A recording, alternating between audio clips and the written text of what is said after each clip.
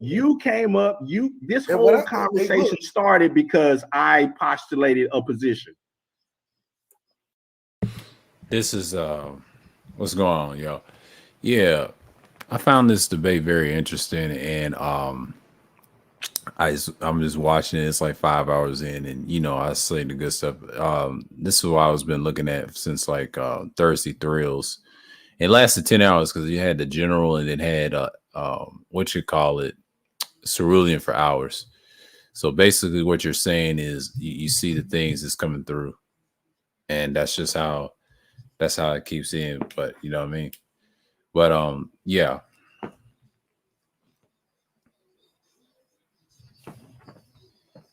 So that's just basically it. But I'm just gonna let y'all watch this for a minute because I know it's gonna get deep into it. So I'm just gonna put this in perspective and things like that. But yeah. But yeah, SKC he just went on and did his thing, and I was like, okay. And he challenged, I think he challenged Cerulean and DeAndre, but DeAndre came up. So I know y'all seen the stream, but I'm looking at the restream. It's like a response to the Thursday Thrills number 5, and I mentioned in that stream was the SKC situation, the typical SKC style cerulean effect. The cerulean outcome equals the cerulean effect, and then the typical SKC style is his lifestyle, right? That's what he said. He confirmed in the stream. Then he said exposed to trolling, art of trolling, desires. And then what I said that whole stream halfway through, if y'all watched in the beginning, I said there's no building if there's division. Now I did mention a sidebar live stream with BGS's Shatterpoint. It was atrocious. They was talking about that bullshit the generation argument, and I said, I'm worried about the generation Alpha and Beta. That's the future generation I was going in. What's going on, Tom Malone? Salute. And that's what I focus on.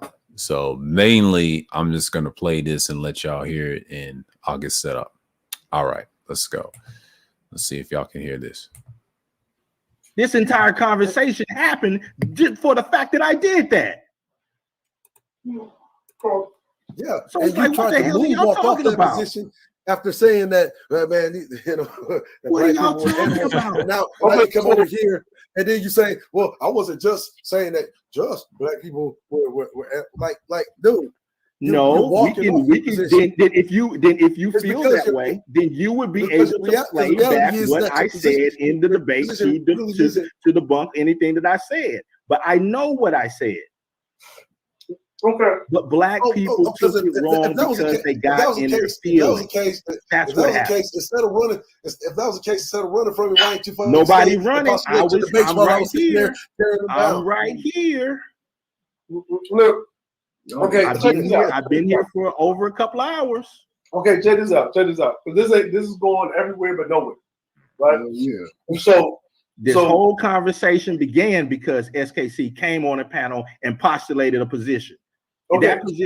That position got people in their feelings, as the host has stated. That was the whole purpose of him doing this entire show, was to do a breakdown of how I put people in their feelings based upon the position I postulated. So what are you all talking about? And then the second thing I said, the cerulean outcome, what he did, what he did on those 3 panels, I said y'all 2 had 3 in a row based off the situation, what happened to another host. But shouts out to Sheila E, because she handled herself decent when cerulean had control of the panel.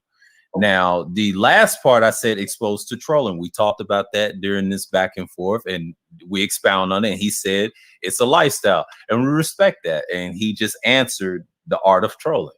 Yeah, okay. Yes. Yeah, right there. I'll do a self live stream on it probably like later, but I'm just saying, like, it's just a case study, but I'm gonna probably do some of these again. I ain't gonna just go on, just Sheila's. I'll do that to everybody, and just talk about a subject. The reason I did it because I'm observing what people think about her topic. Like, you have smoke for all these women, but the official And the police part, law enforcement, that triggered certain people. They said, okay, let's have this discussion. She wanted that discussion. She said, okay. And I put it on the community tab. And the community but I just have to state this before I leave out. I just have to go ahead. You see this, DeAndre. You said that you set the trap. Cerulli and Ray said, yeah, I thought he was gonna answer this and such, and the whole time I had already postulated my entire position. That is the point of us even having this discussion in the first place. So what the hell are y'all talking about? No. I'm like, what is this? Am I taking crazy pills? I know I'm dumb. I know that I'm stupid. But good. Entire position. What you did was you made a statement, which was in itself an ad hominem attack. So it happened so much. My position was so well founded that people had shows upon it. One exceeded 11 hours. It's so funny. So what are you talking about? I don't have a position. What you did was you fucking made a statement that was actually an ad hominem attack. Oh my! That's what you did.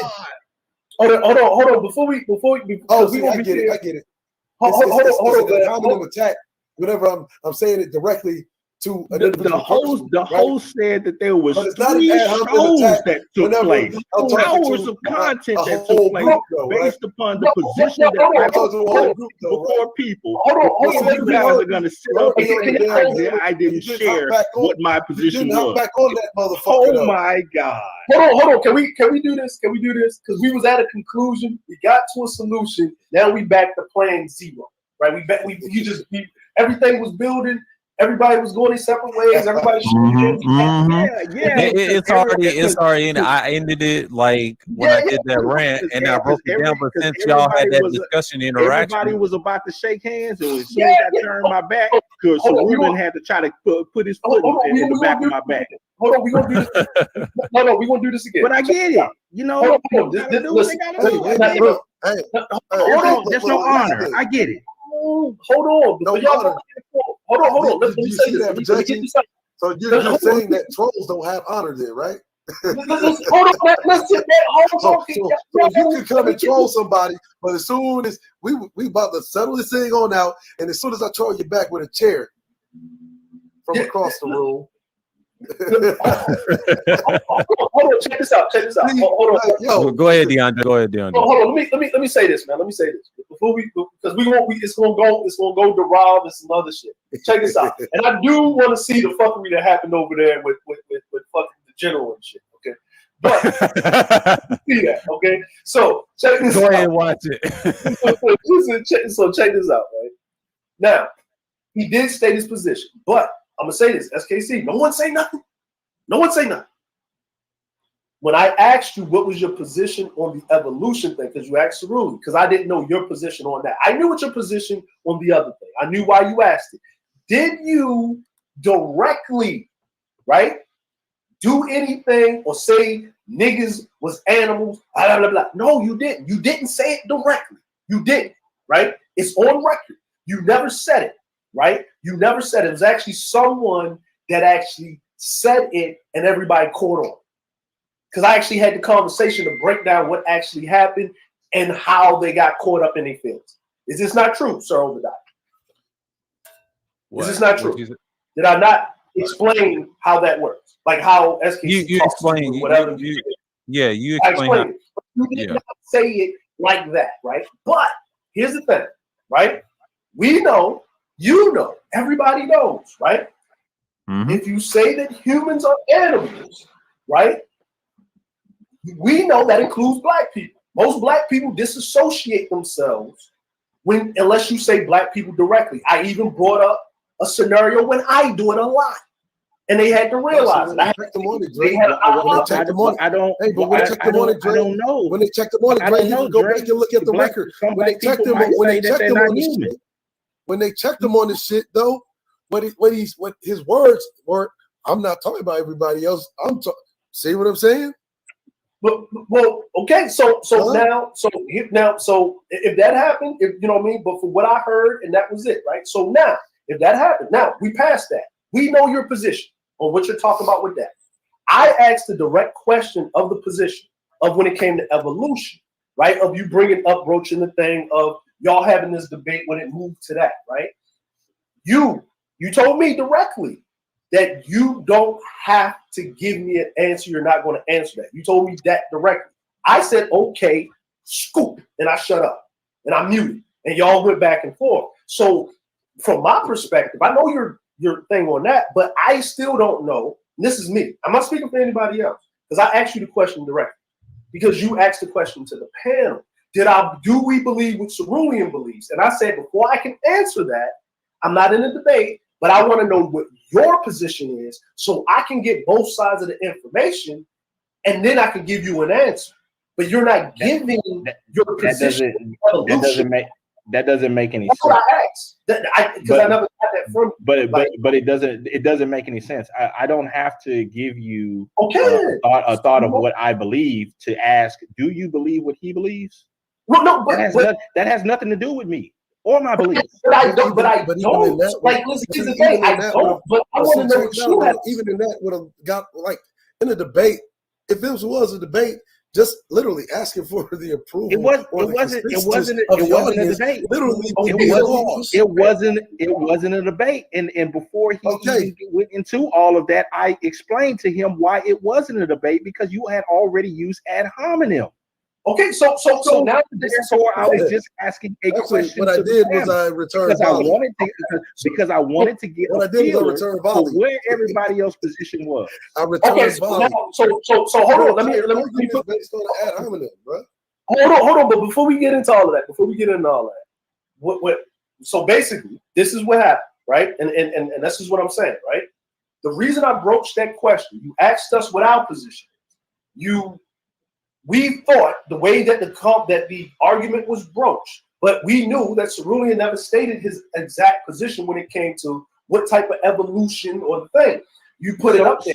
So, and already knowing that, that's why I stated my position is irrelevant. Because if he's not stating his outright, why should I state mine? Okay, so now, why do we have to play these games? Why do we have to play these games? No, that's fair. That's fair. Like, yo, I'm trying to get to a point here. Hold on for a second. This is what I'm trying to get, right? This is me. Okay, then you're correct. Right. You don't have to state anything, right? Because it's not a debate anymore. You said that the debate was over, right? So the challenge was levied because of the ad hominem attacks. The debate was over, right? You stated that. We have it on record. Debate is over. Now there was a conversation between two men. It was a discord, right? Now we have to come to a solution, right? Because now there's a discord here. Now that doesn't mean y'all hate each other. It just means that y'all don't see eye to eye on this situation, but on this particular topic. Now I know why you brought that up, because it was about the other thing that you was talking about, or being your position is, which is your real position. The evolution had nothing to do with it. It was just a branch to broach your real position, is that you don't think that anybody should be loyal to any group of anything, right? I'm paraphrasing it, just because of DNA. Is that correct? No, I'm saying that position of trying to base some type of loyalty on DNA it has a fallacious foundation. Okay, it has a fallacious foundation, right? Okay, hold on. Let me get this right. Hold up. Let me get this right, though, right? Let me get this right, though. That's the same thing that Madison Grant did. Okay, so now let me get this right, though. So you'll go and marry a goat? What? SKC? You'll go and marry a goat? I can't have offspring with a goat. So having offspring is the thing that will decipher whether or not you sleep with it. Well, marriage is based on a number of things. One would be on at least the prospect of offspring. Usually, different species do not mate with each other, Cerulean. That's scientifically proven. No, but see, hold up. I mean, I hold up. understand that you're trying. Wait, hold up. But in most of the animal kingdom, most species do not have children with each other, and even the ones that do, that create the hybrids, usually those hybrids do not are able to have offspring of their own. I mean, it's like, what are you talking about? And then when you go on the whole thought of marriage, then you're interjecting the thought between the break between animals and humans. Animals are work within the instinctual block. Humans have the ability to work on instinct and reason. So it's like, what are you talking about?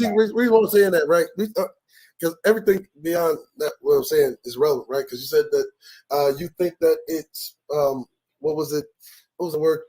Small-minded or something to that effect, to hinge your entire belief system based on some loyalty to this little tiny genetic marker. But when we look in the domain of the totality of existence, right? Humans and human DNA is really that small marker in comparison to the rest of the domain of existence, right? But yet, you'll only marry a damn human. So, in according to your position, right? According to your position, it's stupid. No. According to your position, it's stupid to literally hinge your entire belief system based on that little tiny genetic marker. Yes. And so therefore, I asked you if you would sleep with a goat. I can't have kids with a goat. So if you can have kids with a goat, you be telling me if you can have kids with a goat, you would sleep with it? Okay. And here comes my counter, Serena.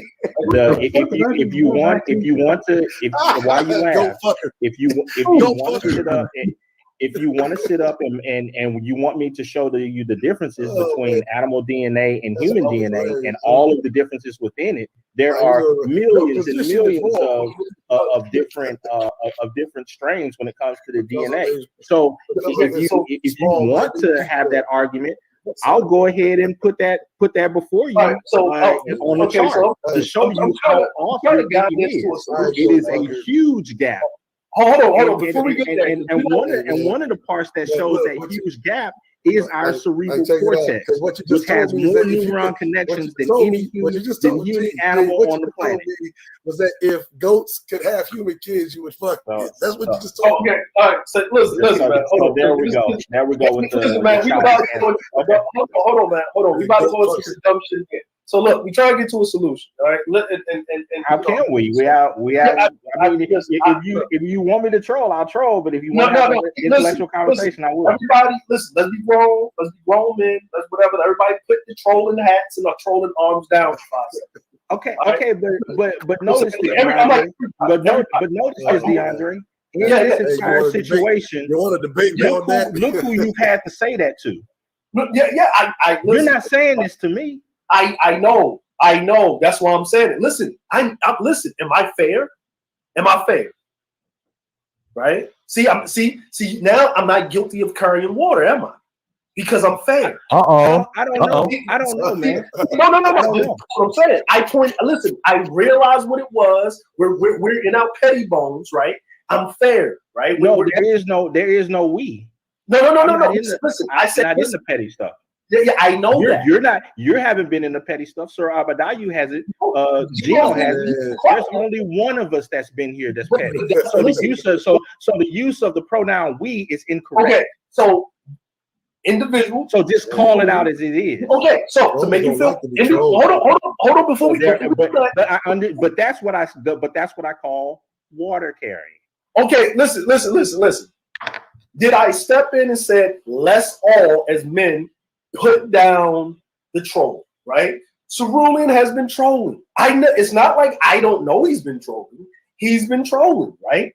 I know, right? Matter of fact, when he was trolling on Sheila E's, Cerulean, did I not stand up there and say this is a public service announcement? We do not go with the views of the gray regime. Right. Yeah, I remember that. Right? See, I think public service. So that I don't know. Maybe I have to go back and listen to. Yeah, you listen. I did it multiple times. Now, I lost that one dislike. God damn. You know what I'm saying? But listen, when Cerulean came on the panel, right? When he said on the panel, I actually, when you was in the chat, right? I made sure that I said, listen, you asked for with Cerulean that Cerulean didn't know the channel was going on. I contacted Cerulean. Cerulean even said it. He came up because I know that y'all need to have this Discord. When I saw you in the chat, I basically said, I'm not going to debate you, SKC, because I know why you're coming up here, right? I'm not going to debate you. I'll listen, but when Cerulean gets up here, y'all, buckle your chin straps. Right? Yeah, you did say that. Right? So it was not, we knew where we was going, right? So that's why I stepped out of it. Now, Cerulean was trolling you. So I'm going to step in, right? Because we need to get a solution to this, right? And what I wanted to bring up is your position was what you said about that part. That's your position. When it comes to when it comes to that DNA on race, right? Right? Because that's the other part of it. He was trying to mention that part on his position. This is where the part gets interesting. And I think SKC was trying to make his point. And, DeAndre, it got a little hasty for a minute. But, I look at this from the beginning, how it sounded. I kind of fell asleep half through way. But the rest of the way, I got up right in time when they was going at it. So as you can see here, the conversations kind of switch off of the debate and it turned into a discussion. It's just like a test run. This is probably before Big J's debate with SKC. And you already know, if y'all saw that debate, that was a fun debate. Learn a lot of different things in that debate too. And plus, you can learn from yourselves, how the crowd, like we predicted if the crowd was going to be skewed towards them, but we understand why. But, it's teapot, And now, I'll tell you this. I was shocked that Big J had, I'll say like 14-15% of the votes. At first, he had like 5 and 9. He had like 10%, right? He had no chance. SKC had like 90. But all of a sudden, he had basically like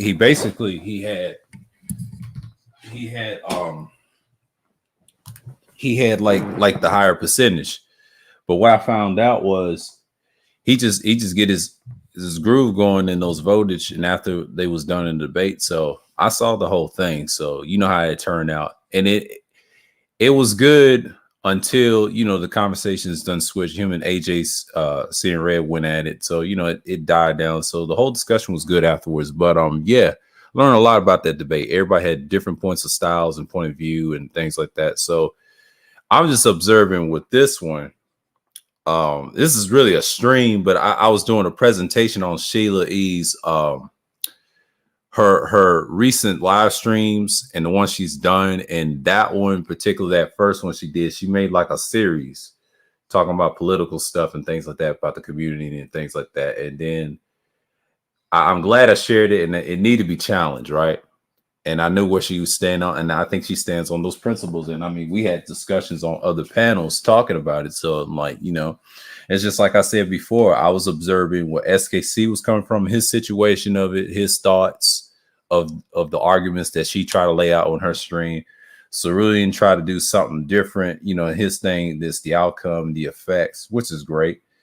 Then we talk about the trolling aspect. I know they accuse everybody, if you try to say something right, you're trolling. They did that to me a few times, but that's okay. That's part of the game. It's part of the game in these spaces. But I say it's the art of trolling. A lot of people think you're just trolling if you get the best of them. You know what I mean? Because it's unheard of. The conversation they was talking about. Let's get the policies and things like that, right? And plus, when you add a little science to it, Black folks don't want to hear that. And that's what I got from Sheila E's first stream. It was different. And she got upset with the animal word. And at first she got a little triggered, but I'll tell you this, she did a great job just standing forward and say, hey, he got me. But, but she figured it out over time in those 2 streams. But, she had to go back and look, you know what I'm saying? Because when you first start off, he got the best of you, you know, because other people in the chat I've noticed got emotional. You know, the guys I've noticed in those streams didn't get emotional. It was some counter. It was some contrarians in the chat, 3 in a row. You know what I'm saying? Like this stream, I had probably a couple, and they agreed, and the one dislike, and which is great. You put me in the algorithm. Shouts at the ones that did for those two. And the people that came through on this channel. But, you know, I talk about a lot of different things. Yeah, I talk about history and a little bit of philosophy and things like that. And then I talk about other things. You know, the reason I do these open discussions is to get your thoughts out. You know, if you want to talk about politics, I put it in these open discussions like the Thursday Thrills. We're going to have a Friday Special Madness, or Sunday chills like this. This one is like a series of Sundays that I do because I always stream on Sundays because I do them because it's the best time to start the week and get a feel what's going on in these spaces in Black sectors and things like that. So yeah, I may have to see what's going on, but we'll go right back to it. I'm gonna see who's in the chat. What's going on, 1Gs? What's going on, Degenerate? Salute. And we're going to play this again, and we're going to finish the rest of this point. So I'm going to go back on mute so y'all can finish this. You didn't say that, but the insinuation, the race part of it, where this race is better, smarter, more, you know what I mean, more physically gifted, all of this other stuff, because of that sliver of DNA or the melanin of their skin or whatever that divides this thing that's put up on the propaganda machine of how our nation is propped up on. And most of Western society and some of Eastern society, right? This is what it is. And you think that's asinine, right? That's your position on it. I respect that position, right? That's your position. The evolution part, you don't have a position on it because there's so many different parts of it. Neither does Cerulean, but to prove your point, you went down the evolutionary rabbit hole. And that's where the debate was coming from. So you're not going to give your position on it because you probably don't have one. You may have one, but that's showing the cards in your hand, right? This is a proper tactic to, you know, distract, move things to the side. It's a military tactic. I do it a lot when I talk to people. I walk them into trick bags all the time. It's a good tactic. Nah, it's no tactic. It's really not a tactic. I'm not that smart. What it is hey, right? Let's just say I'm not gifted or anything like that. It's just an even exchange. If you're going to be a genuine person and you want to have an exchange of ideas, then place your idea out there. The whole reason why we even have this discussion is because I placed my idea out there. You're not genuine to begin with. No, I always stated that. No, you're incorrect. If you say trolling is your lifestyle, you're telling us you are absolutely incorrect because I substantiated that. I said people can call me a troll, they can call me a coon, but I'm honest. I'm not trying to throw some trick at you. Look, like you came up here bold and like, hey, I'm honest too, but I'm just saying, see, I appreciate it though. Like that's why I respect your honesty. Even when you came on those panels with Sheila, 3 in a row. Like I said, Cerulean, he held it down 3 in a row. So I had to set this up in my mind. I said, wait a minute. I had to talk about the SKC situation, what he did on that panel. They wasn't used to, right?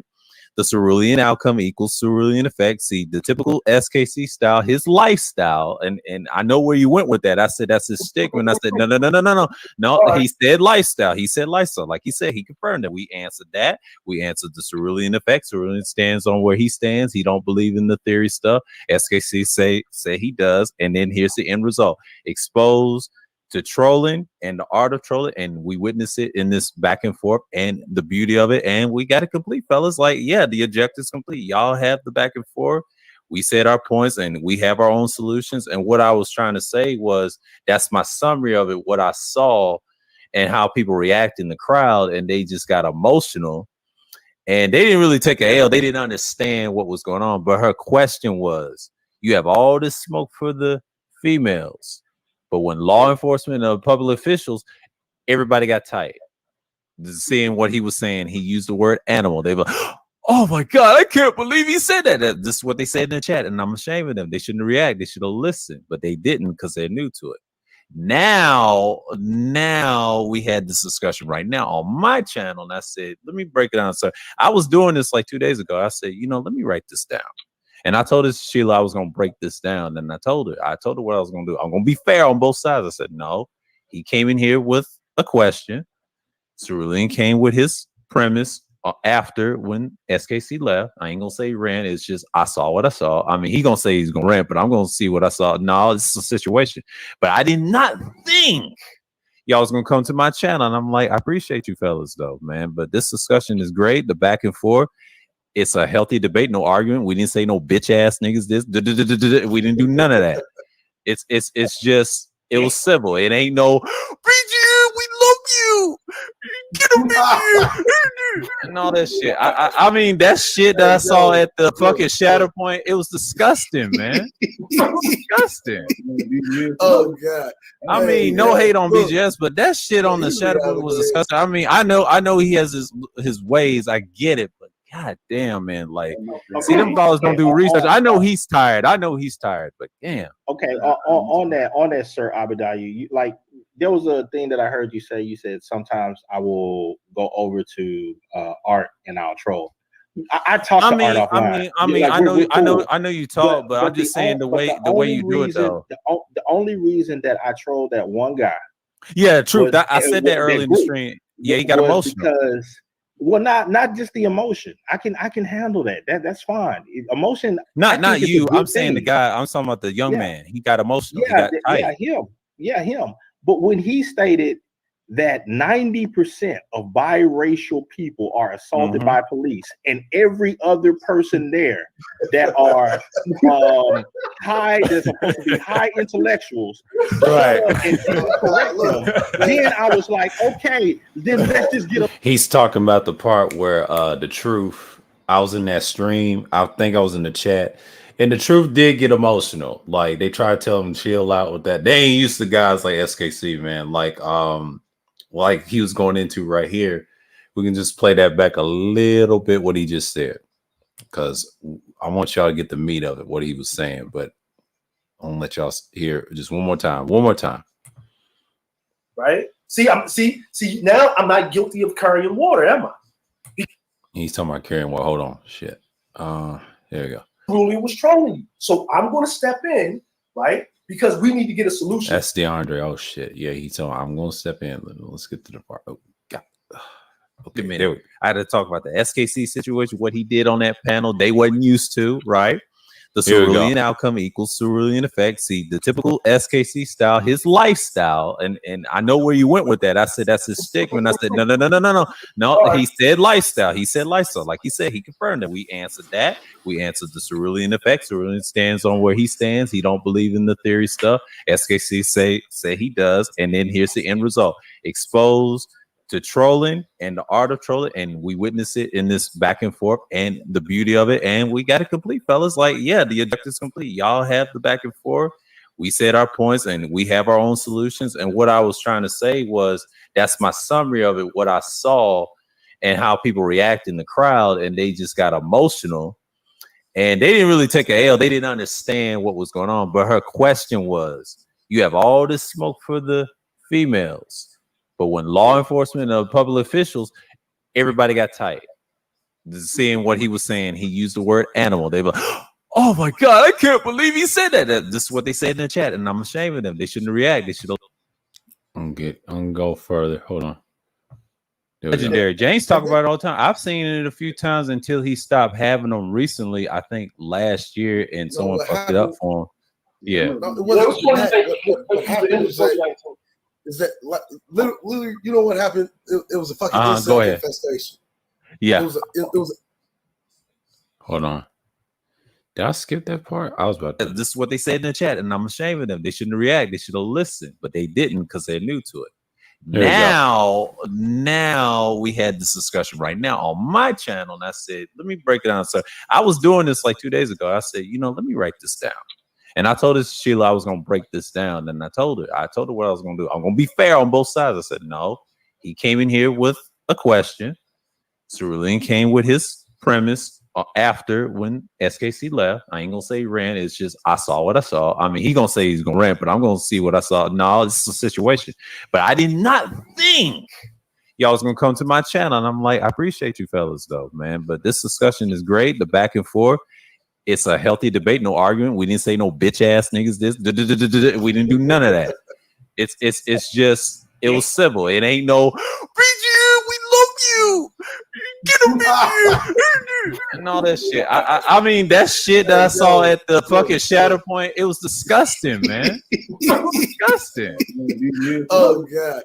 I mean, no hate on BGS, but that shit on the Shatter Point was disgusting. I mean, I know he has his ways. I get it, but god damn, man, like see them balls don't do research. I know he's tired, but damn. Okay, on that, Sir Abadayu, you like there was a thing that I heard you say. You said sometimes I will go over to Art and I'll troll.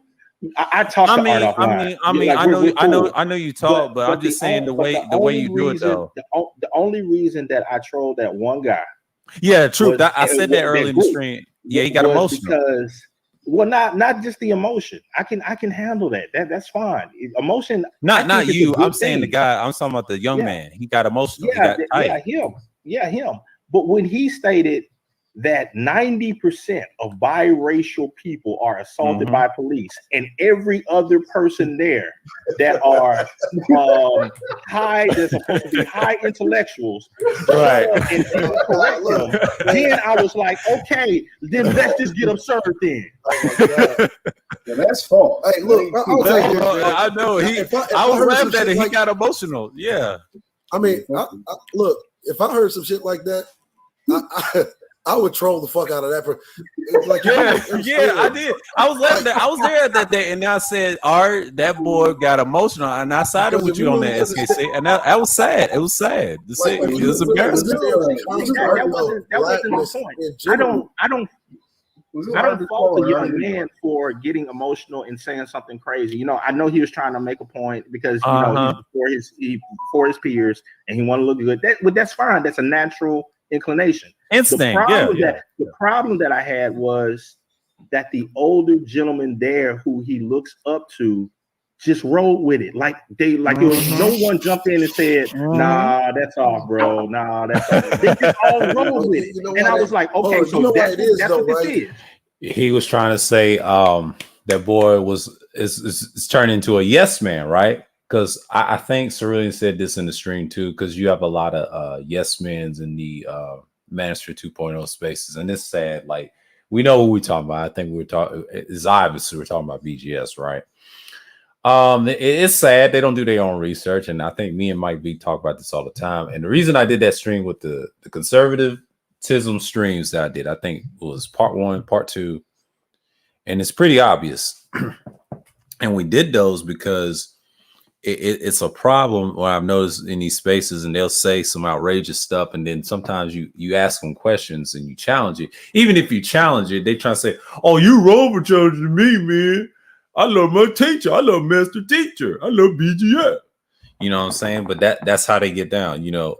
And a lot of dudes that's younger than I am in their 20s and their teens coming in these spaces, and then even my age, they still stuck on what they learned when they was children, you know, because they teach this stuff when you're in 4th grade, you know, like history. Where I come from in the South, we learned that early. But once you get to 6th grade, and I'll say like 9th grade, you have to learn different stuff and different parts of history. But then when you get the older you get, you're still learning it. You're still trying to find what is right and wrong in science and history, because in science, it doesn't stop. You know, the educational part. I mean, yeah, you can get 4 years of college all day, but you still got to study more. You know what I'm saying? And I think V just said that in the Shatter Point. But a lot of these young dudes, man, I blame them for that. But they praise the man and act like they got the knowledge. They have to really listen to him and his older content, his newer content to balance it out. But, you know, do research for yourself. What I say on this channel, if you don't like what I said, do your research. If you want to present it, that's cool. We can have a discussion on it. And sometimes don't take my word on it. You know, have your little you say, and that's good. You know, even these open discussions, you know, you prove me wrong, right? But it's not about just proving me wrong. It's like we having discussions. We can take those criticisms and just move forward, you know, because a lot of times people get caught up in beliefs. Like when I had this channel, I will say, this is my second channel, like in my 20s and my mid-20s, I was still learning the knowledge, you know what I mean? I had to learn different arguments, different times in books. See, I had to get away from what I've learned previously the first 3 years, the struggle with this channel. It was a small channel. But then I had to learn, like, these discussions like these is priceless because this is a newer format of YouTube. And I had to get used to it because I've used to hear these a lot last year, and everybody was discussing about the Barry Goldwater thing, the conservative thing. And thank God I did a stream on them too, because those streams are very helpful. I might do a piece on liberalism. I might do that next month. I'll do it on like a Tuesday or Monday stream or something like that and just expound on what the hell I'm saying. But it's going to be one of those days, you know, like my schedule is kind of tight because I'm talking about different things. And for now, but yeah, man, but this one need to be had because I think Sheila's first stream confirms where are we at now, you know, but as people, we ain't should be worrying about build. I mean, building is cool. It's also you're trying to help others around you. So I think this discussion proves you can still do that and still disagree on certain things and just move forward. You know, it's okay to disagree. It's okay. It's a healthy thing. Then you get your points across. But you're learning something, you know. You might want to learn something, do research, you know, like proper things to search. But yeah, if there's no building, and now what I say, if there's division, you know, they try to say, oh, there's a community to save it. Yeah, I try not to save the community, man. Like the community has to save itself, or it could be individual. I mean, it's okay to have one, but it has to be right though. And yeah, some people, and I think BJ realized, he said, hey, I can't put this on my shoulders. He said that last night's debate, but it's a lot of truths that came out in that debate. I learned a lot. Two different individuals. It wasn't like let's just say it's not like a little big Nate or a D Durrell. Okay, that was barbaric. Okay, that debate was barbaric. Now Big J and SKC was interesting. See, everybody expect Big J's gonna be screaming and yelling. No, he went in there right. He had to stay calm because people was watching him, and that's why he got the votes the way he votes in those percentages. And a lot of people said percentages don't matter. They do matter. In some cases, they do matter. They do matter. Because if they didn't, what's the point? Especially in debates, if you're debating about numbers and stats all day long, that's cool. Even in sports, we do it all the time. I'm not even tripping over at this point. Like, people can say what they want. And I'm not even mad. I mean, that just makes you grow as a person.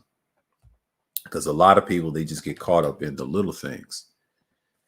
And that's it. But, you know, I'm not even worried. But yeah, I'm going to finish the rest of this and just give me 1 second because I'm going to drop this little share on my shit. And I'm just going to go boom. Here we go. I'm going to cut the shit out. Yeah, because I was on, well, actually, I was on, well, I'll say two panels. I'll say one because of aunties, but I was on Rashawn's last night in the morning, and I was on that as well. So yeah, man, like that's the whole premise of it. But yeah, this is gonna be one of those chill days. But you know, I'll finish the rest of this what they were saying, but I'm gonna go right back into it. So yeah, y'all enjoy. I might stop it somewhere around there and then probably finish the rest and put it on my phone. Yeah, I'm gonna do that. I'm gonna give it about when it gets to when SKC's off the pound, then I'll extend it. You know why that is though, right? It's because they love him. Well, the Coliseum isn't the Coliseum anymore. Yeah, right now, all that's around is, but you know, a bunch of yes men. And, you know, he has the same effect on a lot of these guys that Trump had on a lot of people, right? Oh, wait, was this just take his word for it? No. New style. Yeah, I frequent there a lot. I don't mess with Igmore like that. No. Yeah, what is the Coliseum? Like there's no more like really that. Remember the Saturday night hangouts BGS used to have, right? Yeah. I remember that's before my those time. used to be. those used to be that used to be the shit. Legendary. James talk about it all the time. I've seen it a few times until he stopped having them recently. I think last year, and someone fucked it up for him. Yeah. No, it wasn't what happened is that like literally, you know what happened? It was a fucking incel infestation. Yeah, it was an incel infestation, and then what happened was these bitches and trauma bonding literally just became the overly saturated. They weren't even talking about nothing. Right? Yeah. They weren't talking about nothing but this bitch didn't give me a pony in high school, or this bitch left me, or this bitch cheated on me, and this bitch that's literally what all it became, and it literally eroded, right? It eroded, like, what's wrong with that? the whole space, like that's what it is. Listen, I'm gonna say this, right? There's one person, and there's one person to blame for this shit, right? You know what I mean? I blame Obsidian for leaving his post of incel hell. He was Thank supposed you. to guard Thank the you. gates Thank God. of incel hell, and he left his gates because guess what? He got some pussy. Right? I used to say it all the time. Right? And it's so funny because I used to say this shit all the time. Obsidian is actually a necessary evil, but before he wanted to become, a dating coach, right? Right. Absolutely. Years shitting on dating coaches, right? He was a necessary evil because of what I was doing. And then Obsidian literally kept the incels in line. And then what happened? He abandoned his children to go off to be a dating coach. You know what I'm saying? Listen. And what happened was left the power vacuum. And then you have the engendered man trying to fill those shoes. That's why the Saturday night hangouts were so important. Because let's just say, Obsidian would play the role of the Joker. And I would always tell him, look, the only reason you guys think that I'm so good at shit is because Batman, right, wouldn't be Batman if he didn't have a Joker. Yeah. That's right. He's utilitarian. Yes. Yeah. See, Joker because it fucks shit up, and then Batman comes in. He's a nihilist. Yeah, Joker's a nihilist. Go ahead. He comes in. Now, Batman is every bit the nihilist that Joker is, though. Yeah. He's utilitarian. He's opposite. He's hedonistic. The difference is that Batman is more optimistic than Joker is. Yeah, but see, here's the other problem, right? Here's the other thing, right? The Joker had a bitch.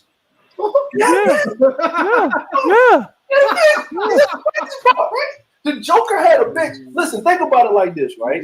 Batman, jawline, billionaire, no mama, no daddy, raised by a butler that's not really his pops, but worked for, you know what I mean, saving the world. And half of the problems is because of his organization making shit they ain't supposed to make. And the Joker, broke little motherfucker, got a bitch. So Joker is poopy.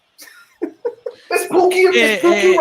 In a sense, in a high class sense, he's a destructive nihilist. They made a movie called The Joker, which is silly, by the way, but hey, I mean, it's a good concept. Now, BGS did a stream on the Black Pill with the two terms I talk about on this channel: utilitarianism versus nihilism. Everybody, I'm not trying to, but I said I had to go a while ago. Go ahead. Anytime, man. Oh, take care, man. You welcome anytime, man. Peace. Some of that orange chicken. Oh, that was a clap. Man. So check this out. Right. Yeah, you know what I'm saying. I'm not gonna be up too long, man. I'm gonna come back because okay, I gotta do this paperwork. You know what I'm saying? Okay, good. It is Monday. You know, it is. Yeah, Monday. I know it's Monday. I told somebody over at Antiques. I said, yeah, he's all right. Yeah, it is. The next day, yeah. But no, it's I think it was a great conversation, man. Like I don't really, whatever. Like people, because I saw what I think when I came in, I saw what SKC put on here, Yeah, in the chat. Yeah, I know. yeah, no, just if you don't mind, you can put that on the screen there, right? And what he said about wasn't seeking a solution, right? Oh, hold on. Let me find that on the screen. Hold on. Yeah. He said, in my opinion, In his opinion, and you know what? That's mean that he makes a great point there. In his opinion, or how he saw it, right? I wasn't seeking for a solution, right? Now, here's the problem with that, right? I wasn't the one engaged in not a debate or the discord. It was right. between him and Cerulli. It's not up to me to seek for the solution. I was just making sure that the environment was conducive for you to seek a solution. Now, the solution does not have to be the one that we always want. The solution can be an impact of that is your position, this is my position, and we're going to go over here, right? And we thought that the solution was over with, everything was fine. You know, it's not going to change the stance of Cerulean being Cerulean and you being yourself, and that's what it's going to be. I have no dog in the race or whatever, right? But I think I was fair and partial because I asked questions because I wanted to know where everything was. And we got to that part of your position, his position, and that was the end of it. So, but I do respect the position that he has an opinion and his belief that I wasn't seeking one. Maybe because of the solution or the outcome that he didn't get, you know, personally. But, you know, me, myself, I'm fine with it. Like, I don't have any issues or any problems, you know what I'm saying, how he views it. So I'm fine with it. I have, you know what I mean? And that's, you know what I mean? And that's his, that's what I say. That's his opinion. And I'm fine with that. And if he can prove it, cool. Hey, you know what I mean? Yeah, but it was a good discussion. You see the ideas of people, and then when you see it from different perspectives, and I'm glad I did that stream because I told Sheila I was going to break down what I saw of her 3 streams, how it went down, and the reaction of another individual challenging their points. You know, the female, it's good to sharpen swords sometimes. I mean, men, we do it all the time. It's natural, you know what I mean? Because I know Sheila wants to be the one get her hands dirty, right? I said, all right, I gave her a challenge. I posted her stream on the community tab for a reason. Because I thought it was a great conversation. I liked her question. And now I think about it, I said, no, I didn't hate it. I slept on it. I said, I like that question. Because what she did is put the challenges on us, you know, to do better, you know. And then we looked at it, we like, okay, this is where she's coming with. All right, let me put this in the community tab. I want someone to catch it. You know, that was the whole goal. Is I set it up and I'm like, all right, let me do this. Yeah. Because I didn't know she was gonna stream like that long, but it was a good stream at the end. You know, in the beginning, it got a little hasty, but people had to know each other, right? Yeah. And I think we broke it down over antiques. I told Bunny that's just what he does. I mean, you can't just get caught up in the emotions. If your views get challenged, like anybody, if they challenge your views, you got to stand on it. I always tell people you got to stand on it. If you believe this, you got to stand on your disrespect, right? Like you know, all that. Yeah. What's going on, SKC? What's going on, SKC? Welcome, Jesse Lee Peterson. What's going on, man? Yeah. I'm Jesse Lee. Jesse Lee P. SKC. Jesse Lee P. Well, this is my alter ego, the Archbishop, Reverend Archdiocese, over the denomination of Wadham. What about these black mamas? So what's going on? Hey, nothing much, man. What's going on, man? Yeah, I just when you were going through your explanation just now, it was interesting how you began your explanation. You said that the discussion was between Cerulean and myself. Yeah. And in the replay, you stated that you weren't going to debate because when the man got on the panel, tighten up your chin strap. Because I knew what was coming. And yet, when I started digging into them, who jumped in? I asked the question. Exactly. But you just stated that it wasn't between you and I or anyone else, that it was between him and I. Mm-hmm. And I kept reminding you when you were doing it. Mm-hmm. Why don't you just fall back and let us have a discussion? Now, you're absolutely right with that, right? But, and this is a but, right? Because when you said that, I said I acknowledge that, and I fell back, right? Now you didn't fall back. No. Listen, when you made it apparent, right? That's what was going on. I fell back. You then asked the question to everyone on the panel. That was much later. That was much later, but I was muted for a while y'all were going back and forth. We all were, because you even stated everybody's quiet. So I have a question on the panel. You said that to Saruni. We were all muted. And then I said, okay, before I can give you my position on whatever, I don't know what your position in this is, right? So I said, I want to get both sides of the information, right? You said, you don't have to give me your position. I said, okay, then I can't really give you mine because you two are having a discussion. We're sitting back, falling back. This was just as me talking for myself, not anybody else. Yeah. And we both agreed you didn't have to give me that. I can't give you my position because I don't really know your position. And I fell the fuck back. Okay, y'all got it. And then you continue to have your discussion. And again, even in that, my position wasn't relevant to answering the question of whether you agreed with Cerulean or not. But Cerulean never stated his position until much later, where he said he doesn't consign to any of that. And we didn't find that out until much later, until y'all furtherly had the discussion and got to the point. But even that question that you asked, when we finally got to the point where you said this is not a debate, it's pretty much like it was a discord, right? Now, which you brought up, yeah, because you stated that this was supposed to be a debate. And no. Hold on now, right? You in the chat said that you debate Cerulean or me or both of us. Correct. Right. Okay. Then I said I'm not going to debate you, right? Because there's nothing to debate about. Correct. Because I saw what was said and what you were doing, right? And I already stated that point. I said, but if you want to talk to Cerulean, no problem. I made sure I got Cerulean there for you. I knew what Cerulean was going to do when he came up. That's why I said buckle your chin straps, right? Because I knew what it was going to be. He said buckle the chin straps. Right? Correct. And you know why I said that? Because I know why you were coming up. You weren't going to initially state why you were coming up, but you had the position that you had when you came up. I already knew what it was. Correct. Okay? So that becomes really odd to me that later on that you insinuated that what we were doing was having a debate.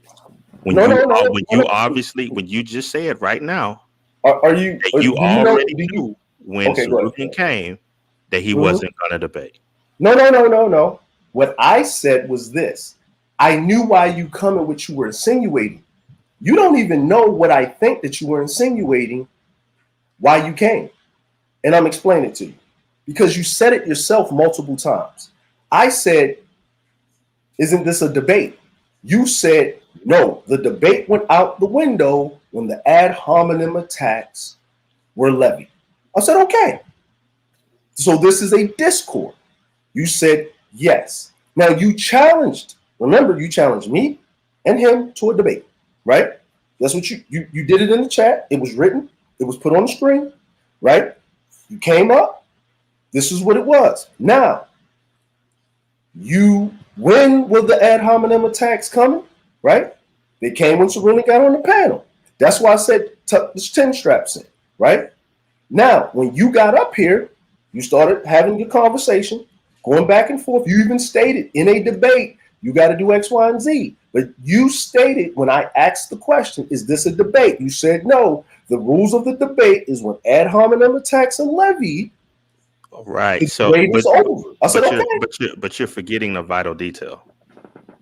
The vital detail in all of that is this. Mm-hmm.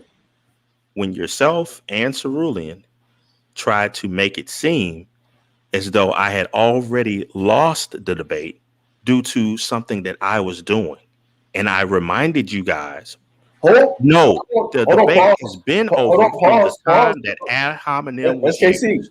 SKC, so don't even try to put yourself on a moral standpoint saying, oh no, I'm going by the decorum of debate. No. Pause. SKC, pause for a second. Majority of the time, you were talking to Cerulean. So I will say this to you again. And understand this. Your direction of the conversation, 90% of the time, was between you and Cerulean. Okay? So I did not insinuate that you lost the debate. It was actually Cerulean that said it out of his mouth multiple times. I was quiet. Gino was quiet. Rashawn was quiet. Sir was quiet. We was all quiet. I never said anything. I was just quiet. So now, just like when you went over there and you was on Sheila's panel, right? You never directly, from my hearing, said anything directly abominable, right? You never said anything. You said, and actually, Cerulean actually said he agreed with your premise at the beginning. We both said we agreed what you said when you got up there. It was the fact of the matter is that I said, and I always do this myself. I say, I say human beings, I say men and women, black people don't care. If I say black, they care, right? But this is something that we need to work out as black people. I say this all the time. So, but you're coming from the other side. And this is why I said buckle your chin straps, right? You know why I really said buckle your chin straps? Whether Cerulean was going to keep trolling you or not, the fact that what he said on Sheila's panel, any man in a right mind, that's a man code, whether it's passively or directly, are going to come up and approach and confront a man if he goes to that. Do we have this clear? And I basically said that the people on the panel do not share the views of what Cerulean is saying. That is me included, because then I would be a damn hypocrite if I was to go at another man's wife when it happened to me and I had a problem with it. So I stay consistent. See, I have a rule. This is my code. Fuck morality. I don't give a fuck about morality. Morality is dictated to the weak, because the powerful people don't even go by those. It's a code. That's my code. Don't have to be your code. It's just what I am. Every man is who they are at the end of the day. Okay? So I didn't insinuate that you lost the debate. He brought his argument forth. He said it. We were like, well, hey, you know what I'm saying? And I agree with what you just stated. Nevertheless, what I am holding to you is that as soon as he stated, you began to carry water for him. To push the idea as if we were actually having a debate, when you yourself said at the outset that no, that wasn't going to occur. No. I said I was not having a debate with you. You can debate Cerulean. You then got on the panel. And until I actually asked the question, then until you actually confirmed it and gave us the reasons on why the debate is no longer happening, and the reasons on why, everybody from the onset, from what your challenge was, and the person accepting your challenge, guess what? It's a debate until you stated otherwise. That's why I asked the question, right? There's assumptions and there's confirmations. And you confirmed that there was no longer a debate, but the conversation carried on. So now we know we're not having a debate. What if I never asked that question? You're not understanding what I'm saying. No, I'm understanding exactly what you're saying, but I'm trying to tell you what actually happened. So what is it that I'm saying? What you're saying is that I knew it wasn't a debate, right? right? No. I'm not saying that. What I'm trying to convey to you is this. Go ahead. Had I not brought up anything about what the decorum of a debate actually how it's supposed to run, you would have ran with the idea that, yeah, I've already lost this debate. No, I did not. And if you run it back, as soon as Cerulean stated, "Oh no, you've already lost the debate for blah blah blah blah blah," and I stated, "No, it's not a debate because you came in with ad hominem." That's when you jumped in with, "Well, a debate is supposed to be this way, and and I was like, "No, you don't understand. Why don't you just let your guy go?" No. Hold on. No. Let me say this to you. Right? But I get it. I understand the whole thing of loyalties and friends and all that stuff. I get it. SKC. But just don't say that you're objective. Just be honest about it. Hold on. Let's say this. Let's stop real quick, right? You challenged two people to a debate, did you not? This has been stated. No, yes or no? This has been accepted already. Okay. You came on the panel. Now, the ad hominem attacks were prior to you getting on the panel, but you levied the challenge prior to Cerulean stepping on the panel and levying the ad hominem attacks. This is fact. This is correct, right? Cerulean then got on the panel after I made sure he got here. I told everybody what Cerulean was going to do because when you asked for the debate, I didn't see you in the chat anymore, so I didn't know you was around, but I knew what was going to happen with Cerulean because I know what he was doing, because I know what he did before. I know the guy, I know my friend, I know what it is, but I do hold people accountable for their actions. So you can't say I didn't do that, right? Friends and no friends. You know what I'm saying? So now, I can, but I'll prove it later. You know what I'm saying? You know what I'm saying? So now, as we moving forward, when it was getting out of hand, right? I asked the question. Right. Now that's the juncture of what I'm saying that is being proven to be false. It didn't get out of hand. The only time that you felt that it got out of hand is when Cerulean got quiet. No. And when he began to stutter. No. That's when things got out of hand to you and you jumped in. No. When things got out of hand to me was this. You can play it back. It's all there. No. I'm gonna say this. When things got out of hand to me, and this was later on, right? Because then it got heated with some other things. And I had to ask a question, right? Because I heard something. I didn't get it all because it was going back and forth. And I was like, hey, is this a debate? And you said the debate is over. When I asked the question, it was actually when I first interrupted, I asked the question of, okay, we're hearing a position of Cerulean, but Cerulean never stated his position. But what is your position on this matter also? Like I'm trying to, because I was confused. That's why I asked the question, because I'm listening, but I don't want to make a judgment if I don't know something. Yeah, I might have an assumption, but where's the confirmation? Did you give me a confirmation? And you didn't, but I accepted. That didn't occur until the second interruption. No, it was the first interruption. No, it was the second. Because I asked the question. Sir was right here. I waved my hand. I say, hey, I have a question. Y'all were going back and forth. Y'all didn't hear the question. He had to interrupt and say, hey, DeAndre has a question. And that's the beauty of video. That's the beauty of video. You always have that playback. That's the beauty of video. That's why I had to review it. That's why I had to review it on the screen. Here's another thing, right? Mm-hmm. Here's another thing. Go ahead. You did say something. Right? You did say something. Yeah, I was up here talking, so I had to say something. No. You said something towards the end. I will not take what happened over here. I will not go on my channel. I will not show the video.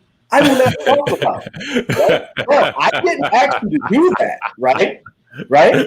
I said for those people that are watching, let's put this in context. So if there's a solution to be met out and why these things are happening, For what reason, right? Now, you volunteered and say you wouldn't do that. I said, hey, man, no, I'm not talking about you. I'm just saying the context, because people will run with it and take what they will. So there's a context from the conversation. And what exactly did I say that I wouldn't do?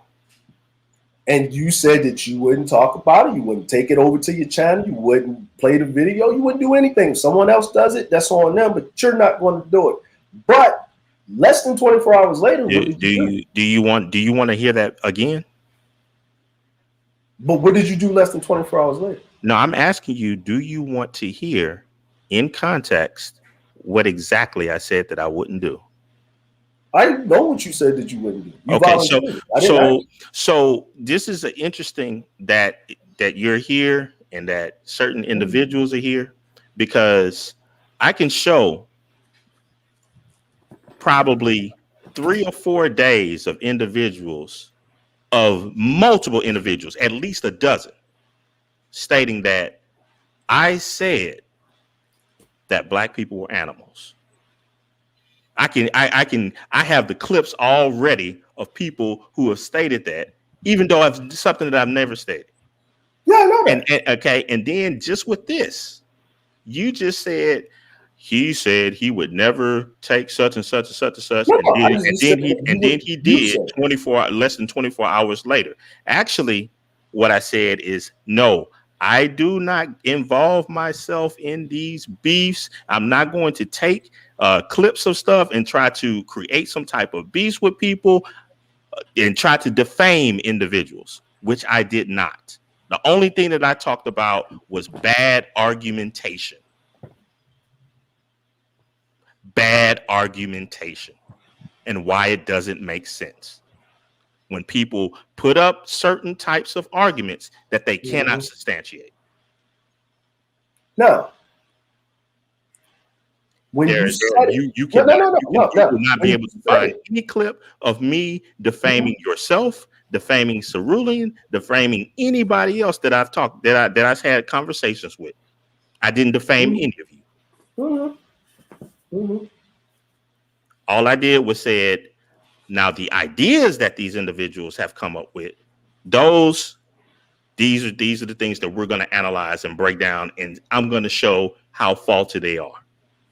But so, and I even remember near the end of my string saying, I don't want anybody to go saying this and that. I don't have anything against these guys. I don't have anything against anybody. For all I know, they're great people. They do what they do. But some of the ideas that they are pushing, those are bad. Bad arguments. Of course, you're going to challenge those ideas. That's the whole. That's the whole point of. But that's what I'm saying is this.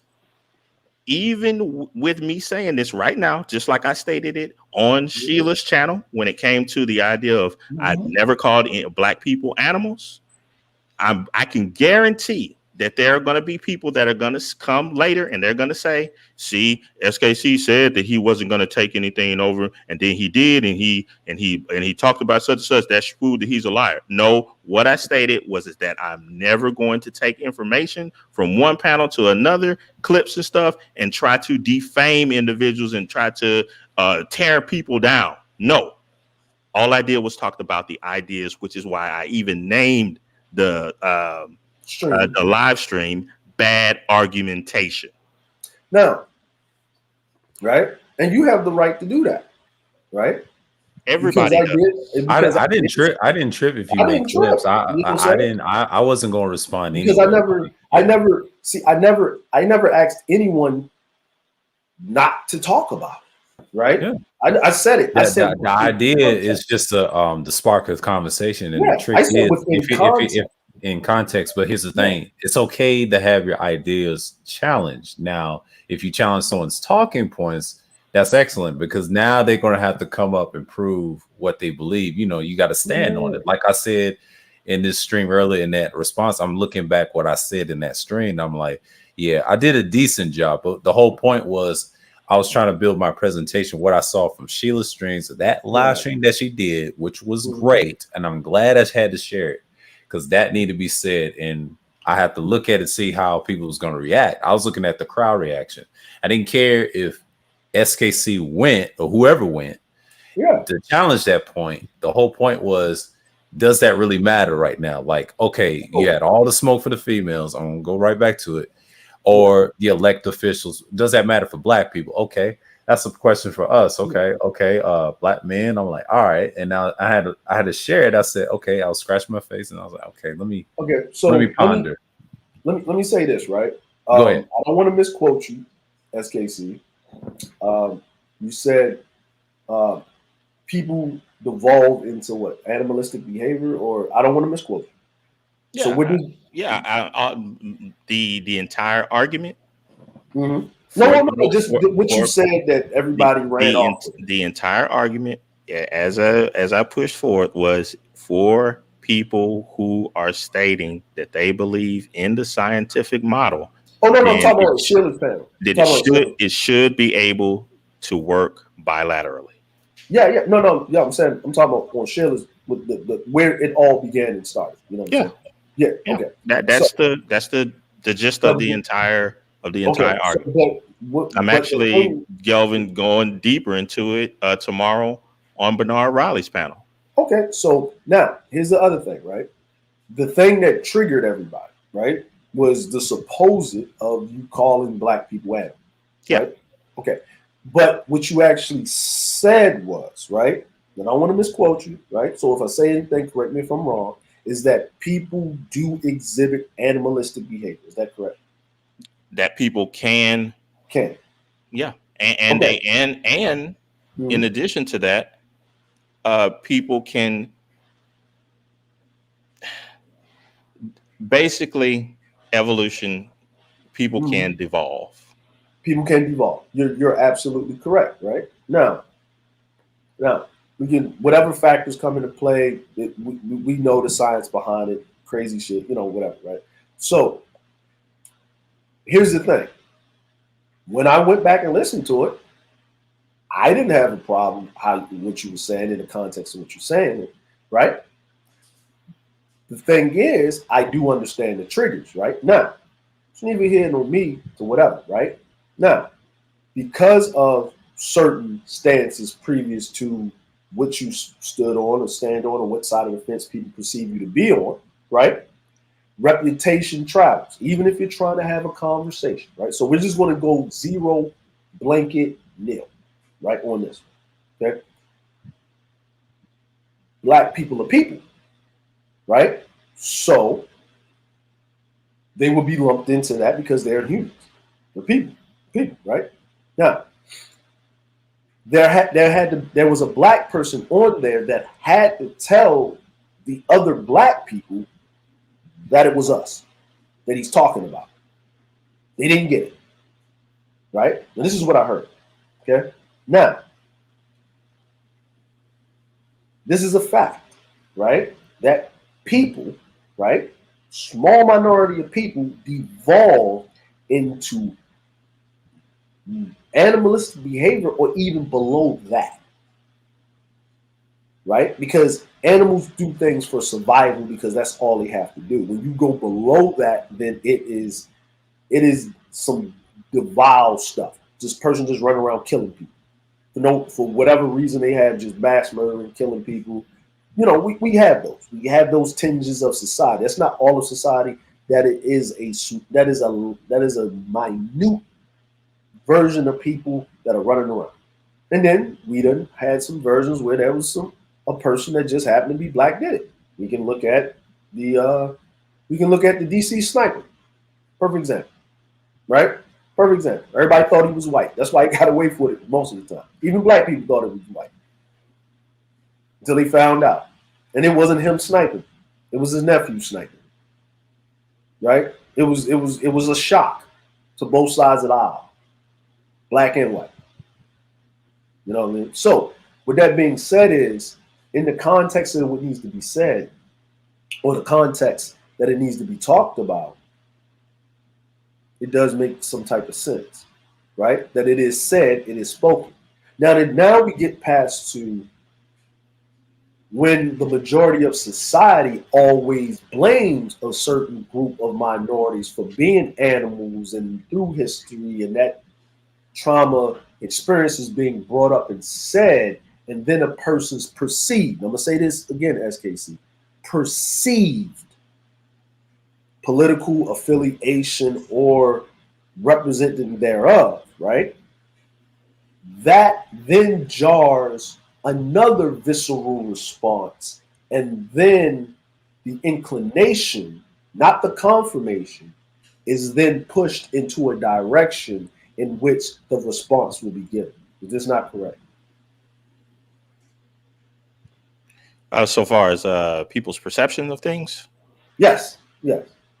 Yeah, I mean, Okay. people's perceptions. So they can have them, but I will include this small caveat. Mm-hmm. Can people's perceptions be flawed? Yeah, they can. They can. Mm-hmm. Some like a couple of times, you know, but it depends on, you know, the context. But yeah, but when you're talking about in politics, yeah, I'll give you that. Right there. So however way you name yourself, SKC, that's how way you name yourself, right? Right.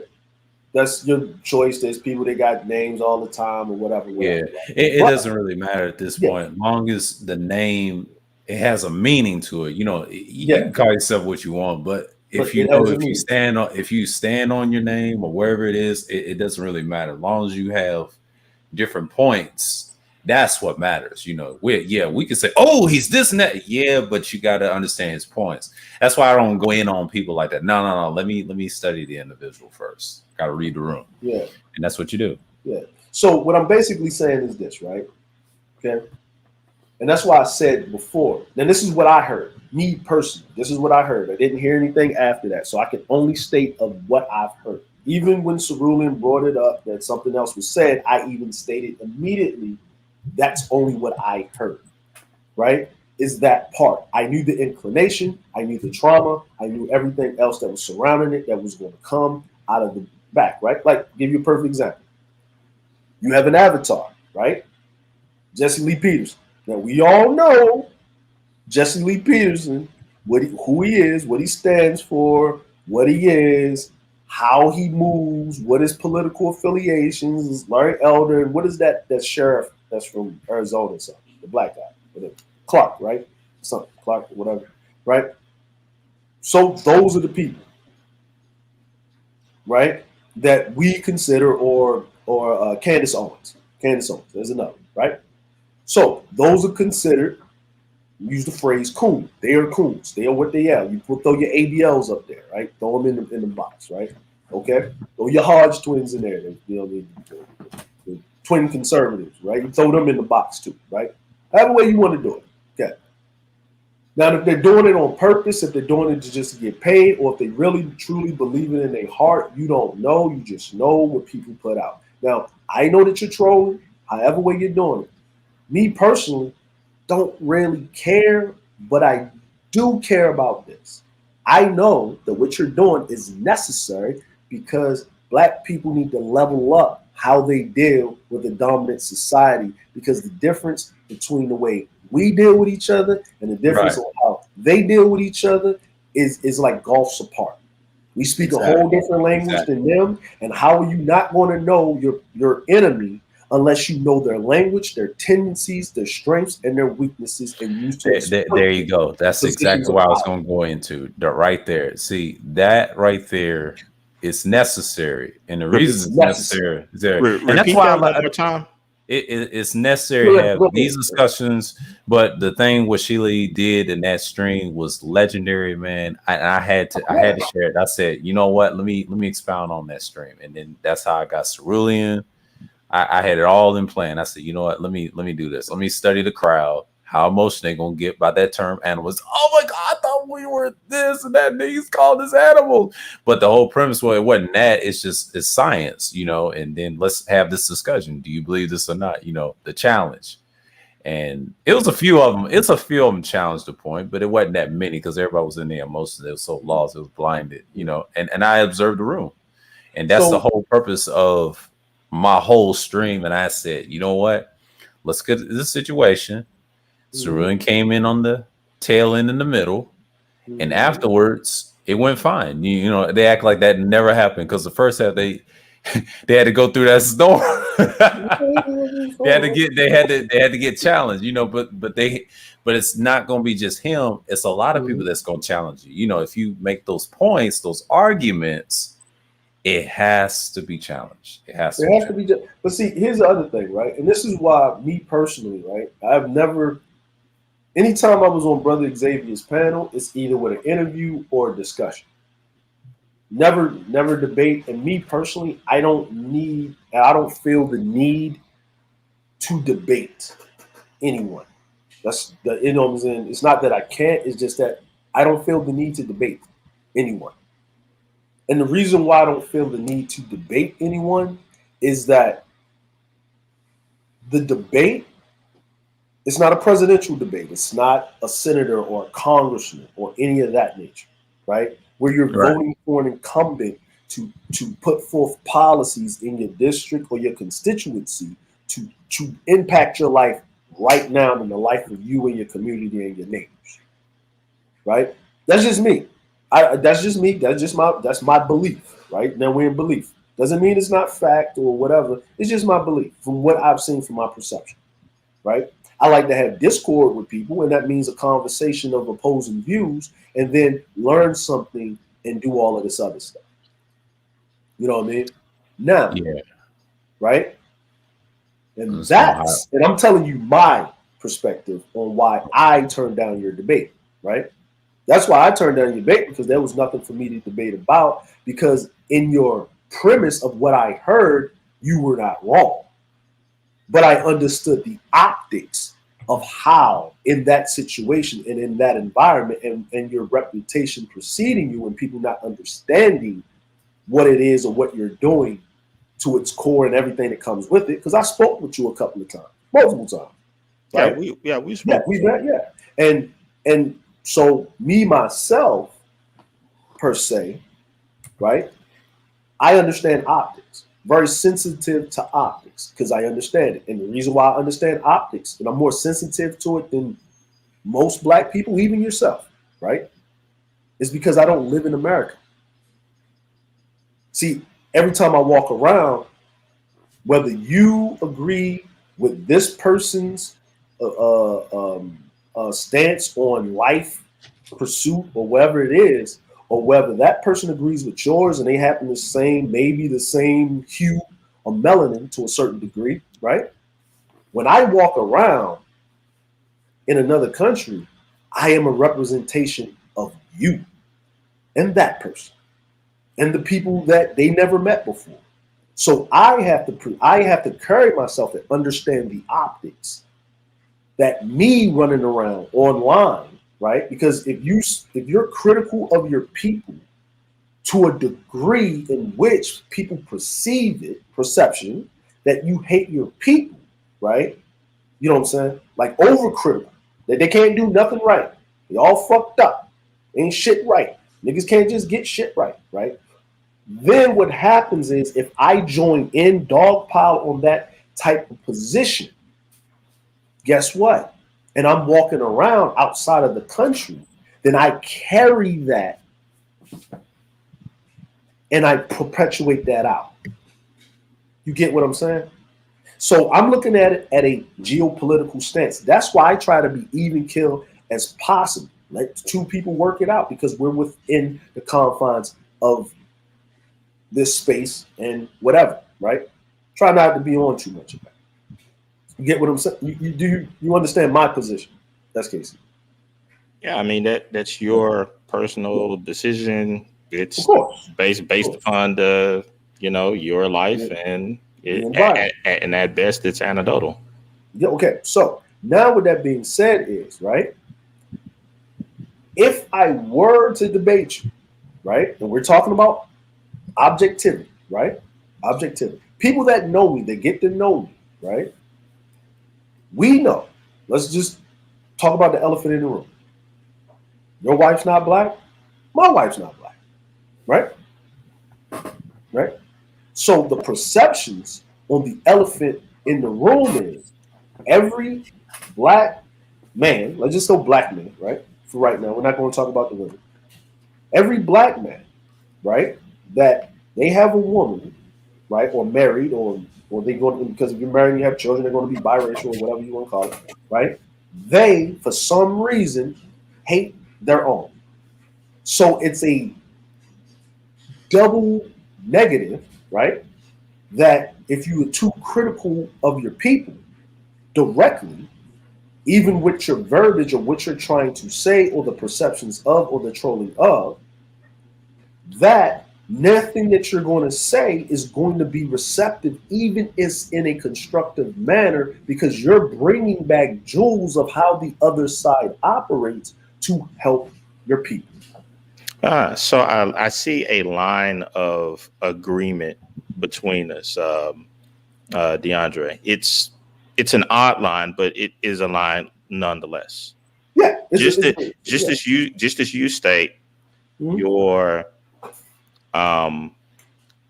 viewpoint of morality as that's something for the weak.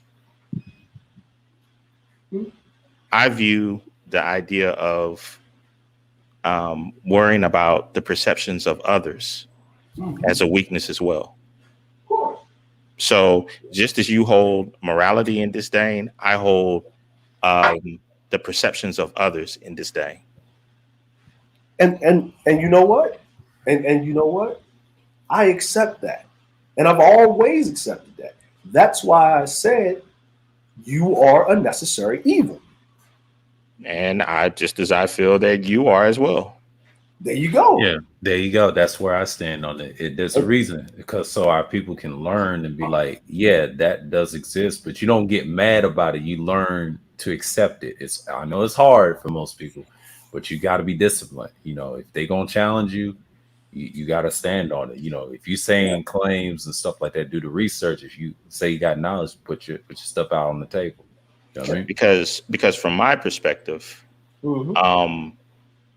when people say things like morality, well, honesty is a moral quality, and it's not something that I think could be just thrown off for a pragmatic reason.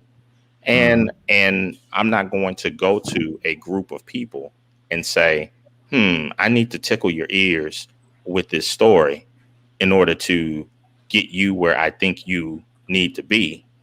I'm going to come and push myself in a way, or present myself in a way to where you can perceive me as a friend. Nah, I'm not going to do that. I'm just going to tell you the truth. And it's up on you if you want to accept that or not. Okay. Yeah. So Okay.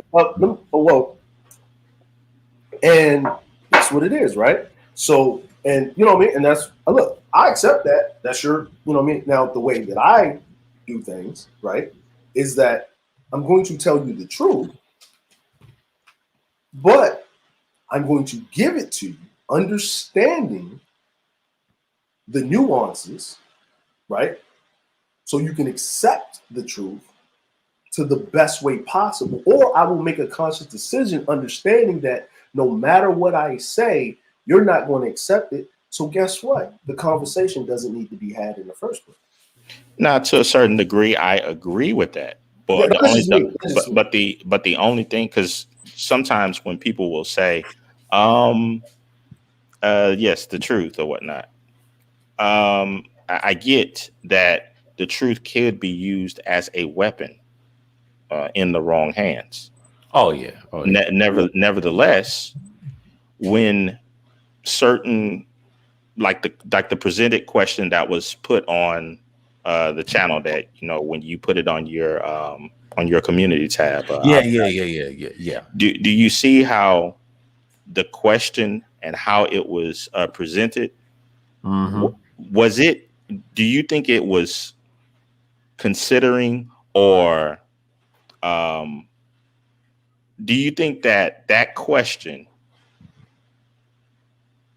was taking into consideration the greater perception out there concerning the relationship between black men and black women? Yes. That question, well, she came at it at that angle, and I understand she says she goes in on both of them, But the question was, it was like a political question when she did it. It's that, and right there, it was a good question. And a lot of people didn't know how to take that, especially the men. But the men said, let me see the conversation when she was talking about it. And I saw like the beginning of the stream was fine. This is when you wasn't there. And I hit the share button because I felt like the need to put it on community tab because the discussion was going so great. And when you popped up in the chat, I was surprised, but I wasn't really surprised, but I was surprised of a channel like this challenging, views like that, challenging us, it's like a verbal sparring, right? And the good thing was I was just like, let me hear this conversation. But when you got on the panel and then you present them, your thesis, they didn't know how to take it. They didn't know how to take it at first, but it's very understandable, and it's a necessary evil. It's the test. It's a test to see where they at. You know what I mean? Now, hold on there. I'm sorry, sir. Somebody said something. I think Trey NOB said you're not repping black people. You're repping America. Oh yeah, that's early. Yeah, don't worry. Early. But here's the thing. And there's not a black person here that can debunk or deny this. If I say American out of my mouth, you automatically think of a white person 90% of the time. Yeah. Okay. If I say Black American, okay, you know what you're talking about. If I say Chinese American, you get it. You get it, right? Okay. If black people in America are 18% of the population, and there's all these other people, and then black people do not travel as much as you think they do. We just started traveling outside the country. Like in the last, since the mid-90s, but actually more mid-90s, about maybe the 2010s, like in a mass quantity. There's black people that took trips, but from my observation and seeing it, I have seen more black people traveling just to travel outside of the country, right? To different places. You know what I'm saying? Asia, whatever. And the reason I know this is because I lived outside of the country for 20 years. And I've been all over the goddamn globe. Literally. You know, Earth is 75% water. Believe me, I know. So what that means is a person has been on 6 goddamn continents. And every continent that I walked on and talked to the people, you're a black American, not an American. You are a black American. When they refer to the lighter melanin counterparts or the European counterparts, you're an American. Not that you're white, but you're an American. Now, may I ask you a question, DeAndre? And I just want to know, just humor me. Good. Is it possible, even if it's a tiny percent, that there are other black people, other black Americans who have lived outside of the country just as long as you have and have had different experiences than you? Is there a possibility? Yeah. Like as far as like being referenced as a black American before? Yes. That had I'll put it this way. A person that has lived outside of the country, a black American that has lived outside of the country just as long as you have or longer, who would say, nah, that hasn't been my experience. Is that possible? It could be possible because there's no definites in the universe. So I can't say that, right? And that's why I said 90%, right? And the reason 90%. 90%. And the reason why I say that, and the only reason I'm saying that is because this is one of the issues that I find within a lot of black sectors of YouTube, especially when people are more on the pro-black type of mindset, they use anecdote as evidence. Anecdote as okay. Well, let me put it to you like this. Right? Okay.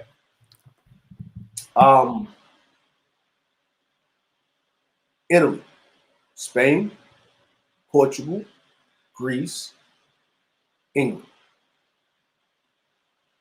Malta, Tunisia. Okay? I'm gonna just name those countries. Mediterranean. Okay? Scotland,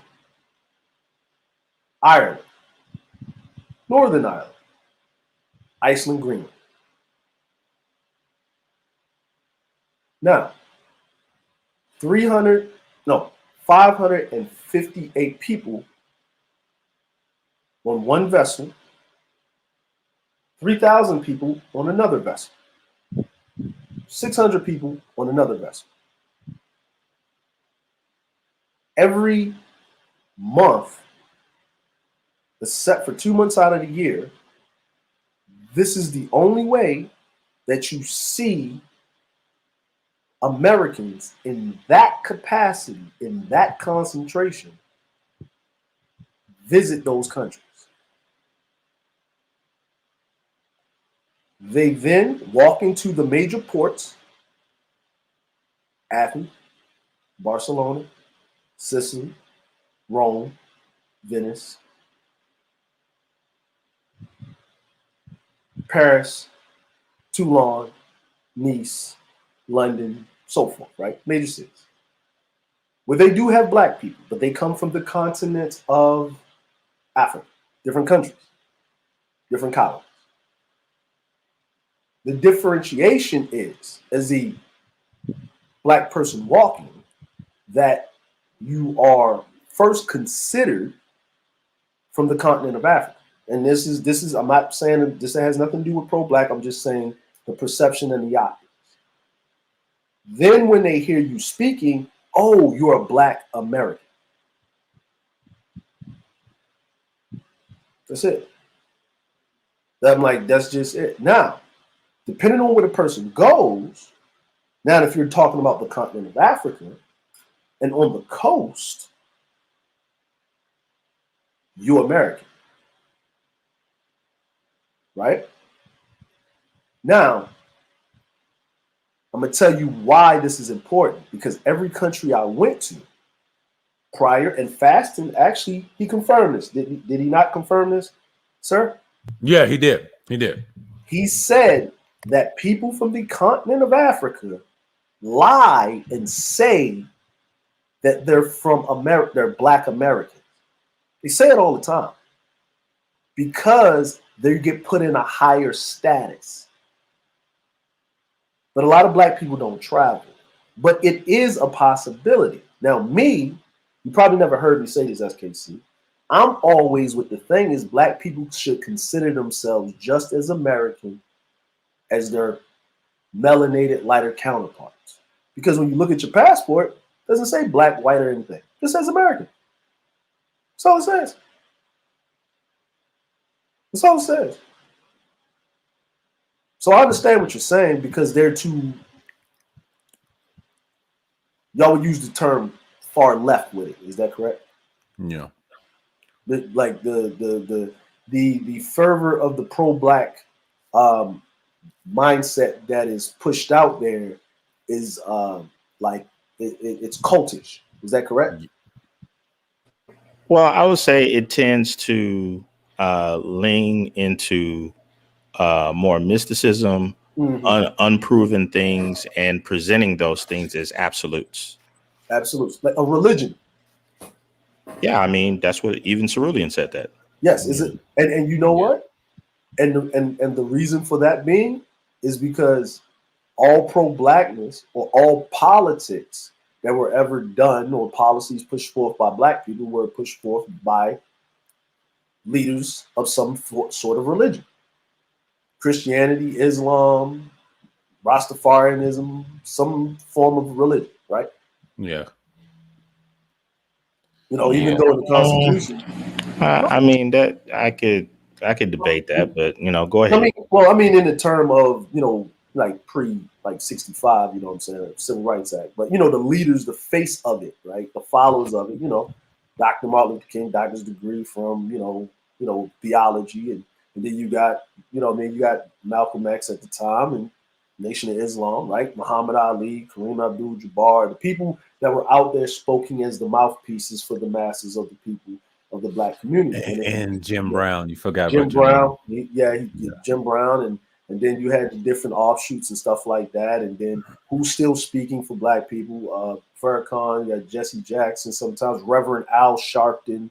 Al Sharpton. Yeah, see, what I mean, whenever something happens, he shows up. You know what I mean? Then you got the lawyer that did the case and stuff. He's the I think part of the Nation or something like that. I don't know.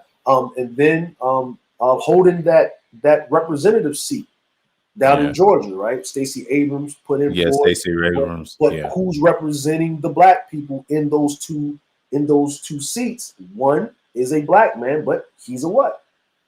He's a doctor, bishop, or something like that from the church from where Martin Luther King. I know you're talking about. So whenever we talk, graduate as well. Yeah, exactly. So whenever we talk about the people that are highlighted, right, far as moving policies forward, pre-65, you know what I'm saying, or whatever, it was always through a thing of religion, even though the Constitution states church and state should be separate. So it you know what I mean? And then if you look on the other side of the aisle, you barely find any religious people holding any political office or anything like that. So yeah, that me personally, right? I think Black people should make a rule in their neighborhood that there should be only one church per every 8 blocks. That's just me. I've been on record saying that. Black people start giving money to churches and start giving money to their, their politicians in their state, city council, investing in certain things. Then that money that they make, that those those charities, because the church is a nonprofit. They don't get taxed. Right. Yeah. So, I mean, I get all of this because I think we've gotten off into the weeds a little bit. The only thing I presented was that the idea of when the thought of religion came up is the idea that holding to some micro fraction of the DNA code, its sequence, which codes for darker skin hue, that a religion should be founded off of that to say that you should be loyal to. That is what I brought up. But isn't that exactly what white people do? Say what? Isn't that exactly what white people do? Okay, show me the book where that's written down, and you have live in a society millions of individuals that are millions of white people that are holding to that belief system, whiteness is a belief system, in which you call a religion. But whiteness is a belief system. Okay, so now we're going out into the weeds. So no, it's not going out into the weeds. What you're identifying just now is exactly what white people do. How do you think they identify themselves? Okay. Again, a religion is a codified set of beliefs. Yeah, they're beliefs that they're superior, right? Oh, and where is that written down and codified? Where you have groups of, I would say, churches and whatnot that occupy neighborhoods and the whole nine. Yeah, Christianity, right? No, because you have all sorts of Christians all over the earth that are all sorts of colors. In America, right? You have Christians all over America that are all different types of colors. But they still identify with. They do not identify as white. Really? Yes. So you're saying that white people? No, I'm saying that as you said, Christians. There are millions and millions of Christians all over the United States, and they have nearly every race on the face of the planet that are represented right here in this country, and they do not identify as my religion is praising whiteness. No, Christianity in America is inseparable from the social construct of whiteness. Okay, well, that's a debate. No, that's not. Well, I'm gonna put it to you like this. I guess what Mike V is trying to say here, right? And you know, I mean, this is kind of is just that what he's trying to say is that, and this is why I always say it, the foundation of America, right? The money that's being printed, it's all over the place. In God we trust, right? Mm-hmm. And that black people were 1/5 of a human being. 3/5. Right? Well, yeah. What was it? I'm sorry. 3/5. 3/5. 3/5 of a human being, and God, right? This was written by politicians, stated by a conjunctionist of people that were in the houses of Congress and all of these other things. And people had to fight. We know people had to fight to prove that black people ain't like that and they got to get free. The basis of America and the Christianity function of it, right? You know what I'm saying? The basis of that, okay? Well, the Fourth Reich, remember, stated, right, that the religion states that we, being the lighter melanated people, are better than these darkies. Now, let me say this. It never stated that. Yeah, it did say that. It never stated that. Well, okay, so black people being what?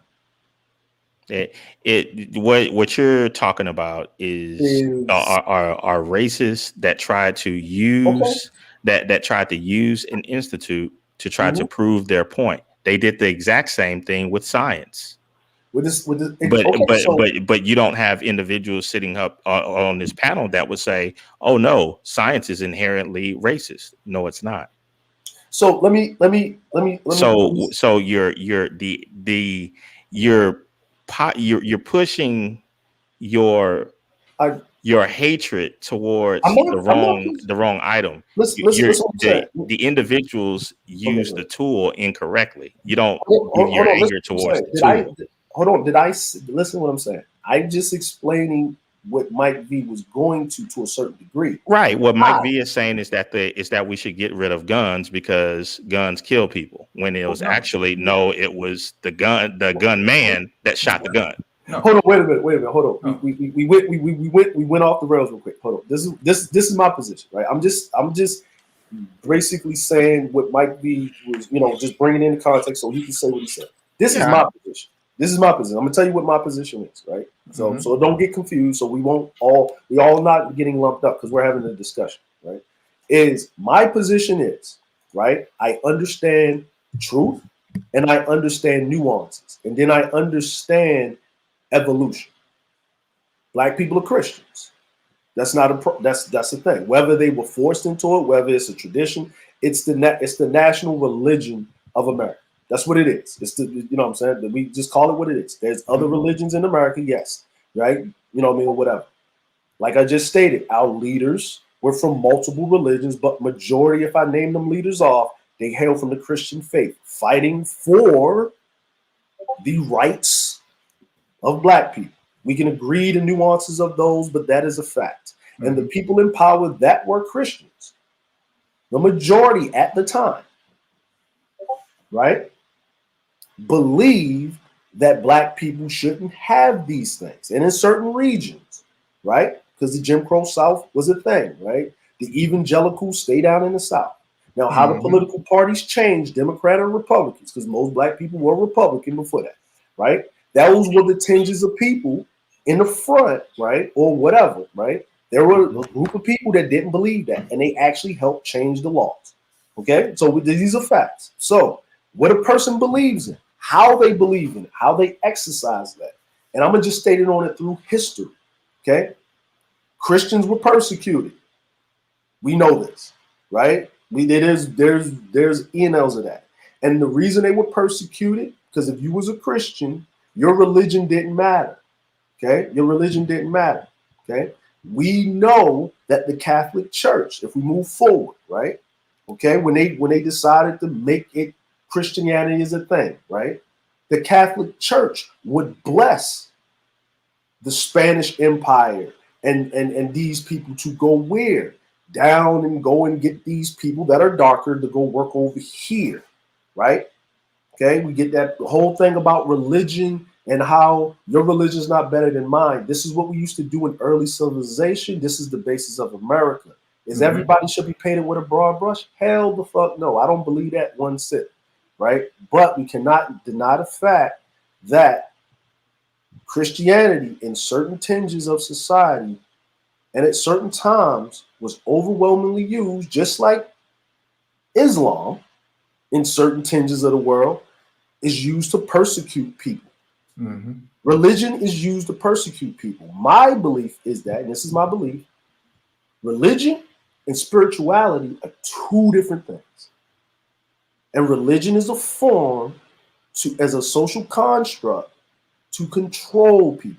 You can be a Christian and be spiritual. You can follow all the tenets, be kind to your neighbor, do all of that stuff, right? You can do that. You can be a person from Islam and follow the tenets of the Quran and live your life wonderfully. You can not even believe in a God, period. You can be a Hindu, a Buddhist, whatever you want to believe in, right? But religion, if you look at these countries, and if it says the country's religion, Hindu, Buddhism, whatever it is, Christianity, right? What is it used that most of the people believe in? What is it used in the foundation to get people together? And that's what religion is basically used for. And in the cases of black people, you know what I'm saying? Christianity at the time was used to enslave black people at the time that they remember in the American construct. If we get outside of that, Islam, Christianity, and Buddhism, right, during the Moorish Empire, right, or the Mongol Empire, was used in conjunction to enslave those people, right? Like religion is used to galvanize people to do a certain act in a collective, and if everybody believes that whatever God that they pray to has plopped them up on a pedestal, that they are better than the people in which that they perceive to beneath them, it is a wonderful tool to orchestrate that. But that doesn't mean everybody in that country that believes in that religion believes in that. So I get what you're saying on both ends of the spectrum, but let's not paint everything with a broad brush on both ends of the spectrum. And that's an interesting opinion. I respect it. Yeah. No, my original point was that what he I would just say this for Mike V and DeAndre. Everything that he just stated, and I'll just state this to everybody who's in the chat, just in case this comes up at another time. Okay. Everything that was just stated, I can say the exact same thing for science, but worse. But worse. Of course you can. Of course you can. So what is being spoken about is how humans have misused tools in improper ways to get their aims. That's it. That's all we're talking about. Yeah, and just like you went on a long diatribe of history, I can do the same thing concerning science. Of course. And I was in the military. I saw science at its best and its worst. Yeah, my original point was just basically that what you're trying to insinuate is something that white people largely have constructed a society off of, not black people, right? I'm saying the identity itself, black, is forced upon is a forced identity on a group of people. And you know, I'm gonna say this. I'm gonna say this, right? And this is me being balanced, right, about it, right? And and the reason why I'm balanced is in the military war college, they study Sun Tzu, they study Genghis Khan, but they study Hannibal. We all know Hannibal was black or whatever, but yeah, Hannibal. You know what I'm saying? And they study a whole bunch of people that they don't tell the public about, right? And these are a lot of black generals and stuff. King James was black. It's a thing. Sorry, right? But it's a fact. He was black. You know what I'm saying? But here's the thing: is that America, because of society or whatever it is and where they came from or whatever, yes, white people. And I sit and I talk to a lot of pro-blacks and over there, whatever, right? Mm-hmm. If we made everything first, this is just me throwing this off the wall, then they had to learn the good and the bad shit from us because the bad shit works as well as the good shit. Mm-hmm. That's just my thing. It doesn't. I can have that thought. I can say that statement as a fact. I can accept that statement, but it doesn't change my stance of what's going on. It doesn't denigrate of what's happening right now. Mm-hmm. See, and that's the thing, right? They study the past. They study these war tactics from these different, civilizations and the people that ran those civilizations and did whatever they could to keep their people in line, expand their territory. But like they say, good men don't make good kings. So you have to keep certain people down in society. You have to keep a bottom vestige of society, but you have to have them dependent on you on however way you do it. We just happen to be in a society where Caucasians, because they're the majority, are in positions of power. But if you actually look at it through a lens and you actually get around them and live amongst them, sometimes in masses, they're doing worse than you. See, that's the other thing that I like to tell black people. I don't just tell them you fucking up, you doing this. I don't tell them that part, right? And this is where me and SKC, we, he's on that side of the spectrum, I'm on my side. I understand the optics of things, right? So, ain't no black people run up on the Capitol with guns. That's a They didn't fact. do it, That's a right? fact. They didn't do it. Ain't no black people run up on the Capitol with guns, even though they ran up in a city where it was 85% black. Yeah. Right? They did not leave outside of the confines of the Capitol, where the houses of Congress and stuff. DC's not that big, and people don't know. You get what I'm saying? Mm-hmm. So, anytime that we went to do anything in the Capitol, I went to the Million Man March when I was young. Mm-hmm. We went there in peace. We marched. We peacefully protest. Mm-hmm. So, what that's basically telling you is, why do people protest in the Republic? Why do people get violent in the Republic and they aim at leadership? They're doing it in France like right now as we speak. Yellow vest. Having a fucking fit, right? Oh yeah. Oh yeah. You know, so what that means is that the leadership is not doing what they're supposed to do to take care of the majority of the people. And those people that were there, however way they got there, whatever was going on, a lot of those people peacefully protested and they left.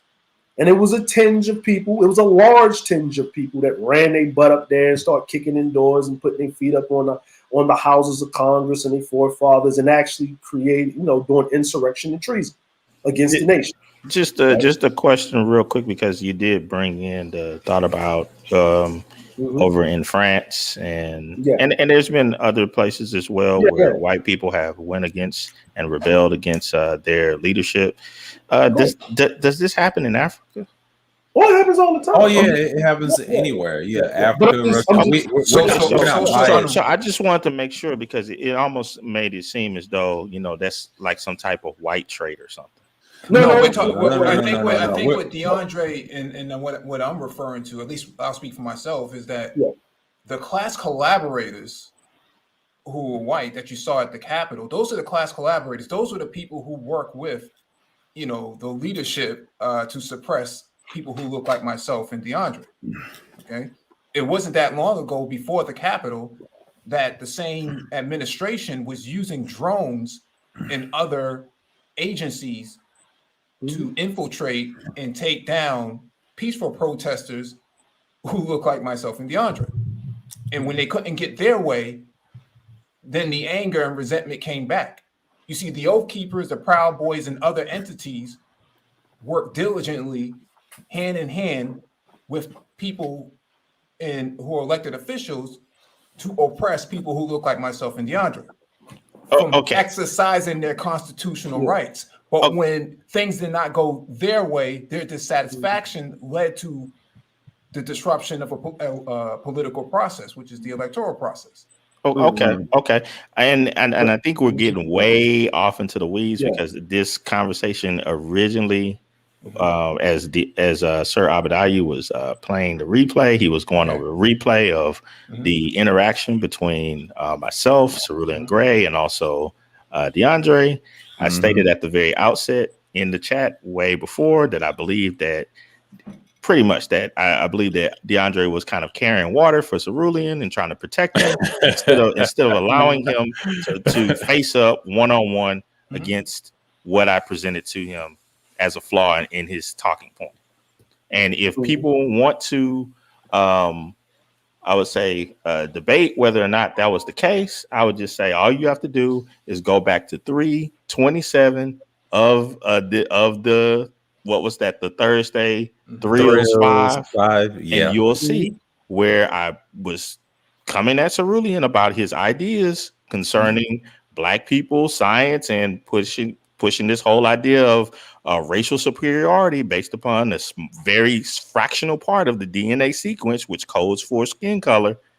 And at that point, when he could not answer, that is when DeAndre came in and wanted to push other questions. And I told him from that point, bro, he can answer for himself. Do not save him now. He's a grown man. And he kept going and kept going for at least 2 minutes. For at least. And that's why I said it was not about trying to come to a solution, because he himself stated that he wasn't going to debate me. He was going to allow Cerulean to do that. And when it happened, that's when he jumped in. Okay, so let me say this, right? If that's what you putting forward, that's fine. I accept that. That's your perception of it. That's how you feel. No, there's no perception of it. You can play the replay, and I'm not saying that there's anything wrong with that. No. There's something honorable in that you felt you feel a camaraderie with your guy. That's your guy. You help to protect him. That's fine. There's nothing wrong with that. That's a good thing. That's a good friend. SKC. I understand what you're doing, but what I'm about to say is this, right? At the end of the day, if that's your perception, that's how you look at it, and that's how anybody else looks at it, that's fine, right? I'm cool with that, right? But, right? I said at the end of that, before you left, what did I say? Let's put down our trolling swords and our trolling weapons. Did I not say that? Yeah, you said that in the stream. Yeah. Right? At the end of all of that, right? And I said, let's come up with a solution. Whoa. And that again proves another part of my point, DeAndre. And I made note of it during the conversation. I made sure to note of it. You said, hey, let us all put down our trolling and whatnot. Okay. And then I stated to you, DeAndre, I understand that you're trying to come in and you're trying to be objective, but you're not. You're carrying water because there were 6 of us on the panel. There was only one of us that was trolling. So don't even use the word we, the pronoun we, when discussing this. Just call out your boy and say, hey, Cerulean, stop trolling so we can get to a solution to this. But you couldn't do that. No, hold on. SKC. Even after I pointed it out to you. SKC, hold on. You pointed it out. I acknowledged it, right? I even said, you're right, Cerulean. I got this. Calm down. I said it. You was there. You said, see, I said, I know you're not trolling. I know what Cerulean doing. That's why I'm saying this. Let's get to a solution.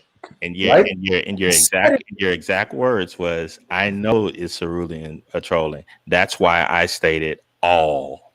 That's right. All of us. So you said all because I understand that it's difficult Think about it. I'm gonna use your thoughts.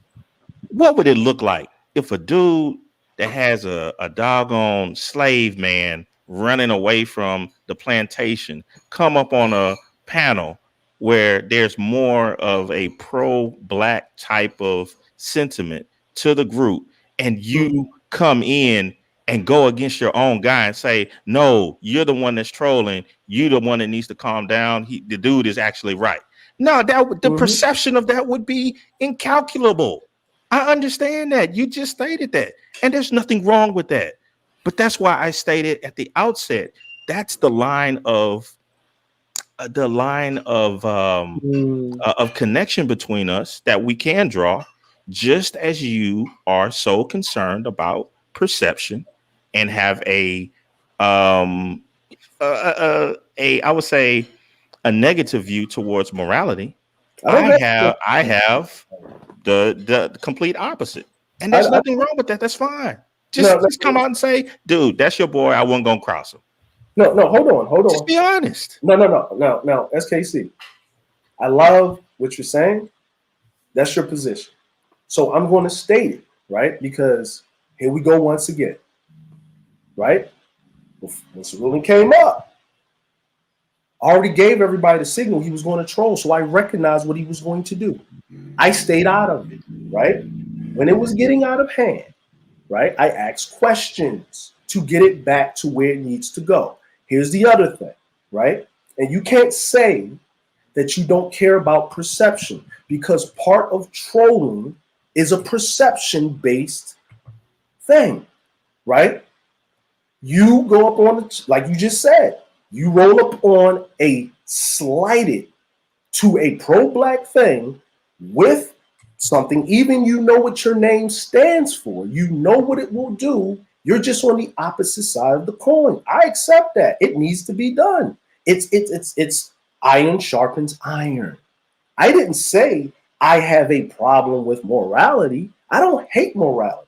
I just understand what the standpoint of morality is. Morality is for the weak. And when I mean the weak, the people that are not making the decisions, because the people in power do not exercise the same morality that they put on the masses. Nobody in no moral compass or scope would do some of the things that are being done in the world to people in general. And I have the same idea, and I have the same view so far as perception, that people put on all sorts of masks in order to push off a certain perception to people so that they can control them and get them to what they would really want to do. But at the end of the day, a lot of them are holding a mask and are not what they are, what they're trying to, they're not the perception that they're trying to put off to their constituency. Of course. And this is, and of course. So let me put it to you like this, right? Put it to you like this. And you made an excellent point there, right? Is that here's the perception of things, right? I hold my friends accountable, right? Whether you see it or not, we talk, we say whatever we need to say. I even said it. I think this debate needs to happen, right? I actually wanted to see the debate for it to happen. Okay. So I asked a question. I asked a question to you. Do you feel that when you was over there, where there was a lot of pro-black people, that it was slighted to the other side? You said no, right? Right? I said, okay. Repeat that one more time. I asked you a question. I said, do you feel as though, I think when you went to Sheila's panel, that it was slighted away to the other side, to Cerulli? At that point in time, if I recall. Yeah, no. I agree. Okay, you said no. I said, okay, if Cerulli, right, go over to Brother X's channel, we have no problem. We love Brother X. Brother X loves us. It's cool, right? He's a fair person. But the audience, because the people that come there a lot and the titles or the conversations that are being had is skewed to the other side, right? So is there a place that both of you can go where it's neutral, where both sides can meet And then there can be a fair and balanced debate in the space, right? And we all came to the conclusion that's not even possible. And what's even more so is the evidence of that. Because you asked Cerulli if he would debate on Brother X's chat, right? Is that I watched a little bit of the debate and I saw the poll of you and Big J Triple X. Yeah, I saw the poll. Debating, right? Now, I looked at the skew, right? I looked at the skew, right? Not to say that you didn't handle yourself in the debate. Not to say that he didn't make some good points. Not to say either way, right? What I am basically saying is that it was 89% what it was. Y'all had a decency and decorum your way. It was that way, right?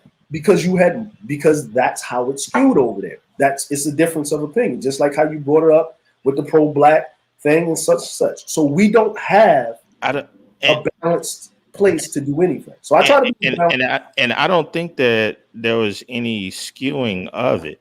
And here's how I'll attempt to try to prove it. Mm-hmm. What was Big J Triple X's strongest point that you believe that he made? No, I didn't. Well, his strongest point to me, I would say, I insist for DeAndre, is probably I will say the boys in the manosphere where he stand on against SYSBM, and then your strongest point, you try and tell him the numbers, SKC. He said it matters, the percentages matter. And then you played a clip with I think Bunny was on there. No, Bond was on there, right? And she said the percentages didn't matter. And you responded, it does matter. And they were saying that in the chat. So yeah. Well, the entire premise of his because I didn't call for the debate. He did. I remember. Yeah. And he called for the subject. Okay. So and the subject was whether or not that Manosphere 2.0 and SYSBM has benefited black boys and boys. At the outset of the debate, I named 3 ways. Mm-hmm. He didn't refute any of them. Of course. So how can anyone say it was skewed when he didn't come up with one counter to anything that I stated? No, what I mean is skewed is like this, right? It's like, how can you ever win a debate if you have no counters to anything that your opponent stated? Well, I mean, zero. Well, here's the thing, right? And this is what I'm saying. This is what I'm saying is what's up, Cyril? This is what I'm saying. This is what I'm saying about skewed, right?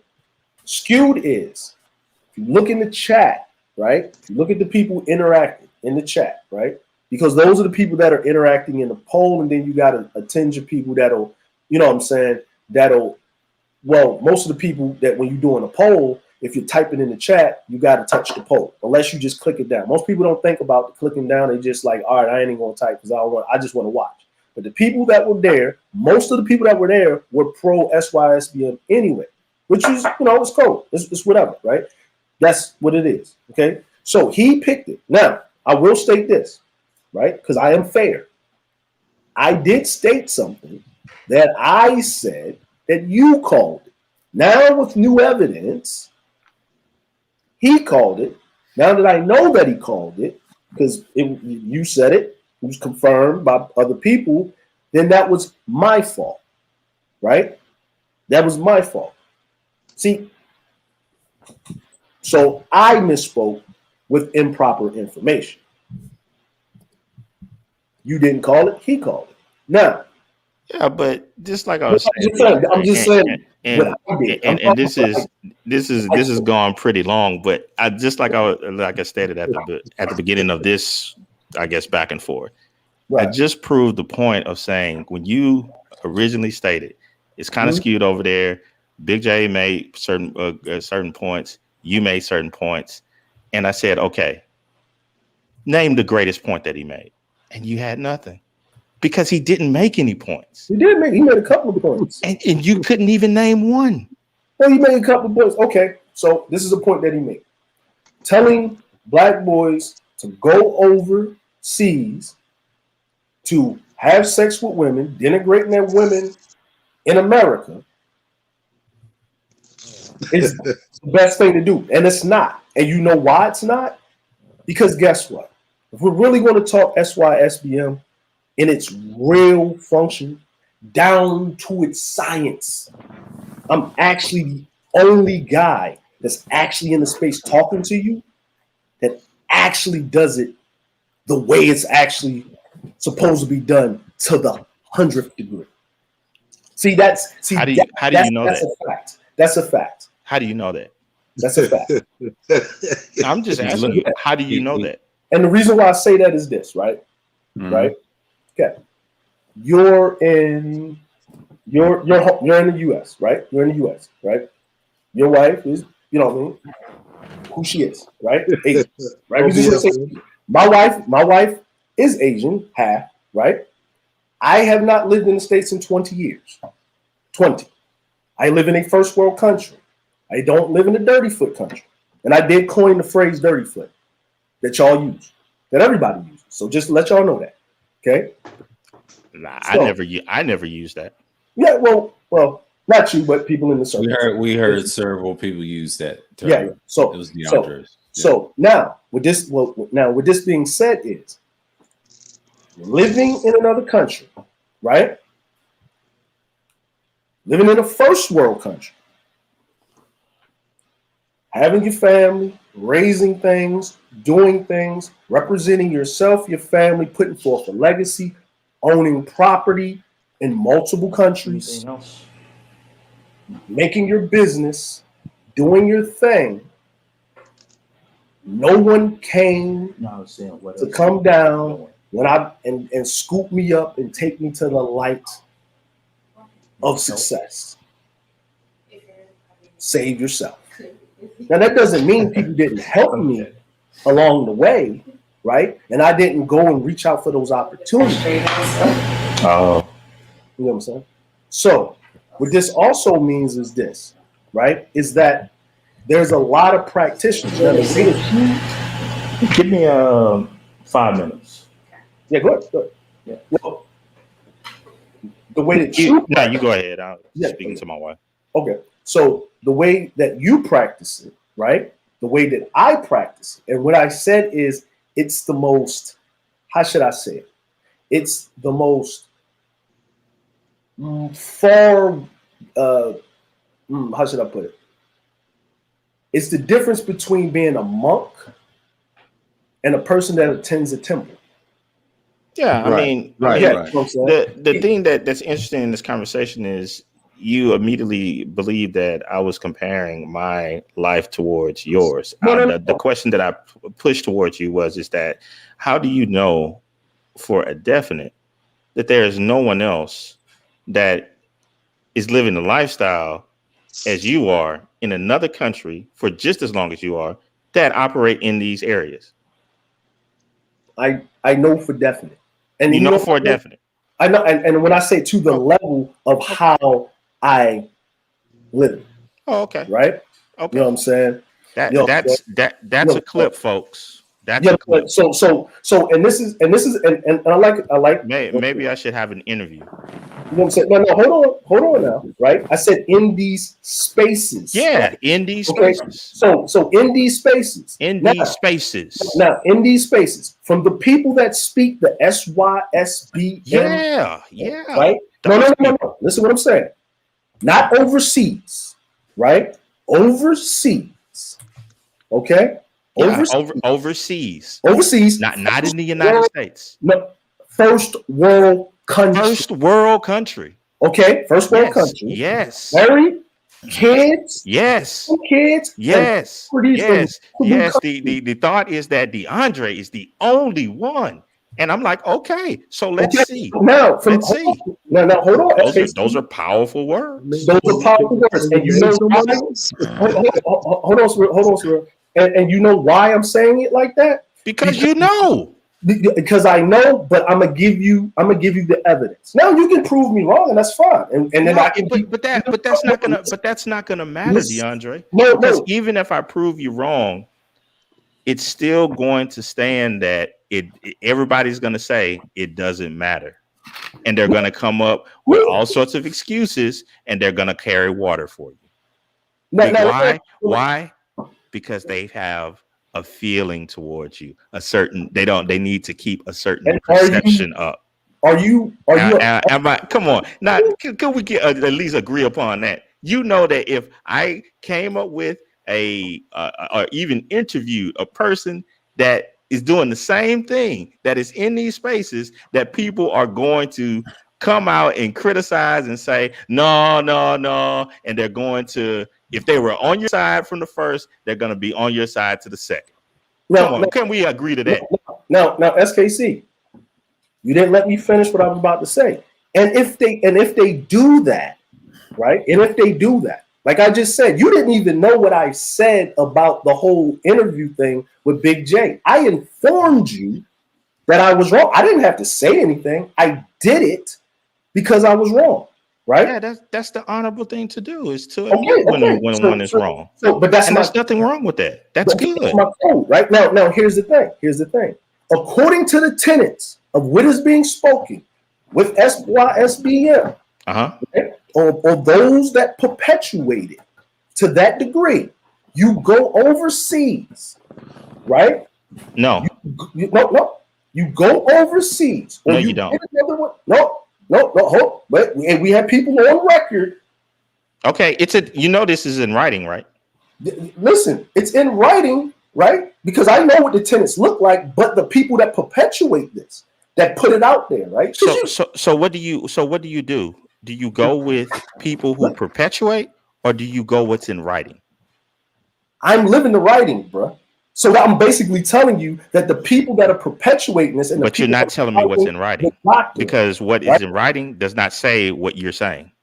Okay, then. So what I'm saying, that the people that are doing it and perpetuating it, right? Perhaps they can't read. Then perhaps they can't read. No, they exactly. See, that's the point. See, you assume that I didn't read, right? Because I know what they're supposed to do. And I did assume that you hadn't read, because you are the one that is stating that you're going along with what the people who perpetuate things said instead of what is in writing. So that's why I assumed you did. I'm living the writing. They're not, and they're perpetuating it the wrong way. See, okay. Now, see, do you get it, right? Like, you're living the writing. They're not. Okay. So when you go back and you say that you are living it in the purest form, it is the difference between someone who has gone to the temple and one who is a monk. And I'm like, well, the writing doesn't state what you're saying. Well, let me ask you're the one that's saying that. Well, no, you're the one that's going beyond what is written. Let me ask you a question. You're the one that's being the false prophet. You know what? I'm gonna put it like here, SKC. We're going to put this on something else real quick, right? It's going to make a conjunction to it, because I have 2 minutes. You know what I'm saying? Okay. People like parables. Okay. People like parables. Some people do. Religious people do. But it's not just for you. It's for because we're having a discussion. This is not a debate. We're having just a discussion. Yeah. So it's like you get honey from your friend, right? Your friend just got you some honey. It came from the store. Or you go to the honeycomb and get it directly there, right? That's the difference, right? And anybody knows this, that if you go directly to the source of wherever you're dealing with it, that's just the monk form of living it. I didn't say you wasn't living it. I said I'm just doing it in the most concentrated, condensed form of doing it. It's a monk level of doing it. And here's the crazy part, and I state this all the time. I don't even tell people to do it, because it takes a whole different mindset to even attempt to do it. And all I'm saying to you, DeAndre, is the perception that you have gotten from people whoever they are, who have postulated the idea of SYSBM is quite different from what is down this writing. And just as you have stated that you have gone to the proverbial honeycomb, you haven't gone to the honeycomb of the individual who invented it, who actually wrote down the tenets. I have. Okay. And for you to come in and state, no, this is what it really is, without having had conversations or any interaction with that person, Right. I think is fallacious. And with that, I'll bid you good night, because that's my 2 cents. Hey, you All know, right, y'all. No, let him go. Let him go. In this ADFMs are real good at fallacious. Yeah. So hold on. Let me say this real quick. Right? Go ahead. Go ahead. So hold on. It's really, hold on for a second. Okay. So I saw a comment. Right. So Yeah, I've highlighted. Oh, here you go. Yeah, no problem. Right. Okay. Now, right. Now, DoorDash guy. Okay. So, DoorDash guy. I like how you said that. So you're on the side of the guys that cry and scream and complain about these bitches. One of the guys that will save up all of your money to go to the third world country to fuck a dirty foot bitch without a stove. I've never heard none of you. Hold on. I've never heard near one of you niggas, right, in the space say that you'll fly overseas to a first world country, right? It's not hard to name the first world countries in the world. Matter of fact, I'll make it easier for you. I'll give you one that doesn't cost that much to be in it. You can chill. You can go to Italy. You can go to Sicily. It's not that expensive, right? Actually, it's actually pretty much cheaper than the service that you're getting. Better service and better infrastructure than overpriced paying for the shit you're paying going to DR. Now, with that being said, you don't go anywhere. You don't do anything. Now, between me and SKC, that's his perception. It's my perception. If he proves me wrong, he proves me wrong. I'm cool with that. And if by all the fact of the reasons, if that's it, I have no problem with saying it. But I was already told, because I have receipts of what I do. You don't have no receipts for what you do, but I can tell what you do. DoorDash, sit in the house, beating your meat, looking at porn, probably looking at the very women that you despise and hate because you hate your mom. And you don't even realize that you have a very toxic reverse Oedipus complex. Like, you don't understand what you're dealing with, and I think you need some type of help. Or just like you said, what I could have done, you could have went down the street or flew to Las Vegas and fucked Becky. Because the price of plane tickets, hotel, and accommodations would have been the same as you rolling down the strip in motherfucking Vegas. Matter of fact, if you're smart enough and quick enough, right, you can do that anywhere in America.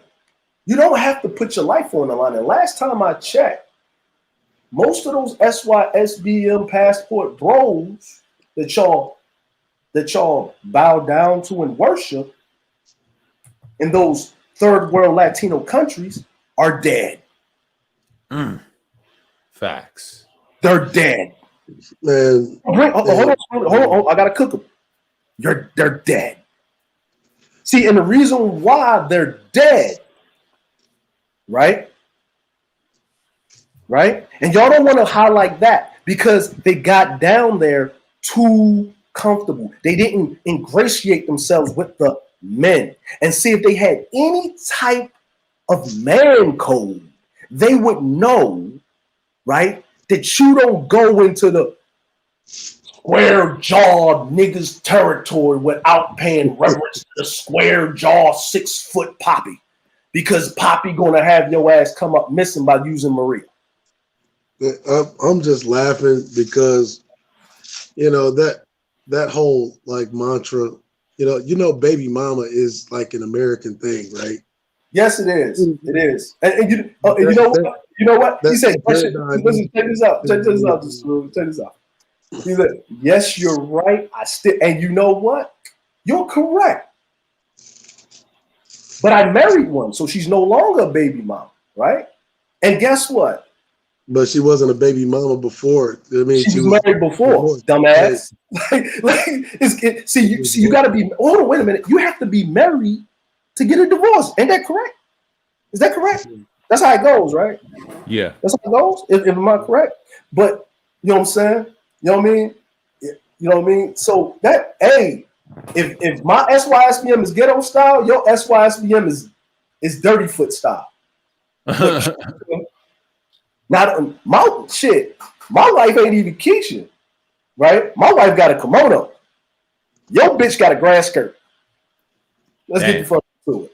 You know what I'm saying? What do you mean a grass skirt? And, you know,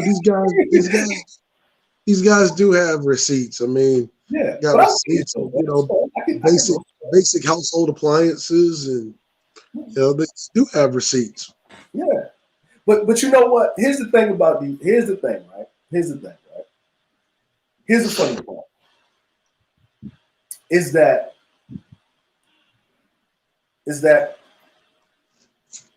when I view, right? Because I find it funny that a lot of these dudes that speak this and talk on these panels, except for a few, right? And you ain't got to show yourself. You ain't got to show your face. Right? Because I already know the nature of the beast, what's going to happen, what's going to come with it, right? But I show my work. I'm rolling around. I'm doing things. I get paid to do things, right? Now, I'm about to bounce in like 5 minutes because I got to finish this, what I'm working on for my business, right? But I got to, you know what I mean? I do these things, right? And then you can pick because I said what it was, right? I already stated what it was, right? Now, I don't care. You know what I'm saying? You know what I'm saying? You know what I'm saying? These guys, you know, this is let's understand something, right? Hold on. They're only saying these things, right? Yeah. So, but you're shitting on their religion, right? Yeah. You're shitting on their God. You're shitting on their God, right? Yeah, it's fine. It's fine. And here's the crazy part about it is that when I ask the question to the person, remember y'all, the person that actually started talking and making it popular, right? And was speaking about it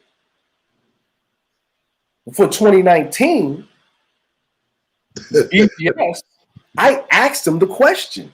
And you know what he said? You're not considered SYSBM because if you was in America, I can see you with a black woman. And the whole point of SYSBM before whatever this guy made these tenets was, it was actually way before that because BGS is old. And he was talking about this shit back when he was talking about it in the 90s. Before a lot of you niggas was born or were born, right? Yeah, they was talking about this in the 90s. So whatever you niggas got, you don't have the tenets. And here's the problem, right? Here's the problem. At the end of the day, I said that because I'm actually doing it, but I don't prescribe to this shit because I don't hate black men. I don't hate black people. I just have my opinion and I move across that. I don't hate white people. You know what I'm saying? Right. Ain't shit ass people. And I cannot be living in another country doing the business that I'm going to do where I don't have people. I can go anywhere on the face of the fucking earth that's a continent with a city, and I have friends where I'll meet up with them. We're good, no problem. Let me drop some cold game to you, want to be traveling niggas that ain't never been nowhere, right? If you actually do something when you travel, right, you actually meet people and talk to people, right?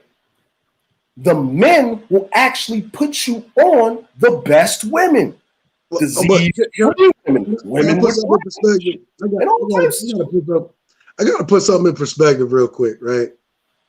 Because the SYSBM niggas will say the reason why the SYSBM is because the black woman is just the worst on the planet. She's the reason why the black man has it as bad as he does, right? She's the one that's responsible for all of these deaths, right? But see, I want you to put something in perspective real quick, right? Mm-hmm. When you went and chased SYSBM endeavors in a foreign country, what the fuck is the excuse for those niggas over there getting killed? Like who's responsible for that? Like, because no black woman over there, no American black woman over there. No, is it the American black woman's fault too?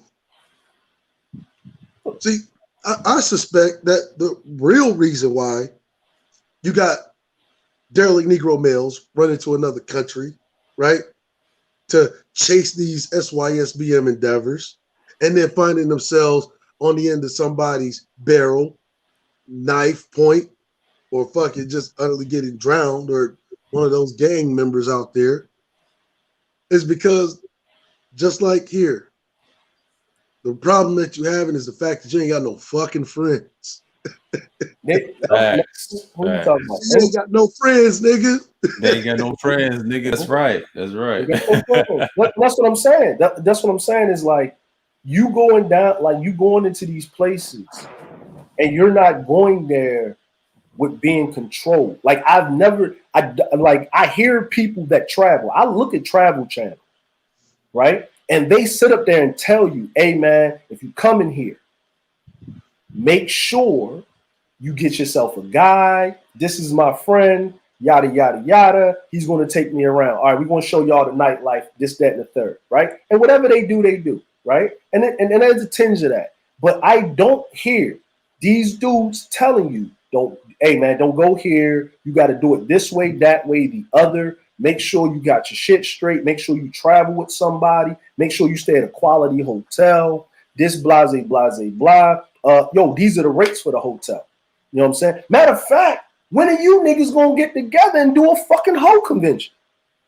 Look, hey, I'm all for it. Like, when are y'all gonna get together? Who's going to be the whole tour guide? Who's like, because I see a lot of you niggas talking about it, but y'all niggas don't join up. I'm like, y'all spend all this time together, like online talking about motherfucking dirty foots and shit like that, right? I get you. I remember, going to a lot of these places in the military, right? Yeah. We had an advantage that so-called niggas that's trying to go to those countries now didn't have, right? Yep. We were traveling with brothers that had been to these places multiple times. So they knew what's up. Some of them got played. And to prevent other brothers from getting played, that's why we have these extensive briefings before we even get off the fucking boat in these places. Matter of fact, that's an advantage. Like we had something, and we go deeper, we had something even better than that. We had the power of the U.S. Embassy there that knew we was coming. And then they gave us the briefing on the changes of what's happening in the area.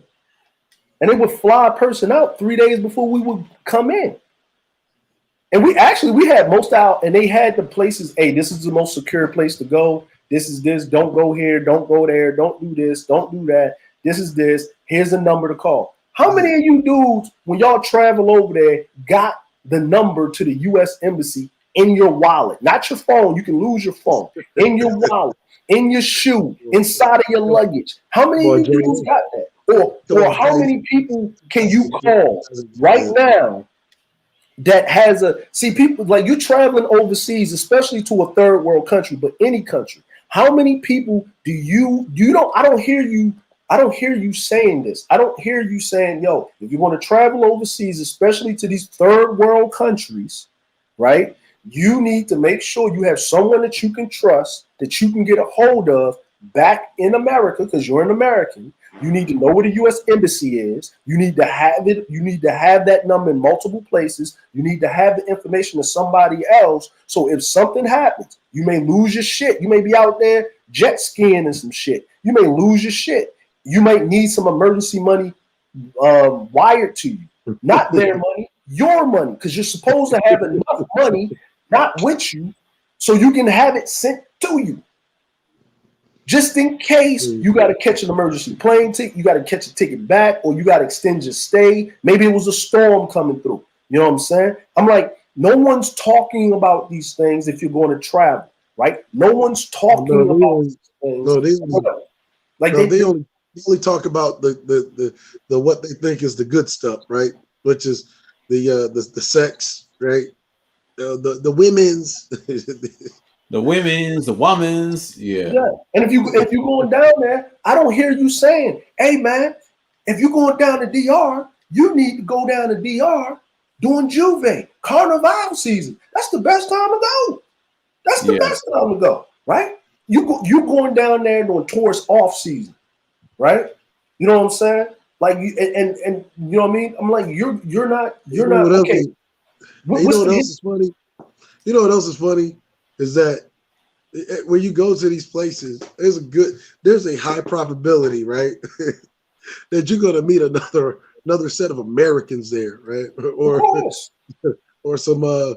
somebody from another country. Like, you know, a lot of Brits like to go to those places too. A lot of Germans like to go to those places. Actually, retired bankers and investors and people with bread. You know what? I watched those videos, right, of you know, when that dude Nico, right, Mr.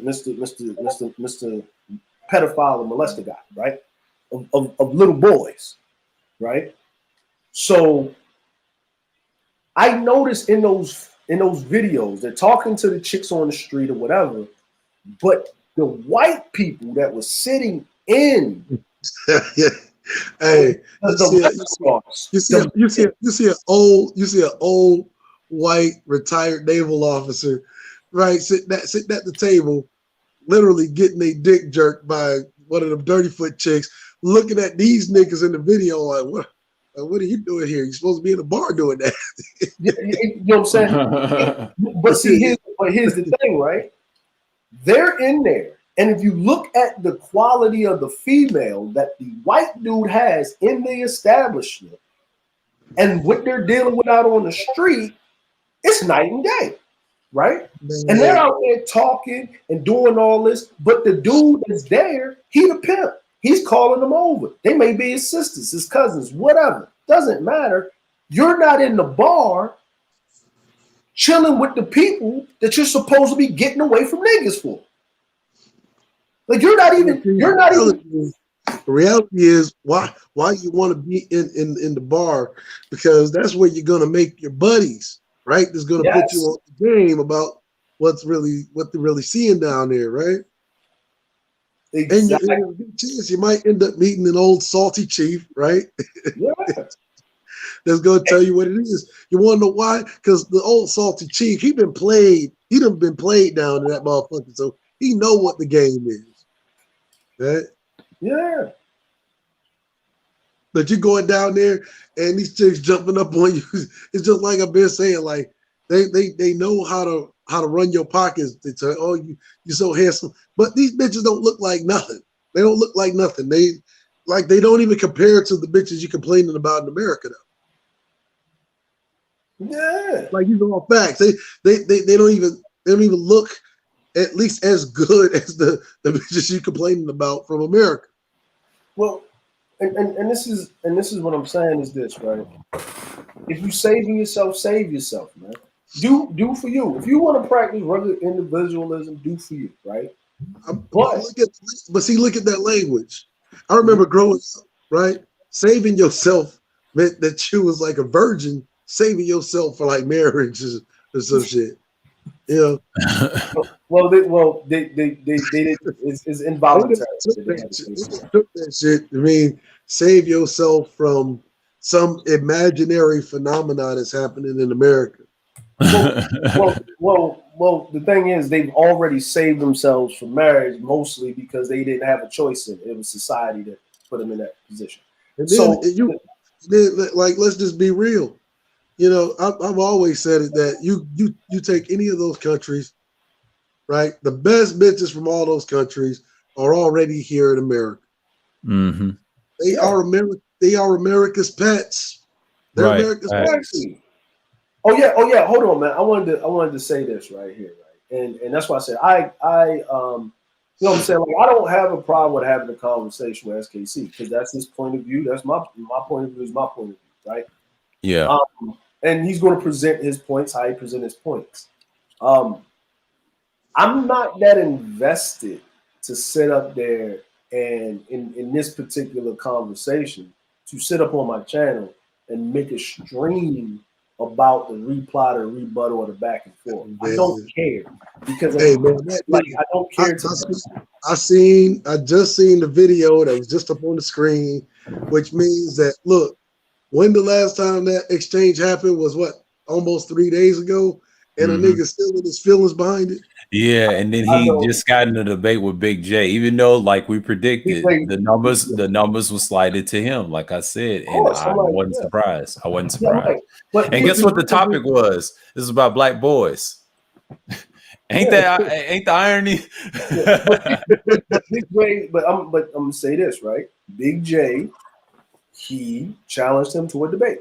He made the topic and he challenged SKC to the debate. And it was, I guess, it was about the SYB. How does SYSBM help black boys?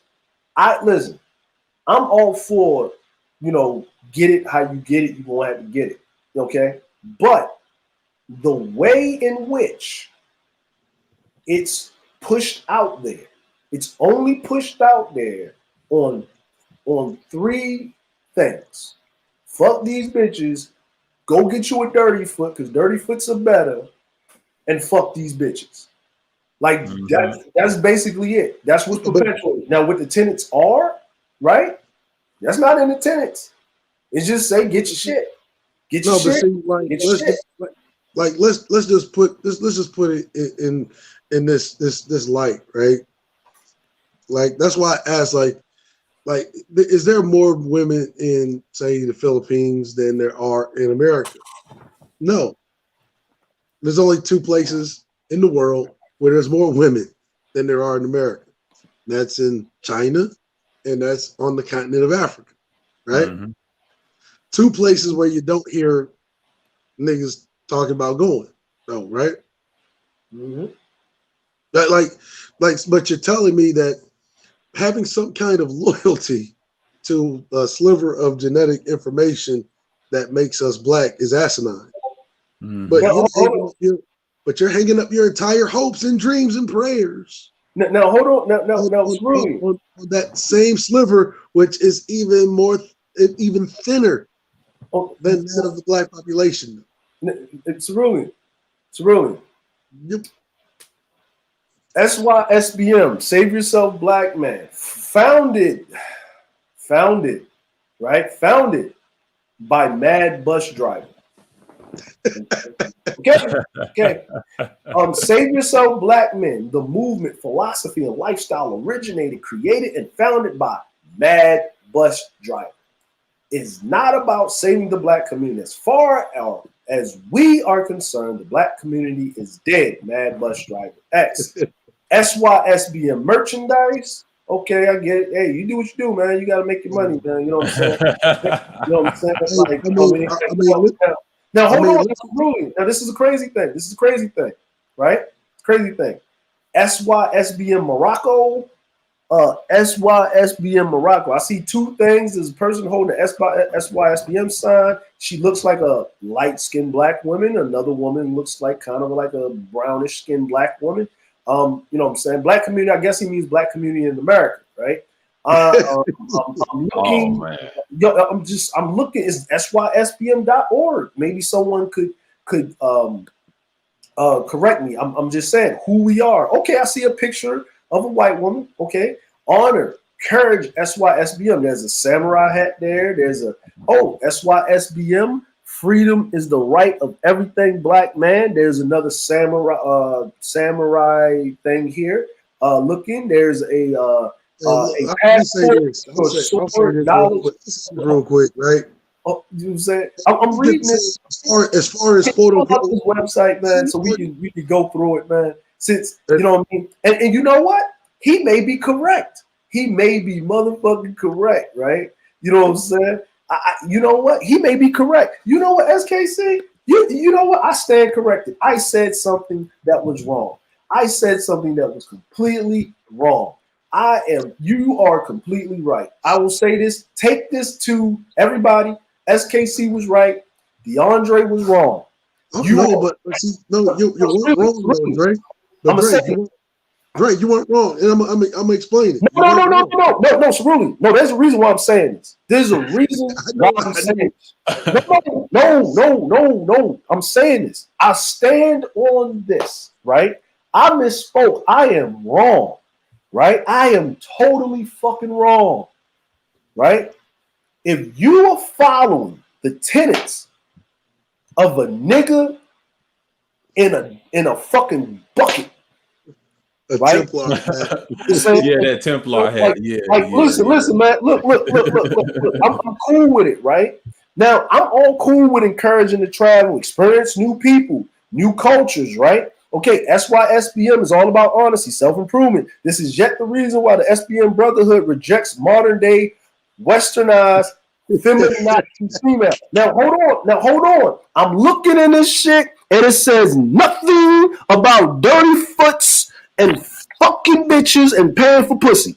I didn't see it yet. I'm looking for it. I'm looking for it. I can't see it. I can't find it. I don't know. Matter of fact, hold on. One more. Right? One more. Okay. Last time I checked, when America was created, there was no niggas running around North America, the country of America, of their independence. In 1776, there was no nigga running around with a Templar hat on, a sword, and a goddamn shield on the battlefield. Right? So what I'm saying is that's European, and there was certainly no motherfucker running around in a whole bunch of samurai armor. So my bad. My wife is British and Japanese. Oh shit. God damn it. Oh fuck. Oh shit. I own property in Japan and in there. Oh shit. Okay, cool. I don't perpetuate flying to other countries and paying for dirty foot bitches. I actually discourage it. You know what I'm saying? To a certain degree. If you're going to do it responsibly. Drink responsibly. If you're going to smoke crack, smoke it responsibly. That's just right. You know what I'm saying? Well, you know what I mean? Like, you know what I'm saying? But I don't. If you want to do this, go ahead. Right? But I'll say it like this, right? I'll say it like this, right? Now, this just goes to show you the hypocrisy. Now, technically, I haven't heard the debate, but if Big J's position is that SYSBM hasn't done a lick to help black boys, I mean, just by that virtue, he should have won the debate. I mean, considering that the very tenet of SYSBM, as far as they're concerned, the black community is dead, right? Yeah. And so, therefore, you're not trying to help black boys anyway. Like, let's just put it in perspective. In fact, I would go even further to say, stop referring to yourselves as black men, right? Because last time I checked, men are a part of said community. Yes or no? So yes. Therefore, right? You are a part of that dead population, right? That dead weight anyway. You shouldn't even be referring to yourselves as black men, because you've already made it clear you're not a part of said community. This is hypocrisy at its finest. That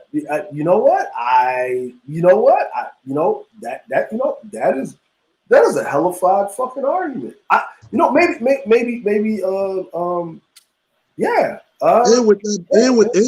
with that being said, right? If you don't see yourself as part of the community, literally you have no validity in any argument against those of us who refer to ourselves as black men that still see ourselves as part of said community. Because the argument now would be, well, your community versus our community. And your community is this little, once again, that same little sliver, even smaller sliver of genetic information that is, according to them, is meaningless. So therefore, you should not be referring to yourselves as black men. But I know why you still refer to yourselves as black men. Maybe your passport says that you're black, or your ID says you're black, or your birth certificate says you're black, or by virtue that those white boys over there won't let you be a part of them, no matter how hard you try. And so, look, it's like I've always said, I'm not trying to get you to be a part of a community you don't want to be a part of. You don't have to claim. You don't have to claim you're part of the community. Like, go ahead and start your own community, right? And show us that your tenets and all of that garbage that you preach actually works. Because those of us that are still part of this community, I mean, ours is tried and true. Like, literally. I mean, I've shown you live and direct every single female in YouTube land that they could think of that they said is an evil fucking witch. I have proved the contrary. These women won't let us leave. It's all dead because, well, I've already proved that those are all lies. And it's so funny. I don't get treated the way these things get treated by these women's. But they want me, right, to be on their side in this kind of like female versus male kind of battle, which is all bullshit to me. Yeah. But what I would say, just like they say about these black women, oh, when they say this, don't you know they're talking about all of you? Well, I will say this about SYSBM. Let me get it out. Yeah.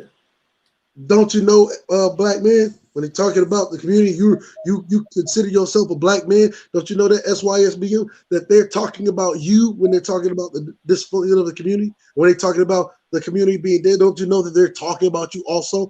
Wouldn't that be the very same logic that they try to use on brothers like me and Dre? Well, here's the thing, right? Here's the funny part. They don't know when they're being condescended to, though. Okay. Hold on, I'm reading number 13. I read it, man. I'm reading it. I'm reading it over again, right? I'm reading it over again, right? You know what I'm saying? Reading it over again. Number 13, SYSBM highly encourages connections with other black men who hold to a similar mindset. However, already having your own base in place first, not living with your mama in a basement. There are too many black men who don't know what their own purpose in life is. And SYSBM is evident of that. Well, hold on. Yet these same dudes seem to have the right ideas. Ideas until you put them into practice. When it comes to what other brothers ought to be doing with their own lives, right? Wow. So that means that this is it's not a lifestyle, it's a theory based. Okay, I get it. Okay, SYSBM, unlike the black community, is not a high-minded philosophy. But it is. Hold on. It is a must for you to retain your own individual mindset as well as your own purpose. Rugged individualism, if you contextualize that, that's what it actually means. But you know what I mean? But it's said right here, you can read it for yourself. At the same time, I'm just reading this. It is what it is. SYSBM, unlike the black community, holds all people accountable for their wrongdoings. Listen, I can't say it because there's certain brothers that's over there. But that would also be a lie because the niggas got more time to try to petition to get a female, right? Cynthia G removed off of the internet rather than getting someone like a Glendon Cameron or like a motherfucking, Nico Worldwide, right?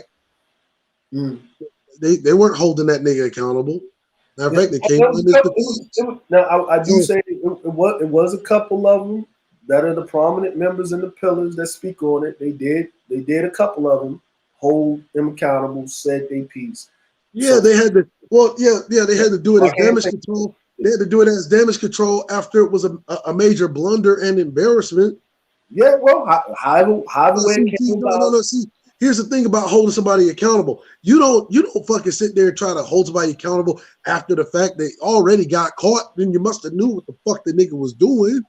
Well, you know what? Look, you know what? You know what the funny part about it is? Which means you weren't holding them accountable at all. Which means that you endorse that lifestyle, and the only reason why you're coming out against it is because the nigga got caught.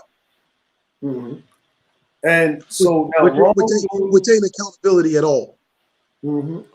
So we apply blame and accountability whenever it's due. We do not excuse Black women for their transgressions, nor do we continually blame the white man for anything and every wrongdoing in Black society. We do not. Let's break that down. Let's break it down point by point, Dre. Let's break it down point by point. Said we don't forgive Black women for their transgressions who blame the white man. Hold up. You're blaming that very same white man, right? You're blaming that very same white man. Especially when one of the ideas behind why these Black women is so out of control is because of a program offered by a white man. Huh? Yeah. Well, isn't that what they say? The government is the new daddy. So in other words, you are blaming the white man. Hey man, like I'm just reading. So once again, who's more dysfunctional? This black women's or this dumbass Negro? Hey, they can do what they want, man. So hold on. Negro male is more dysfunctional. Mm-hmm. Man, shit. So we do not condone nor accept reprobate and degenerate behavior from any group.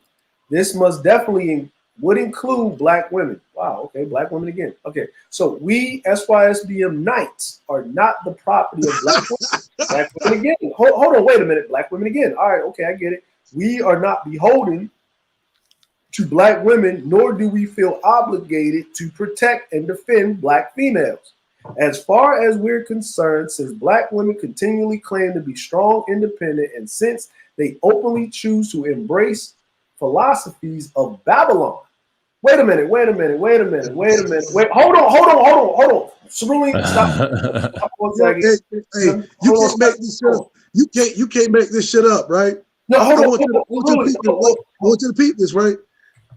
How do you acknowledge that somebody is in danger and then say, well, I have no obligation to protect said person in danger, and then refer to yourself as a knight? Oh, I get it. I know what it is, right?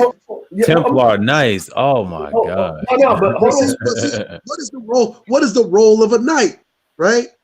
Yeah. What the role of a knight is the protection of the quote unquote realm. Yes. Right. Yeah. So the term actually comes from the Old English, and the Old English is really from the Taurian age, which meant God, Queen, Country. That's where we get the whole God save the Queen. See, hold up. So in other words, that means that a foreign group of women is your queen. Well, that's fine. Hey, listen, man. Facts. That's fine, but I'm about to keep reading. Look, you missed something in there. You don't put bullshit in front of the fucking intellectual like myself, bro. Like that shit will be ripped to shreds. No, but it's more. I'm like, hey, it's their tennis. I'm just reading the tennis. I don't care about ripping it to shreds. I'm just bringing it. That's why it's being nice. I don't care.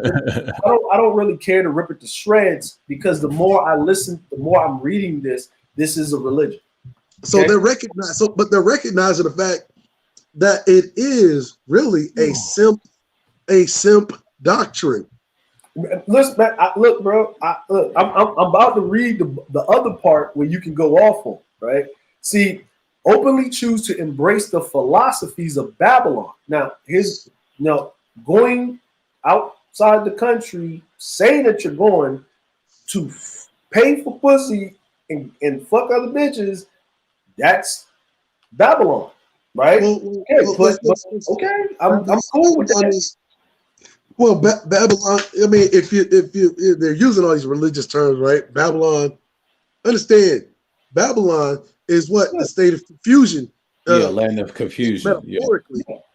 But if you understand, like the physical place that they dub as Babylon, it was the place of what? It was the place of debauchery, all manner of depravity, whether it be sexual, whether it be gambling. All of the things that corrupt the human form, according to the Bible. Right? So now we go in here, via Babylon. I'm just reading this, but okay, worship and obedience to the state. Therefore, they have now become government property, and it's the state's job as their new leaders and owners to protect them, not ours. But wait, didn't they just say that they not with that whole blaming the white man? Man, it's really. Hey, I'm about to move on to number 16, but go ahead. No, they said they weren't with blaming the white man, but they're saying that somebody else's government property. Yeah. Okay. Hey, so SYSBM members are not dick police officers, unlike the pro-black female. Black women first pundits on the flip side do not attempt to bully and intimidate black men into dating non-black women. We simply show them the evidence of black female skullduggery and dysfunction, and in a light of this, recommend that black men ought to seek out love and companionship elsewhere. Most black men refuse to listen and still choose to deal with black women at their own peril. That is not right there. While they talk about they're not dick police, still deal with black women at their own peril. See, like that implies shaming language, right? You're trying to shame somebody out of. He's trying to shame somebody out of dealing with who they want to deal with, right? Like their entire mantra is structured around dick policing, right? Isn't that what they say, that anybody that still deals with black women is on the quote unquote plantation, right? Yeah. So they're dealing with government property, right? See, all of this is really shaming language of the first cousin. Now he did. Now SKC did state that the ones that are propagating or pushing it out online are not following the tenets. Did we not hear him say that? Yeah, I heard him. Okay, so he already admitted that the ones that are propagating this, they don't read. He said it. They don't read the tenets. They don't follow it. I didn't say he. I already made. I said, yeah, you're following the tenets, bro. They're not. That was the whole back and forth. That would also include himself, though. Huh? No, I you know what I'm saying. Hey, listen, man. Hey, you know what I'm saying. So now, SYSBM does not obligate black men to swear allegiance to the lifestyle. There is nowhere you have to sign your name in blood. Free-thinking black men are free to take the SYSBM philosophy and tailor it to their personal needs according to their own lives. But I was told in the comments. Hold up, Dre. Didn't I just say SKC be included in that? What he just said up there? Yeah. After what you just told them, and you said, well, that's not what it is. But doesn't the tenet say that you can tailor it however you want to tailor it to your own life? well, see, like, yo, this shit is so fallacious, man. Yeah. Now it gets better. It gets better. That's why, you know what I mean? Now, I wasn't talking about SKC because we were just having a conversation. I was talking about the little troll in the chat. So Mr. Troll, the reason why you need to read number SKC, in my book, in my opinion, in my humble opinion, and that's why SKC, in my humble opinion, will always be a goat fucker. Is what? Oh, okay. Me personally, and that's what I'm saying. Me personally, I mean, he certainly has the intellect of a goat fucker. I'm talking to the person that was typing on the keys. You, sir, have violated tenet number 17 of the doctrine, right? Members, so SYSBM members have nothing to do with the Black community as a whole, and have no problem declaring and standing by such a position. It was the so-called community. I thought it's supposed to be community, but I guess that would be referencing Obsidian. But okay, let's go with it. That is most cases ousted free-thinking brothers from its ranks to begin with, and we accepted its decision subsequently and moved on.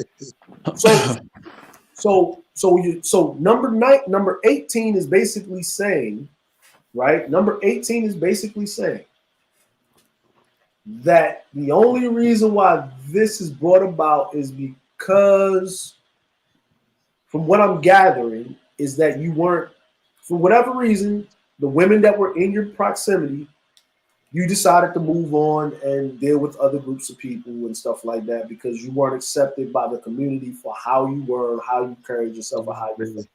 All of this shit stems from the fact that some chick in high school wouldn't give them a pony ride. That's all it is. Okay, right, and this proves that with me, I don't have this problem. So you're right. You're right. I'm not practicing the lifestyle because I'm not doing number 18.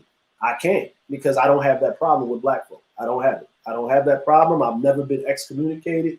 I've never had that problem. So I get it. Okay. So you're right. SKC, you're actually right. I recant my statement for what I said, but go ahead and prove me wrong anyway. But you're right. I'm telling everybody. So all of you listening in the clouds, you're right, because I'm reading it. I'm actually reading it again. I'm reading it again.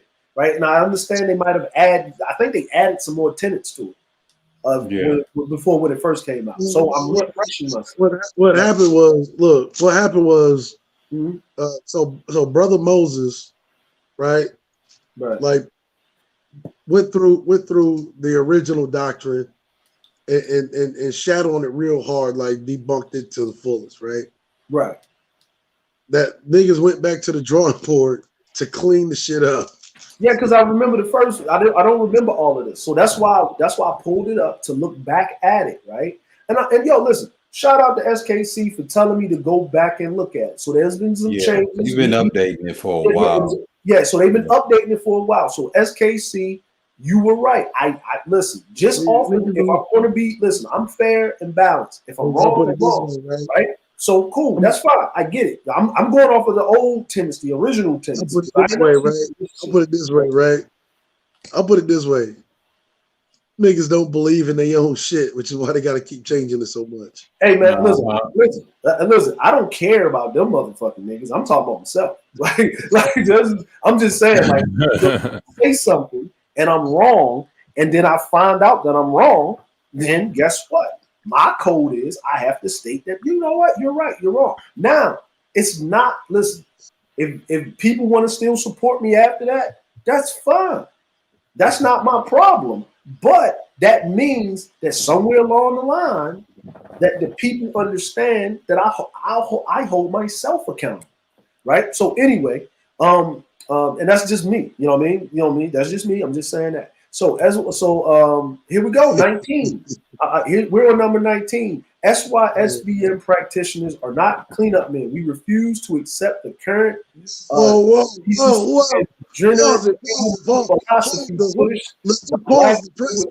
presses. You gotta pause the presses.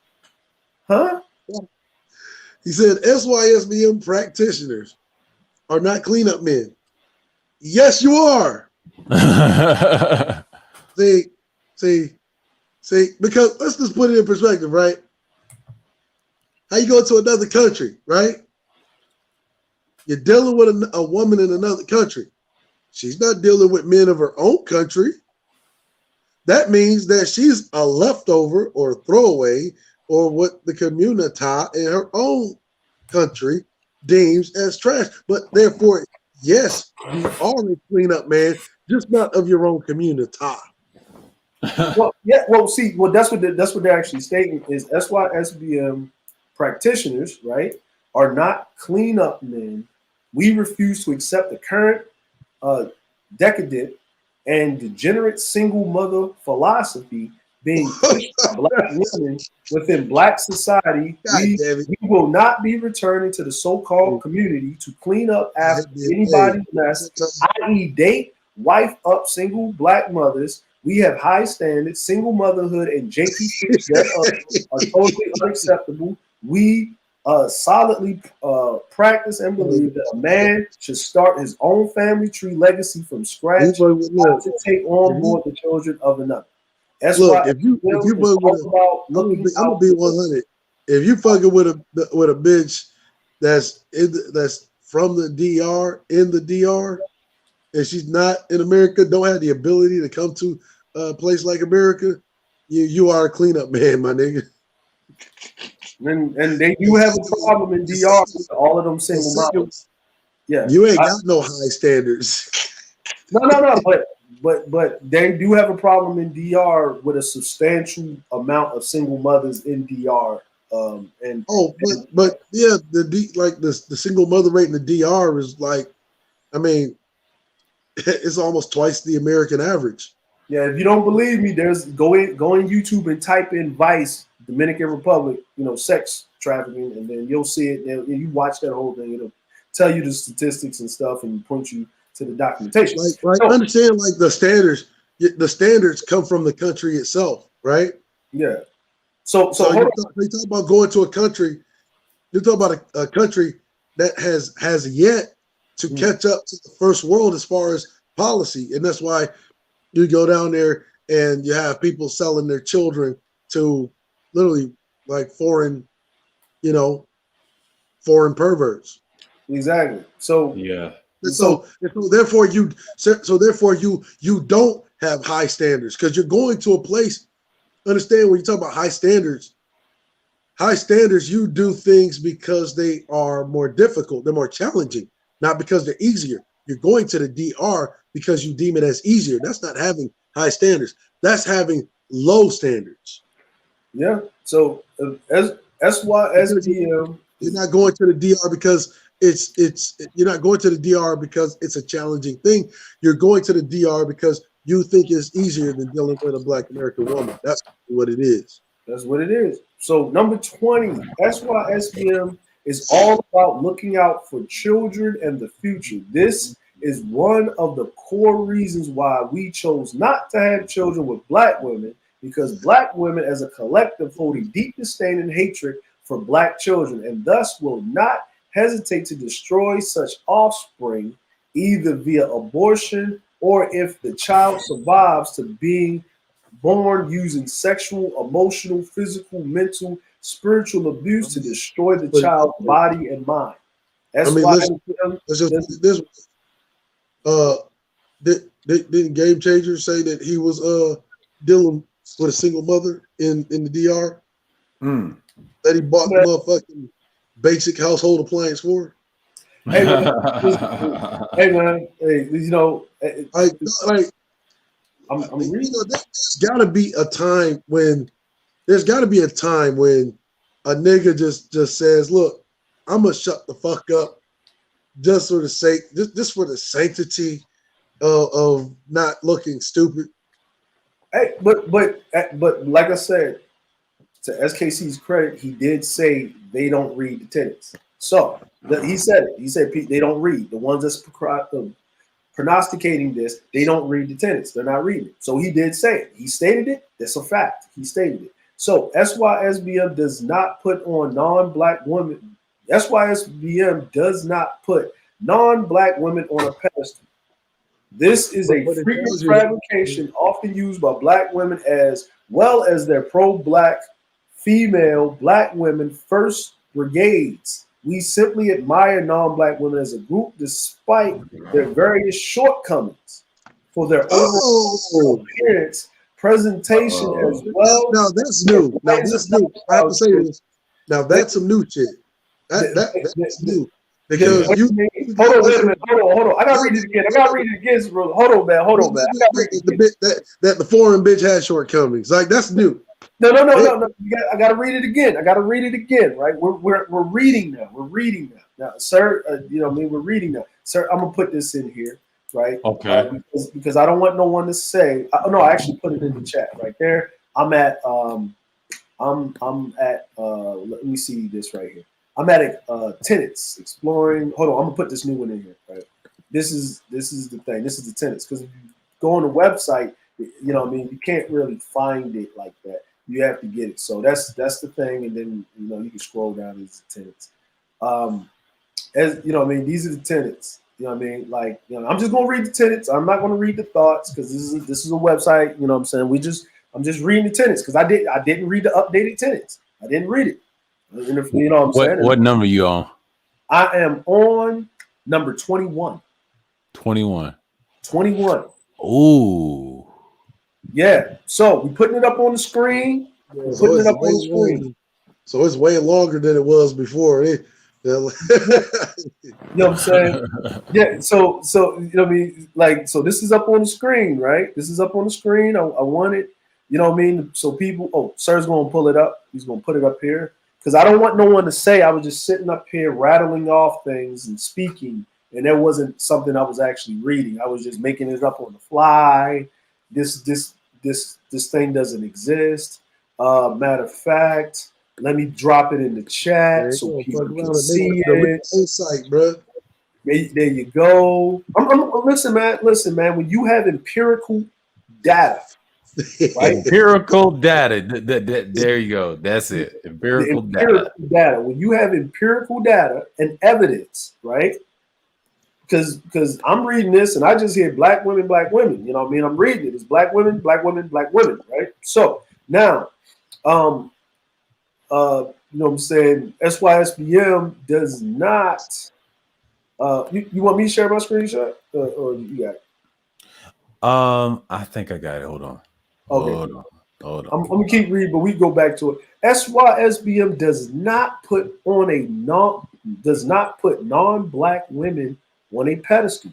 This is a frequent fabrication, often used by black women as well as their pro-black female black women first brigades. We simply admire non-black women as a group. Admire. What are you doing when you admire someone? You're putting them on a pedestal. Well, as you know what I'm saying. How do you write a doctrine that contradicts his damn self in the same sentence? We simply admire non-black women as a group despite their various shortcomings for the overall cleaner appearance, presentation, as well as their wiser lifestyle choices. They may indeed be individuals within the movement reality, right? Do not put their particular preferences of non-black women on a pedestal. However, SYSBM philosophy is a problem. No, hold on. You said, listen. This is the caveat. There may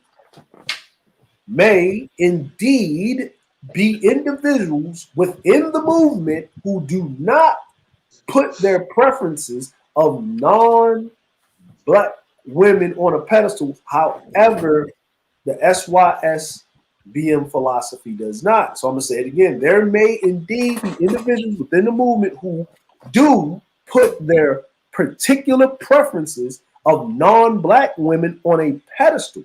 However, the SYSBM philosophy does not. So that means that there are people a part of the group that are not following the philosophy. So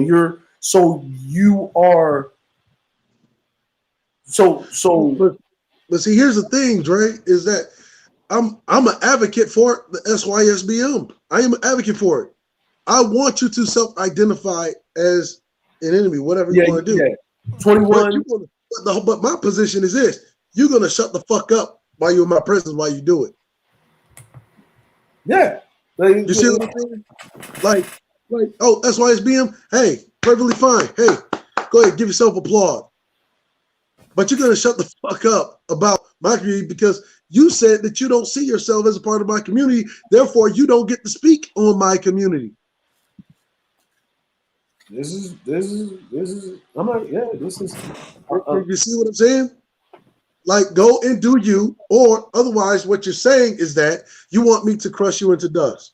Oh, I'm reading number 22. I'm reading number 22.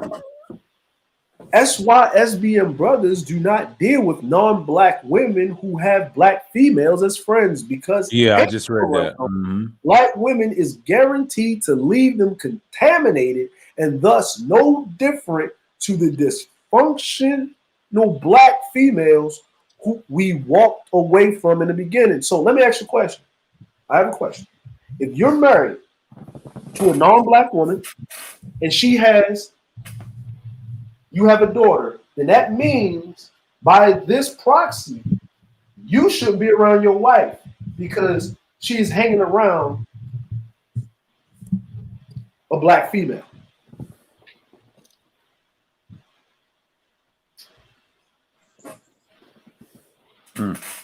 Matter of fact, your wife shouldn't get along with your mother. Or if you have a sister, right? Your mother shouldn't even come to your wedding. Wow. Right? None of the family members, or matter of fact, that white woman or Asian woman or whatever, they shouldn't even be talking to anyone at work. That is not right. I'm just saying, I'm like, someone, they'll make a video about it, but this is my stand. This is what I perceive that this says because when the daughter grows up, because guess what? The child, if we go by the patriarchal standpoint, the child is who the father is. Exactly. Facts. Well, Okay. unless they live in America, it doesn't matter if the father is black or the mother is black. As long as they got that black there, the child is black according to American policy. But hey, what do I know? I forgot the one drop rule. My bad, Cerulean. Drop rule. Yeah, drop rule. You're all right because we live in the gynocracy. Sorry. The gynocracy, right? Okay. So now the SYSBM Brotherhood will not be negotiating nor horse trading with any black women on any level at any time. Black women have chosen their particular path in the like manner SYSBM brothers have chosen theirs. Both ways are completely opposite to one another and thus cannot be meshed together. So that means if that's the choice, when you go for a job and the HR lady is black, then you should remove your application and leave. Is that correct? Yeah. Man. Right. Look, we're looking over a doctrine. We're looking over a doctrine that it lacks cohesiveness and integrity to begin with. So I'm just saying. Listen, I didn't read all of the tenets, right? I just started from I think I started from you know what I'm saying? I started from 13, I think, when I started reading. If we really want to get on the evolutionary thing, right? Wait a minute. Hold on. Now check this out. August 3rd, 2021, the SYBM tenets are back up. Them SYSBMs, this is September, this, right? Now, say nope to hood rats, scraggle daggle, mad bus driver, speaking the truth. We ain't saving Section 8 hood rat black women. Fuck pro woke community.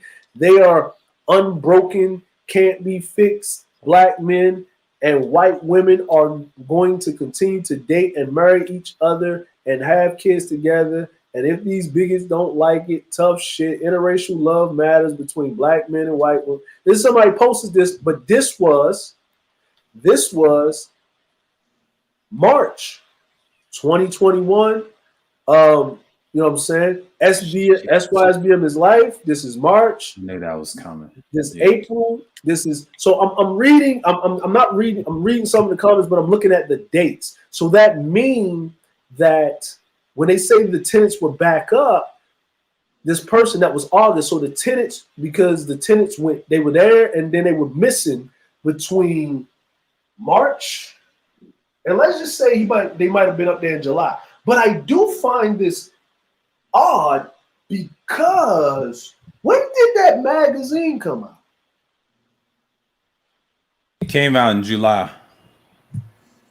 But when was the actual release of it? It was August, right? Like you could purchase August. Yeah, it was August on that day. And then we get the SYSBM tenants are back up on the 3rd of August.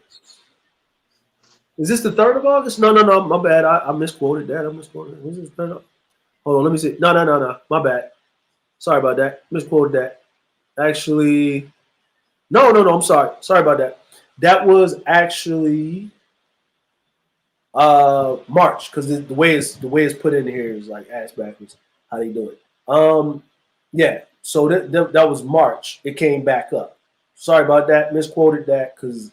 Yeah, they had a thing in January. Like people was talking about them talks by SYSBM. I was on one of their panels, and I think King Sigma was kind of pissed off, and somebody was challenging their views again. That's what that March shit came about. Yeah. I was a part of that little discussion. Yeah. So hold on, let me see this. You know what I'm saying? So here's the thing, right? Here's the thing. Is I'm reading, we went through the tenants. So that means there were things added to the tenants. The last time when the tenants first came out, when it was perpetuated, it started being a thing in like fall of 2018. And I remember hearing it from BGS. And he said the SYSBM thing, because he's the one that was pushing it the most, that had the most voice at the time, that was pushing it like that.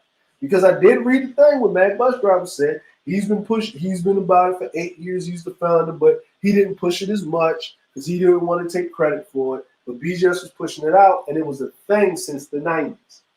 Within a certain circle, they just kept it to themselves. But it's been around since the 90s. Now, what you're famous for, what you bring to the table, and the originator is two different things. So that's why SBM things or whatever. So that means that this document these tenets have been altered and added to over the years. So the tenets that I read when they first came out wasn't nothing like this.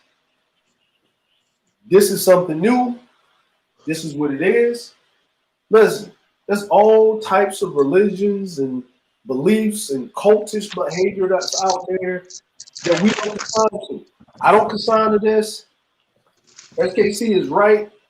According to the tenets that I'm reading it, no one actually prescribes directly to the tenets. And I don't prescribe to none of this shit. So he is absolutely right. The assessment by BGS, I take that as a compliment.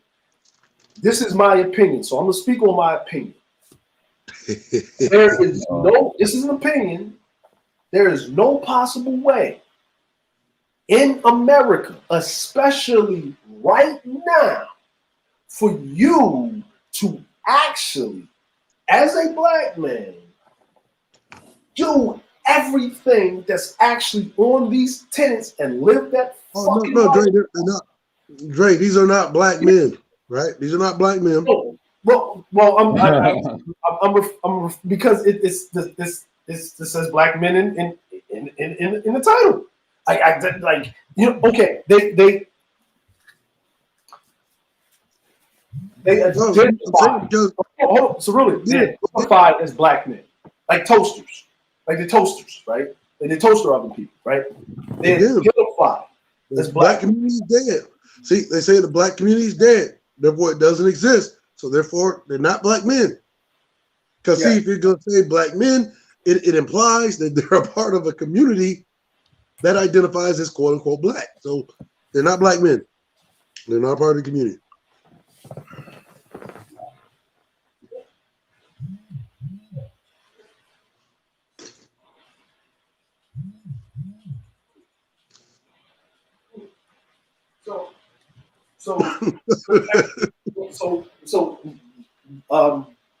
what do we refer? What do we refer them as? Men that were formerly black. I'm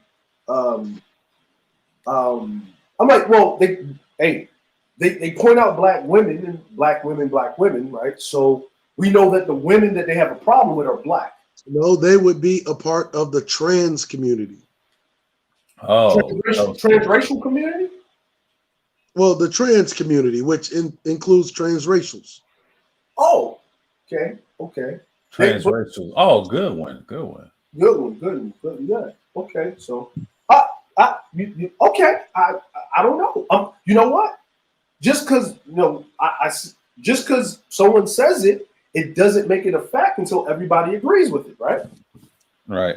So, should we lean this to the audience? Hey,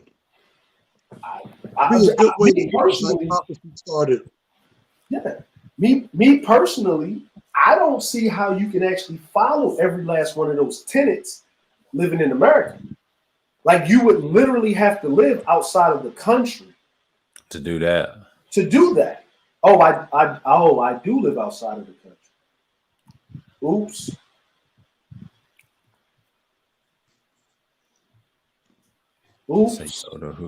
Oh.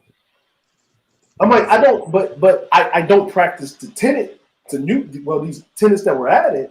But for you to be away from white people that don't white or women, not just white women, right?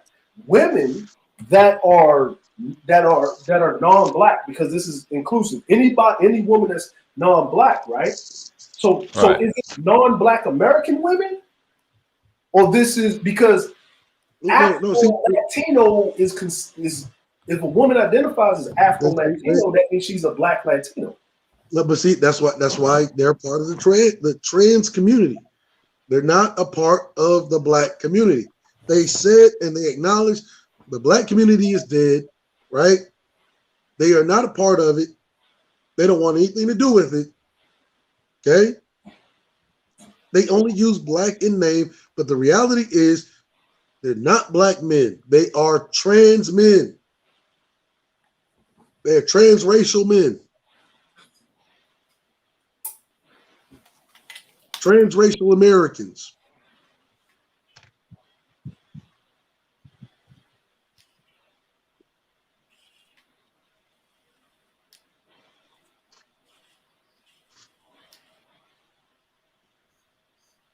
Look, I'm just trying to help them out. I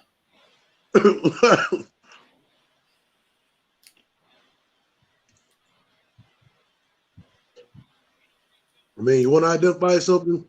Stop referring to yourself as black men, because they've already said it. Look, the black community is dead. So the black community is dead. I mean, it doesn't exist to them. Therefore, they should not be referring to themselves as black men, but as transracial men. That's what it is.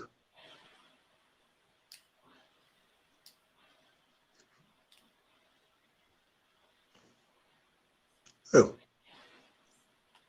I'm just trying to help them out, you know. Yeah. Yeah, it's just like what it is. Oh, what's going on, information, man? Peace and respect to you. Yeah, I'm gonna get this off my screen.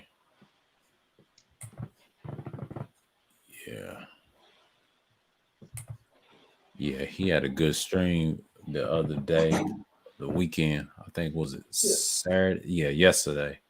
That was a good discussion talking about R. Kelly. Yeah, so what I'm trying to figure out, and this is the thing that I'm trying to figure out, right? Is, you know, I'm just trying to wrap my head around this for a second. Because, you know, reading the tenets and stuff like that, you would have to literally uproot yourself, move to where there are no black women, right? Some place like Nebraska, you know what I mean, Idaho, maybe Iowa, you know, deep into the places where there are no black people in America. Yeah. Right? Those rural areas. and you would have to set up in that town and put down roots.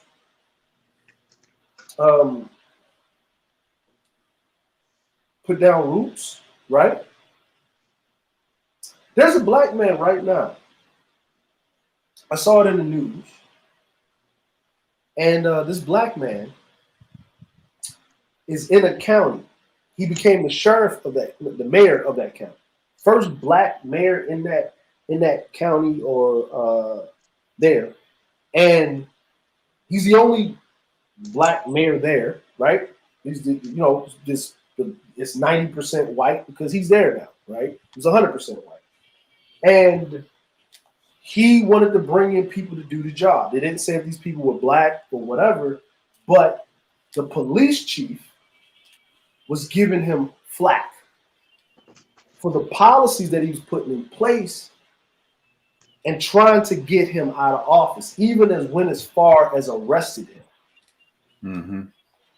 Right? As the mayor. And the citizens of the town are in an uproar at the police chief because the implementation of the policies that this man put into play, right, helped make their lives for the better because it was so much corruption going into the town. And because he's black, they weren't trying to hear. But see, that's the thing, Dre. When he did that, if you know about the story, when he did that, he actually reduced the budget that the local sheriff was getting. There you go, right? There you go. So, but here's the thing: he was actually voted in the office by the town constituents, right? Voted in the office by the town constituents, right? So they fixed it. They figured out the police chief was pretty much given a nice hefty get the fuck out of Dodge, get on money, a pension and shit. But what I'm basically saying is, what if he was a regular person in that town? He wasn't the mayor, right? You know what I'm saying? What would have happened then? So, for safety's sake, for you to actually exude to be away from your people, the black community tie that you want to get away from, you would literally have to move outside of America to do this for your safety.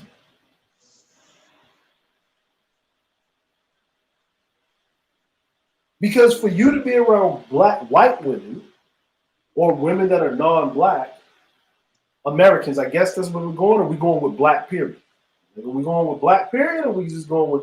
I think we just going to stick it with the, you know what I mean? Because then we get into nuances and stuff like that. And I don't think when this was made, they were considering the nuances. You know what I'm saying? So let's say the black women in America.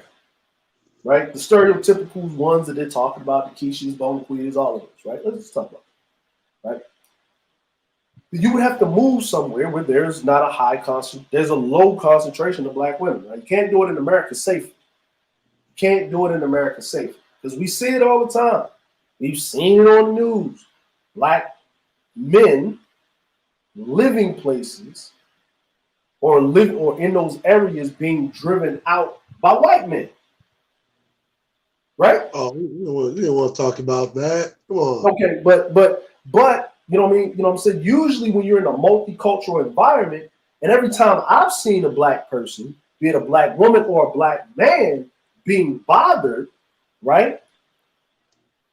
The people that would come up and defend them from certain fuckery would be their non-black friends. As a community. Is this not correct? Okay, so let's just move forward. Let's just move forward on that. So, because I like to bring forth a solution. If you're going to practice this is my observation. Obviously, I am not a practitioner of these tenets whatsoever, and I get it. I see why these guys have a disdain, because I don't have a problem with black women. And for the most part, they don't have a problem with me. So, we're going to go over here. You would need to move somewhere so you can be safe so you can do the things that you're talking about with, you know what I'm saying? And you would have to live in another country. I don't see niggas lining up to live in goddamn Russia. I mean, it should be an easy feat for a 6-figure nigga, though, right? Yeah, it should be easy. But here's my thing. I don't see niggas raising their hand to move to Russia, Petersburg. I don't see niggas raising their hands, right, to live in the country parts of Italy. I don't see niggas raising their hands to live outside of the main cities in Portugal. I don't even bring England into this because it's about 30% white now because they got all kinds of folk there, right? So, and they have black friends. And there's mixed kids running around that's raised by their black families and all of this. So you can't go to England. England's off the table. You can't go to France because it's the same thing. I watched the Olympics. I saw the French beat the Japanese in team judo, and the captain of the team was a black dude, and it was 3 black women that were there that were French, they were black French, and then there was a white dude there, and they stomped the Japanese in judo, stomped them out, right? Stomped them out. You know what I'm saying? So French is multicultural now. So multicultural is just what it is. Okay, now Germany, but there's a lot of Turks there. There's a lot of other people. There's a lot of people from the continent of Africa there, and they have friends and they have a community. So okay, cool. So now let's go over to Asia. You would have to go to China. You have to go to China, right? Oh, but Cerulean. Uh-oh. Didn't during the pandemic, they tried to make it like the Rona came from Africa and the motherfuckers in Korea and China start booting niggas out the motherfucking country. Yeah. Right? Tell them they gotta go, taking their shit. You gotta go, fuck your visa, bye bitch. You gotta go, right? I'm just saying, but you can go to, that's Asia, you can go there. Or I don't see motherfuckers. Matter of fact, even though this is a woman, she was in Indonesia, in Bali. She was in Bali. Remember the black sister that had a white girlfriend that was down there talking about, yeah, Bali's good for the LGBTQ when they came and snatched her ass up and told her to get the fuck out? But they probably say, well, that's because she had a black woman, blase as a friend. That's fine. So did those African dudes that actually practiced the SYSBM model to a certain degree, but not all the way. No, because they do for their community, so they don't practice it. But what I'm basically saying is this. I'm trying to figure this out. If you really understand that whole bullshit about around SYSBM, that is literally the immigrant male doctrine. Like if you really examine it real closely, if you notice immigrant males, let's just say a lot of males that come from the continent of Africa. And it don't matter where they come from, whether it be Nigeria, whether it be fucking Botswana, whether it be Kenya, whether it be even Ghana. A lot of those niggas don't have a very high opinion of their own women in their own countries. If you really look at it. Yeah, true. That's always common. They don't. And the same goes for Latin American males. They They do it all the time. Yeah, they do it all the time. They come in the first thing they try to do is get their hands on what? A white American bitch. Facts. Yeah. And so that's damn near, it's damn near really all, if you want to get really technical, all racists think like that. It's really the white woman. I don't want to say Haitians, Jamaicans, they don't count, but I'm talking about those Europeans. And if they do marry a black woman from Georgia, that's the only reason they're just using her for sex. But the white woman, yeah. That American Beauty. Oh no, but see, you know, it's funny. I'll say Liberians for the most part. One thing I noticed about them, tremendous amount of not just cultural pride, but racial pride. But those are the American niggas of West Africa, right? Yeah. You notice when Liberians go to America, they try to get around some other Liberians, right? Right. You notice the same thing about Haiti, which is why you see so many of them in places like Florida, right? But let you take one from the DR. That motherfucker trying to get him a white bitch. Yeah. And it's always, I never understood as a kid why they always go to white women. I thought it was they women and they look down on them. But when it's a white woman, yeah. But I want you to peep. I remember Rosie Perez and then that other Mexican chick. Yeah, I know you're talking about Rosie Perez and came out on national TV and was talking about, you know, how she was proud of her black lineage, right? Right. And the reason why you see a lot of the shit that you see is because they have a type of culture called bettering the race. Yeah. Yep. Right. And an idea that you don't really see too much in niggas until just recently. You've only seen that just recently. You've only seen that in Black America. Mm-hmm. Yeah, and see, here's the thing, Cerulli, right? Here's the thing, right? Whatever your lifestyle is, cool. You live your lifestyle, right? And if I'm proven wrong, I'm proven wrong, and I'll stand on my wrong like I stand on my right. SKC made a point. He said he'll get the guy. You do the interview. Go ahead. I didn't know the verbiage of the tenants changed until I went back and looked at it again because I read it before. And he was right. They don't read the tenants. He was right. They don't read the tenants, right? And it actually stated in the tenants. Oh, bad, Dre, is that whole shit was written by that fucking black British incel. What's that black what you call Babatunde? Yeah. Oh shit! Yeah. Black British incel. But see, ain't it funny how a black British incel, right, got so much to say of Black American women? You don't never hear him say that shit about black women from London. No, it's bad. Unless he's talking about black women from London, but yet how could he be talking about black women from London? He has to be including somebody like a Jessica X, right? Yeah, or a Cat. What's her name? Yeah, she's from the UK, but she's been to America. That's the fucked up thing about it. She's the only one out of that region where she's from. She's been to America. I said, good for you. Well, what about the rest of them? I was going to ask her a question. What about the rest? But here's the thing. Okay, so the person that wrote it, right, that wrote these tenants, right, to put these tenants up, the person that's claiming, right, the tenants that are saying the SYSPM model. So he told him he was like a scribe, right? He's like a scribe. So now you're saying that if this man is talking, but if he wrote the tenants, last time I checked, you can catch a fucking flight of 100 to 200 euros to Croatia. Ain't no niggas in Croatia. I went to Croatia. Motherfucking bitches was spitting out drinks just saying a nigga walked past them. Man, look, but see, here's the problem, Dre, right? If they wanted to go to Croatia, they could, unless they really fear for their life, because those of us who were a part of the Bosnian campaign, right? Yeah. No, you ain't just about to be going over there and fucking on no Croatian bitches like that willy-nilly. Not like that. Not like that.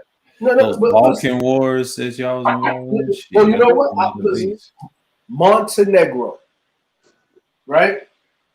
No, they can't go there because it's PTSD, because it means Black Mountain, and that's like the Black community. Okay, you can't go to Montenegro. All right, I get it. All right, so like Greece, go to Greece. Ooh. Oh, they don't like niggas.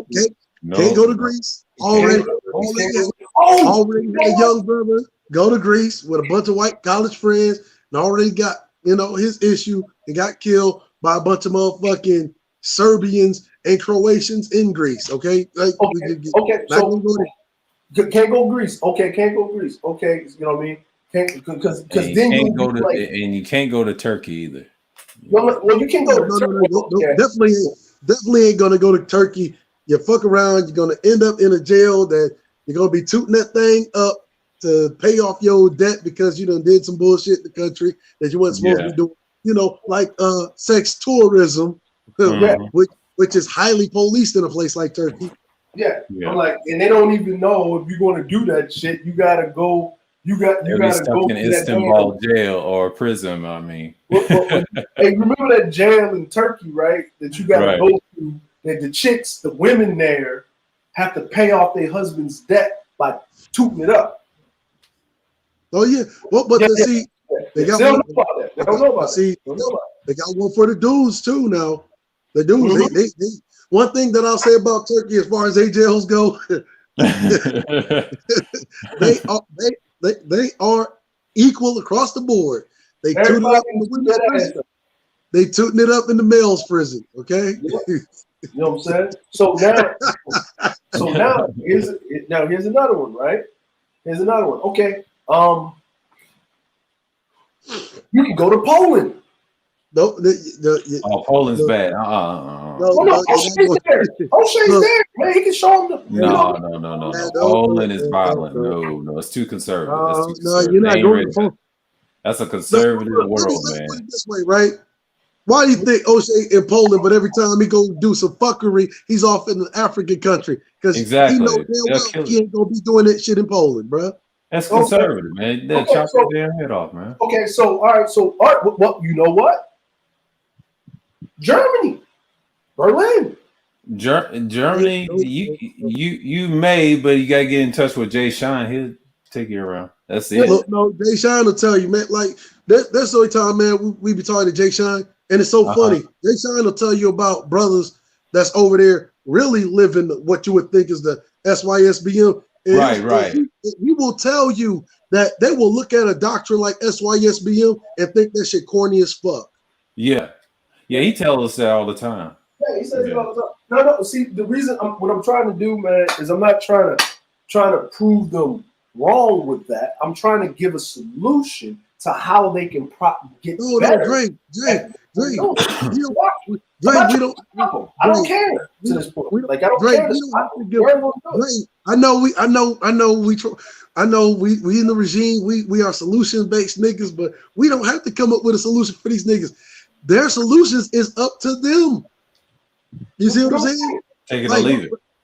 But at the same time, look, hey, I want you to go and do what the fuck you gonna do. But if you're saying that the black community is dead, you are not allowed to speak on the black community. Mm-hmm. You know, and it's the same thing that I was saying about the divestment community.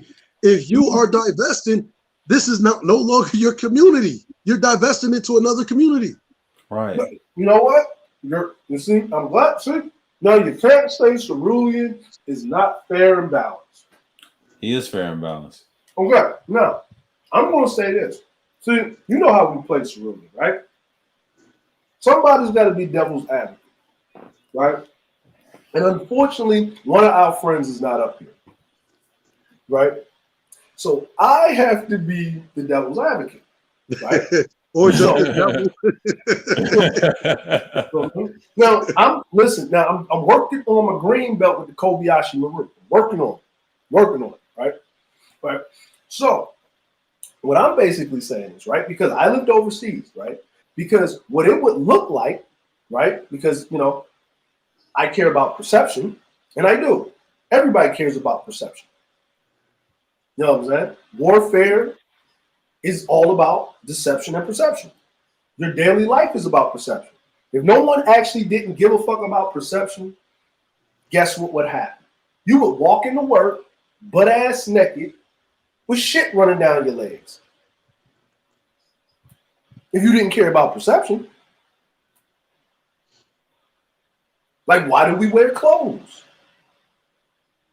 Because we care about perception, be it functional or dysfunctional, positive or negative. I think the wearing of the clothes has more to do with environmental effects. Yeah. Well, I'm talking about the fashion portion of the clothes. Oh, okay, the fashion portion. Fashion portion. Because no one. You're not gonna walk around naked in Canada that only gets like 2 months of spring. Right? Yeah, but that's what I mean, right? Right? It's I'm talking about the fashion portion of it, right? Everybody has their different ways to wear clothing, but if your clothing looks a certain way, you care about perception. I'm pretty sure that you're not going to walk to work looking sloppy. There's a dress code. Like you said, Cerulli, right? There's a dress code, right? There's a certain time and place. There's a perception. It's a fitting in process, right?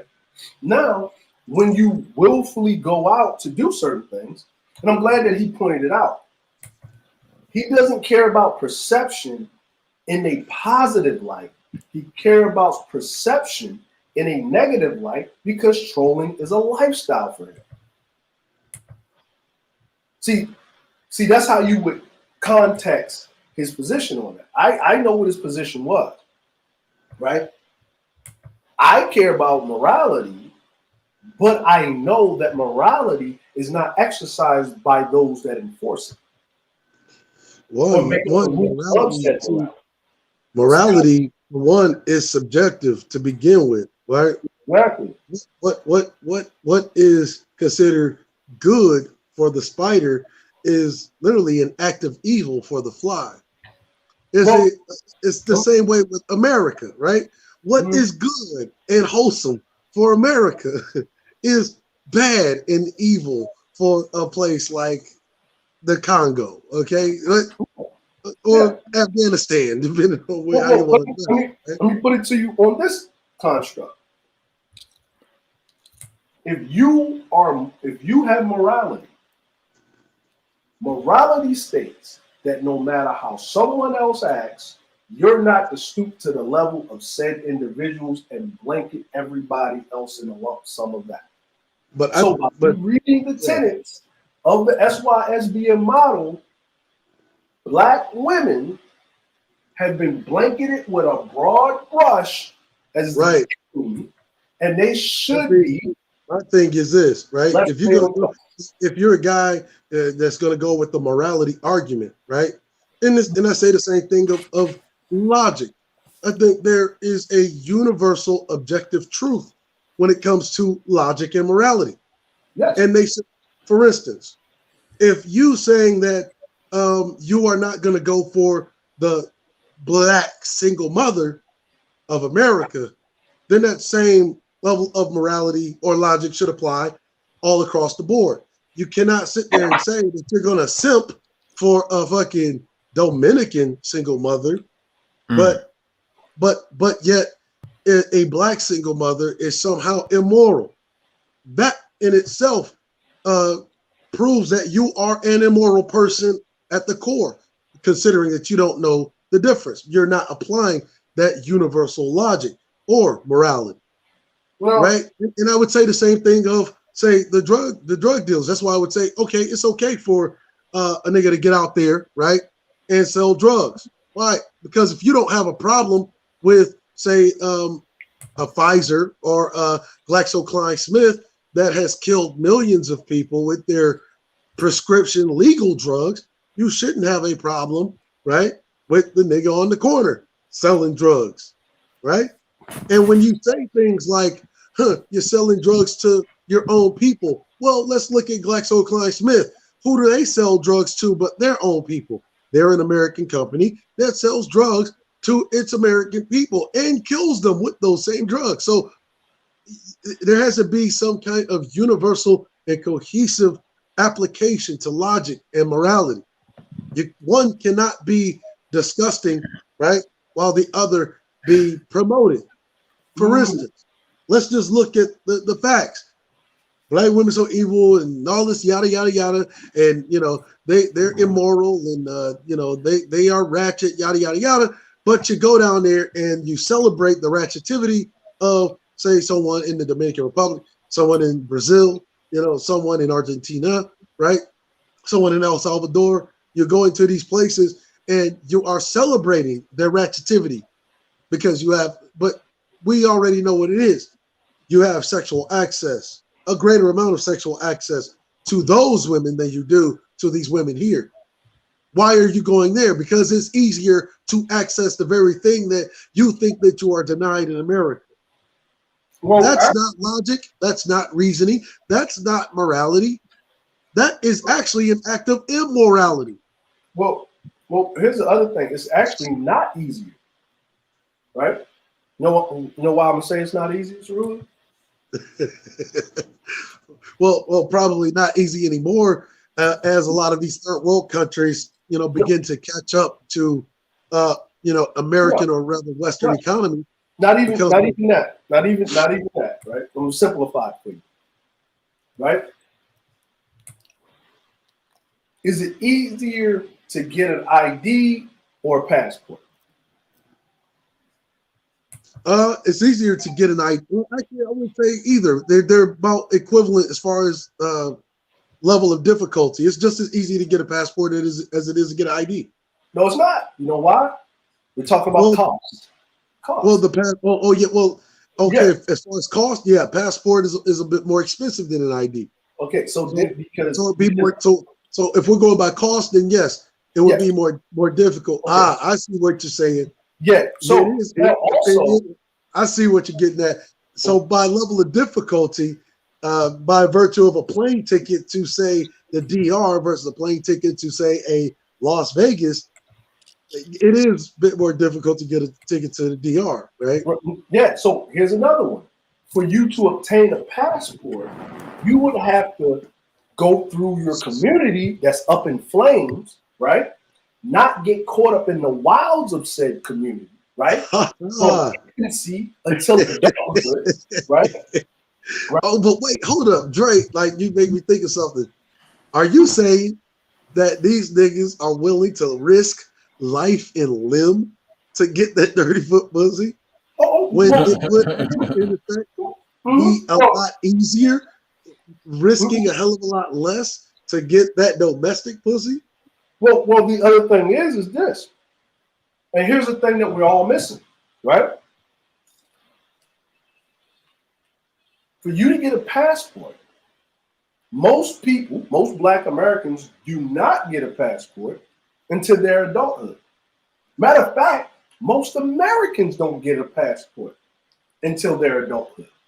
Well, here's the truth about passports that a lot of people ignore.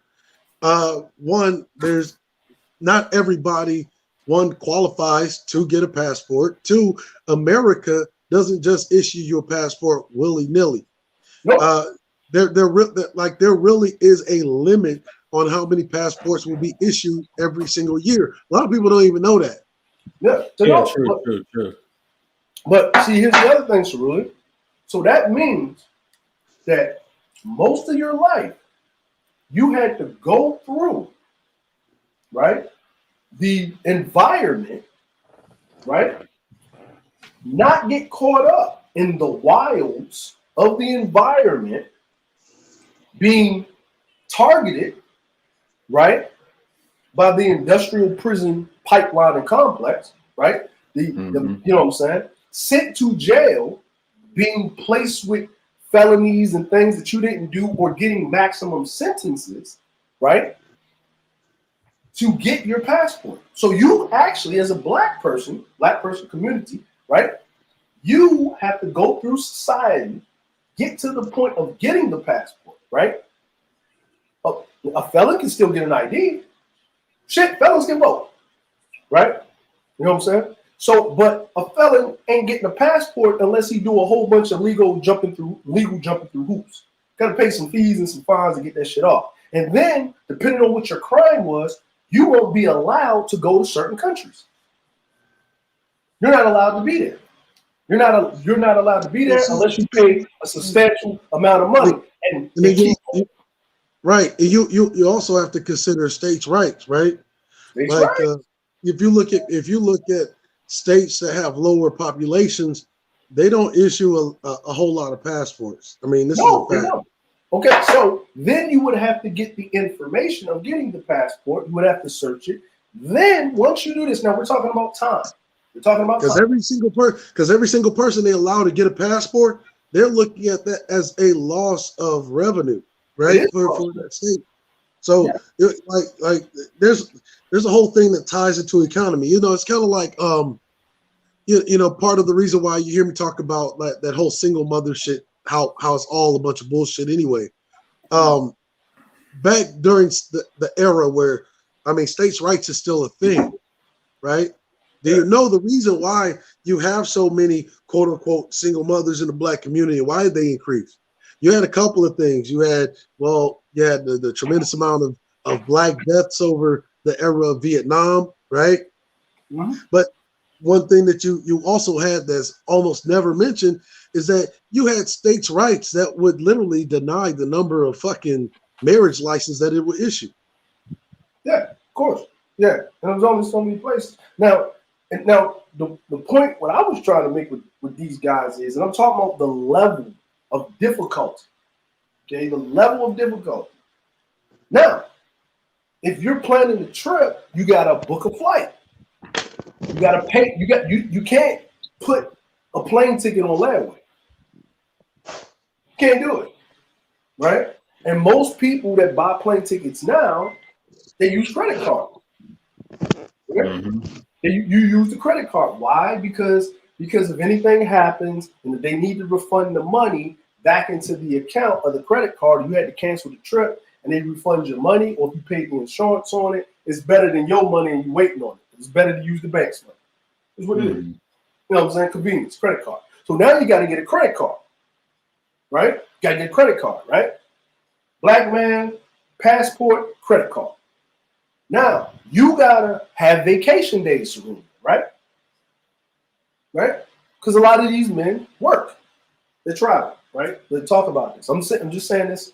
Just, sir, you got to have vacation days. That means you have to have a job with the benefit of putting in more than 40 hours a week. Right. Okay? So that means that job, as you work it, you build up time off. Workers' compensation, right? Yeah. So you build up vacation days, and that's my dad never took none of them in his whole career. He had options to do so. That's why. So now you're taking your vacation. Okay, whatever sector you work in, you're taking your vacation. You have to have not just enough money to get your passport. Once you pay for your passport, you got your passport, but you got to renew your passport every 10 years. And if you travel a lot, you got to put extra pages in your passport. Right? That's another fee. But we'll get to that later. You got to have enough money. Yeah, that's right. Because I remember back in the day when your stamp book was filled up, when you would go through to get your passport stamp, they would actually staple, extra pages in your shit. Extra pages, and they would tell you need to get another passport book. But see, it's every 10 years. Like now, they won't even give you extra pages. You renew whenever you run out of pages now. Yeah, or you opt for the bigger passport with the more pages if you know you're gonna travel. You passport XL, baby. Yeah, you know what I'm saying? Yeah. So now with that being said is you got to have enough money not just to get there, but to stay there, enjoy yourself. But guess what? Your bills don't go nowhere. They may be less, but they're still bills, right? So you have to have money for your bills. You have to have money to get to the airport and get back from the airport. And you have to have enough vacation days if you're smart to come back and actually have a vacation from the vacation. This is not correct? Yeah, correct. Okay, so now you're going to this country. Not only are you going to a country that is underdeveloped from your country. I'm not saying that you shouldn't go to these countries. By all means, have fun, do your thing. But you're going to this country, right? You are actually doing something. You are actually going to Skull Island, right? You are exploring the jungles of the Dirtyfoot tribe. Come with me now, right? So come hither, right? Oh yeah, man. Like yeah, man. When we would have port briefings, they would actually pull out a map of places that you could go. There'd be a big ass border, right? Mm-hmm. They'll tell you, look, inside of this border, you're permitted. Outside of this border, hey, if you get into some shit, it's gonna be an international incident.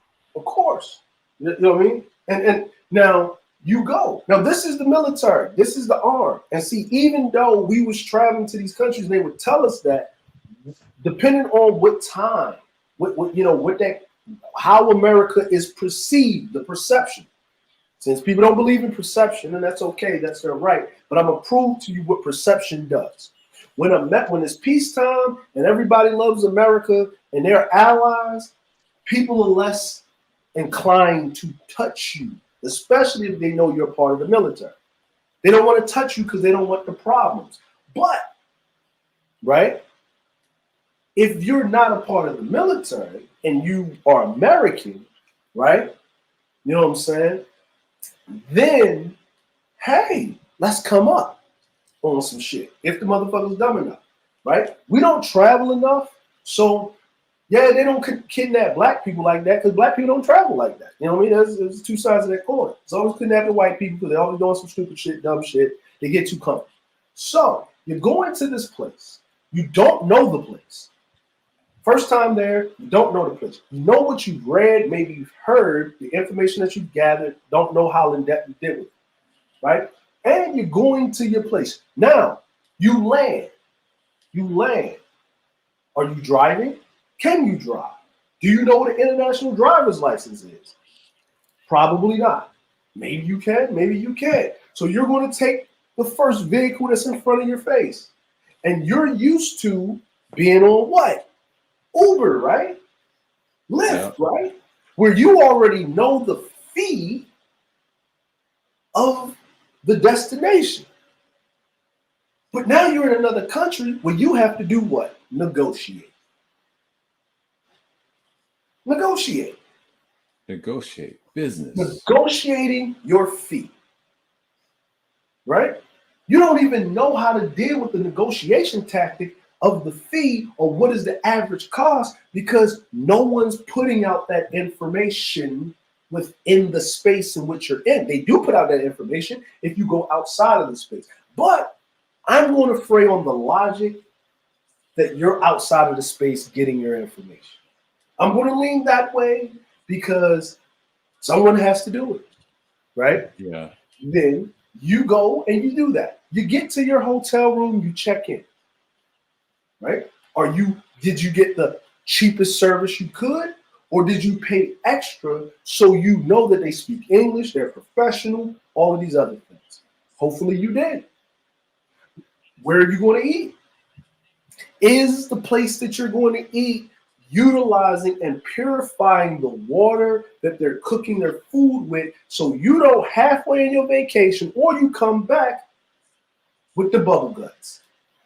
Oh. See, there's a thing that people don't talk about because when you go to these third world countries, you can't drink water. Let's just say it's safer to drink alcohol and beer. Yeah. There you go, right? There you go. And you have to make sure that the bottles of water are sealed. You can't just go in the little corner store bodega and get some water. And you know how you would know that? Because you would have friends. Make friends. You gotta make friends. You would make friends. And you don't, and then it's not even the locals yet. You would meet other travelers, talk to these other travelers, have a conversation with these other travelers.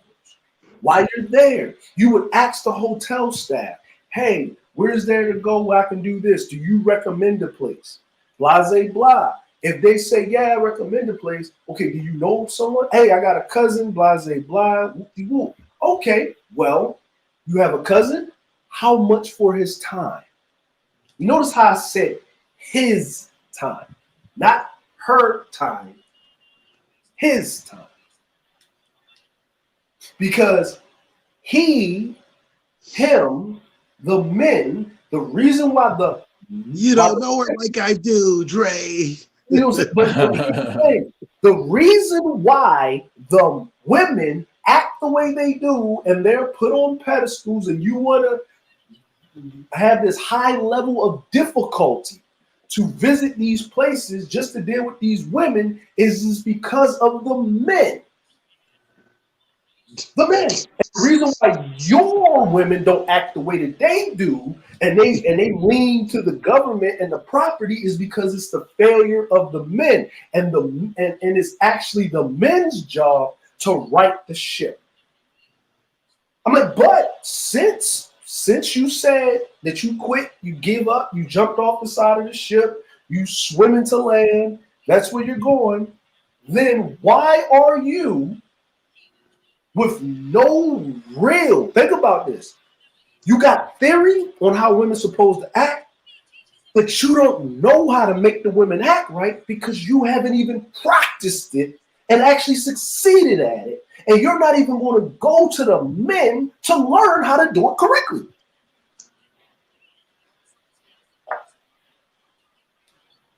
Because I do hear this, when you get them, don't bring them back because they'll get infected by the feminism, right? Hold up. Is it that they'll get infected, or is it that you like you really, like I said, you know, wherever you go, there you are.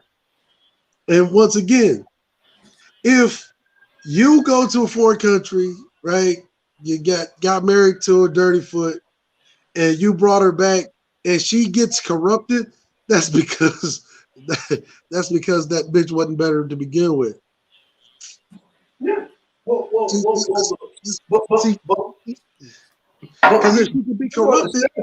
if she could be corrupted, I'm just saying, if she could be corrupted, that means the bitches was corrupted to begin with. But she just didn't have an opportunity to exercise that corruption. Well, Cerulli, now that is true, but then there's another factor that you're forgetting, right? There's another factor that you're forgetting. Here's a fact, right? If you bring the women back over, right, and she's getting corrupted, it's not, that is true to a certain degree, but let's just say you got a woman, right? That's a certain way. You feel me? She just, that you went through the proper steps that Dre told you. Get with the men, they're going to put you in the right direction, you're going to start learning the ways of whatever.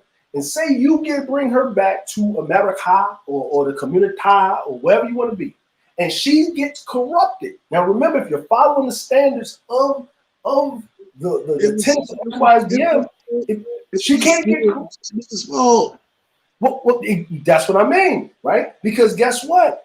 Even think about it. You get the woman, you bring her back, right? You're not around black women, right? So if she gets corrupted and she ain't got no black friends, you know who's at fault? It's you, because you set the environment. You set the rules, right? But you don't know how to set the rules of the environment because men teach men how to be men. And the way women act is a constructive construct of how men operate the environment after they have opposed it and bent it to their will. And you're you're telling me that the man, right, that the women in these countries, I'm just saying this, the women in these third world countries, right, that don't know with what an infrastructure, press the button, turn the knob, stove, where they gotta go get some charcoal and some banana wood and fuck that shit in the thing and fucking running around with no shoes, right? Running around with a goddamn fucking purse made out of banana leaves, right? She is better to deal with than the society in which your job that you do provides infrastructure. So you're talking about this one minute sliver, right, of DNA code. Code, right? Right? That word, code. Is the bane and the debauchery of all of existence when it comes to like you know what I'm saying, to the black man, and you have to fly to another country, and you not knowing how to deal with the women, right? Or how to control said woman and whatever you're doing. Not saying that you don't need to do this. Operate however you will. You're going to go into that country. You don't know the culture nor the language.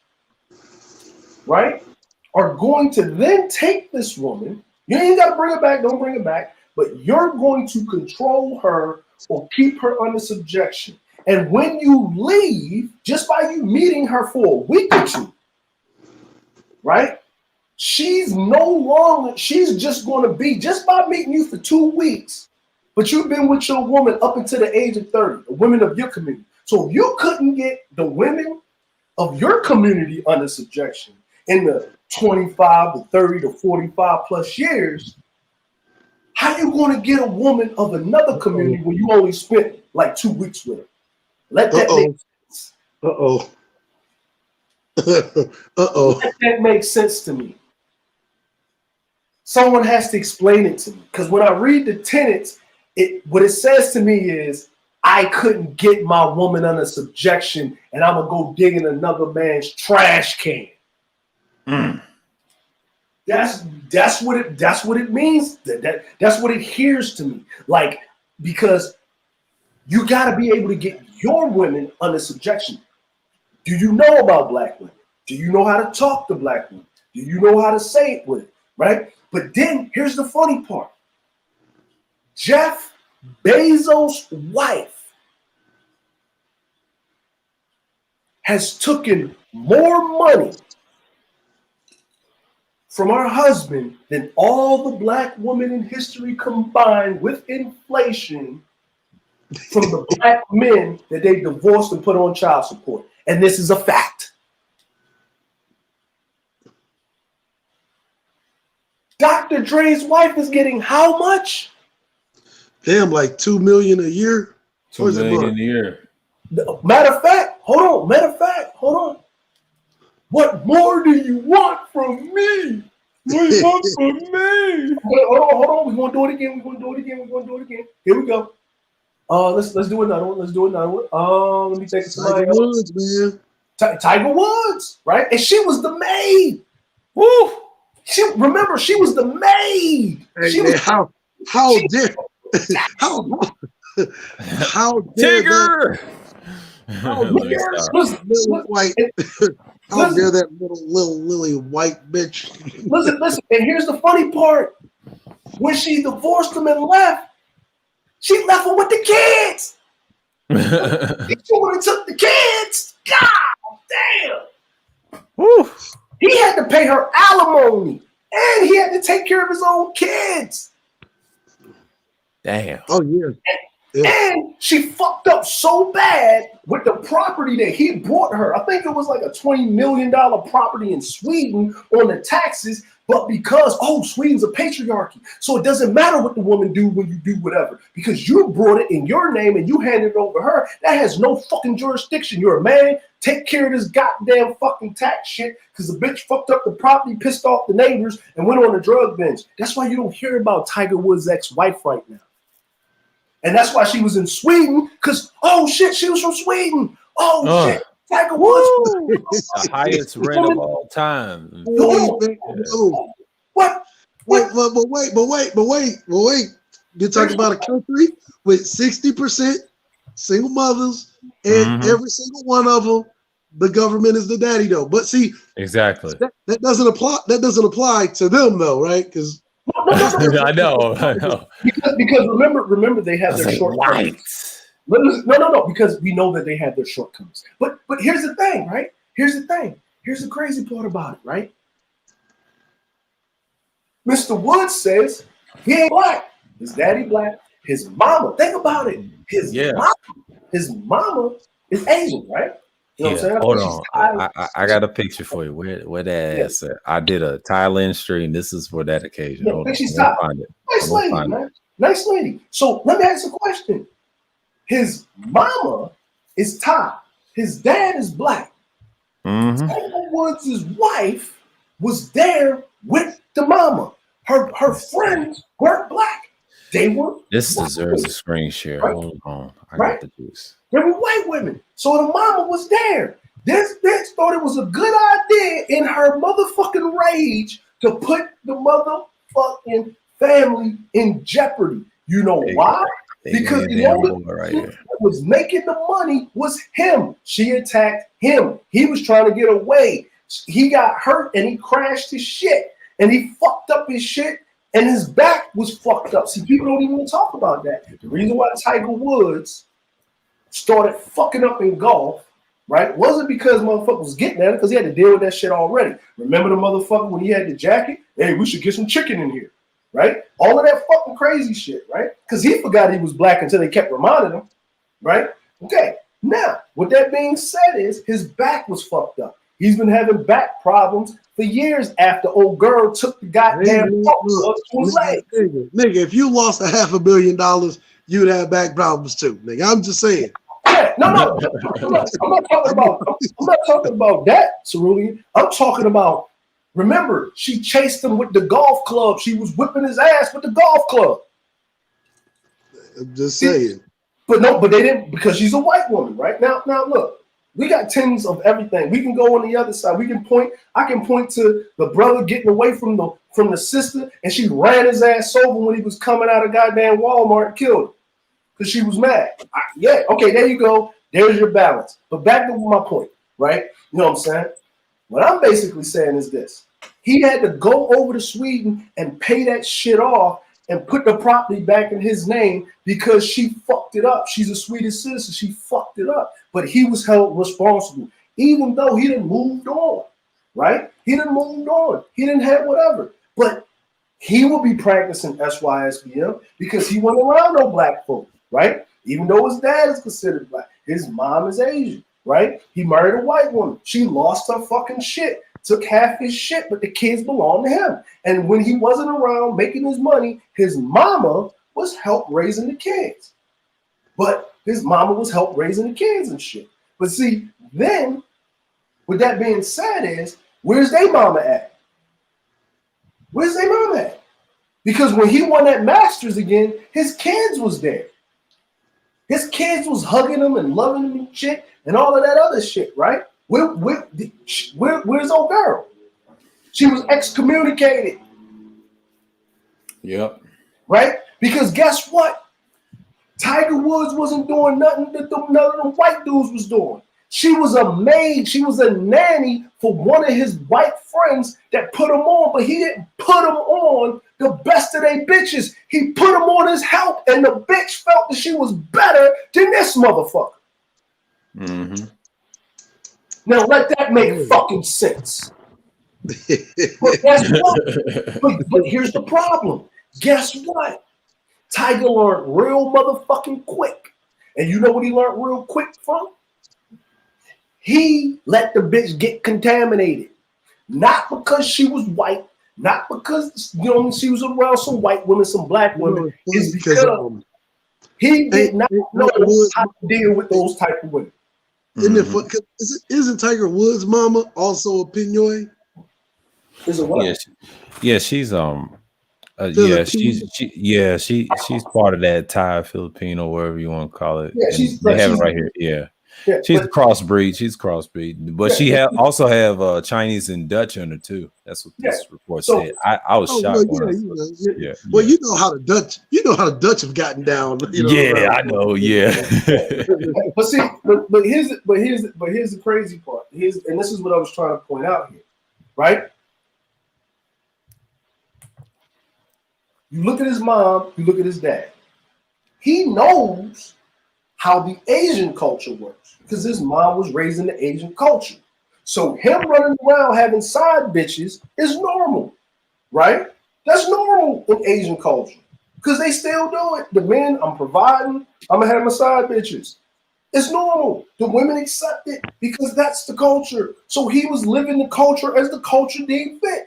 He didn't know that white women ain't having that shit, right? Because they don't live in that culture. And he never took the time to learn how to deal with the fucking women that he's decided to marry or be with outside of his culture.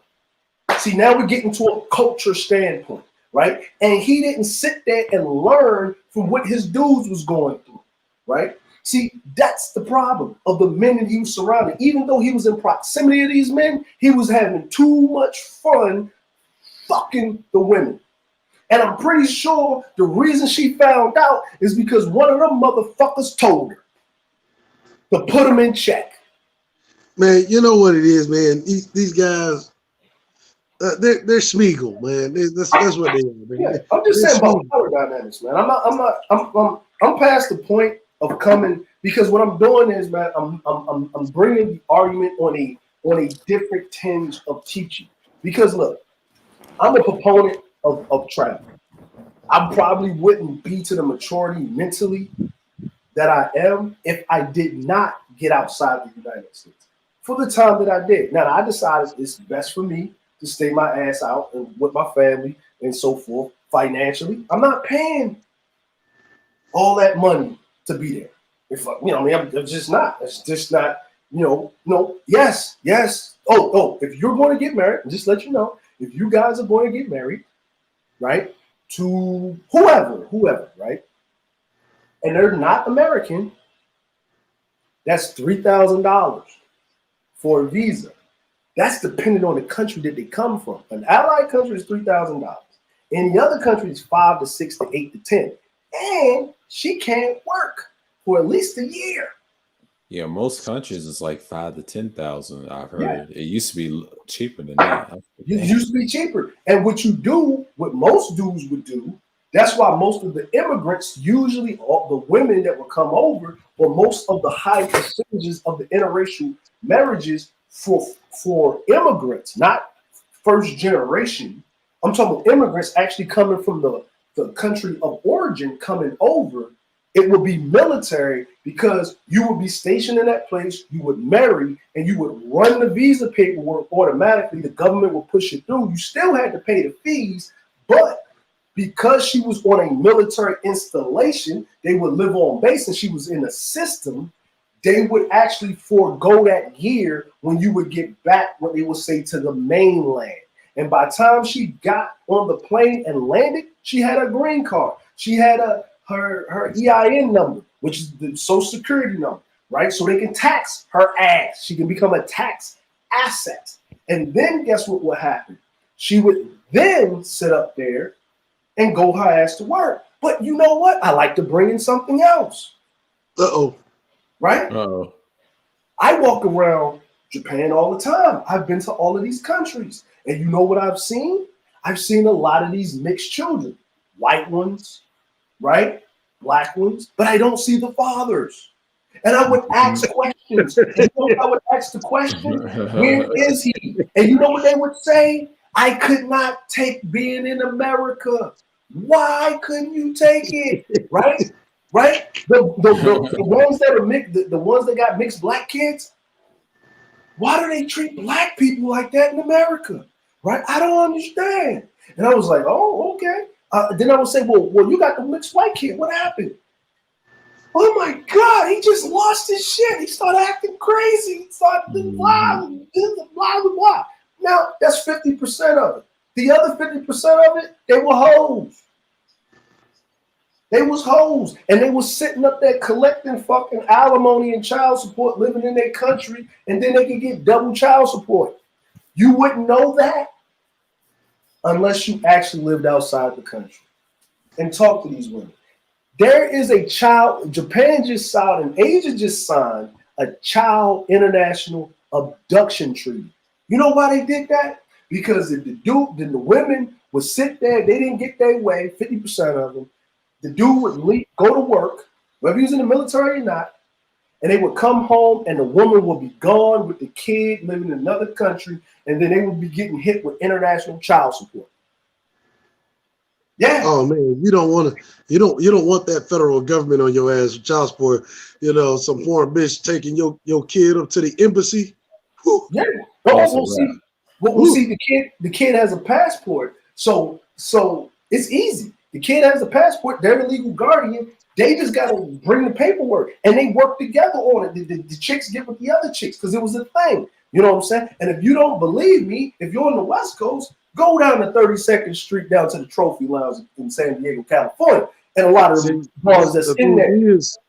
The thing is, see, with the military, it's not all bad, right? With the military, because they're going to give you stipends, and they're going to give you allowances for that. But your ass ain't with the military. They take that motherfucking embassy and you got those shit on record somewhere. Oh God. Yeah, and then when they get to their country, that shit's worse than student loan debt, nigga. Listen, and then when they get back to their country, they can automatically apply for whatever welfare and be, you know what I mean, property of the government, but then they're property of the government in both countries. Imagine that. So basically, you're in a polyamorous relationship with one bitch. Mm-hmm. Crazy, isn't it? Right? Yep. So, but these are tinges of things that you wouldn't know about, but I'm saying these things because I'm not speaking to those that consign to that logic, right? I'm speaking to those that are interested into the logic, that are taking it under their advisement, but these are the things that you need to watch out for. See, they don't tell you about that because these guys don't understand it to that level. They're at the ground floor level in the basic stuff, right? Because if you listen to most of these guys that preach that logic, a high percentage of them are not even married to the women that they're claiming that they're supposed to be with. High percentage, right? You know what I'm saying? And when I read the tenets cerulli, right? Mm-hmm. When said person was in here talking about, well, it didn't say that's the ghetto version. No, it stated black women. It did not state, and it did not state women of another culture being single mothers or whatever. It stated black women specifically. And it said, we understand they have their shortcomings. So by the tenets of SYSBM, your argument is actually wrong. Read your tenets, but I mean, this is some international simping, right? This is really what simping is, right? Having love for your own community is not simping, right? It's actually pride. It's actually pride, right? Mm-hmm. Having love for somebody else's community of which you're not intimately familiar with, that's simping. That's simping. Because you're going based off of a wishing well type idea of what you think that community is.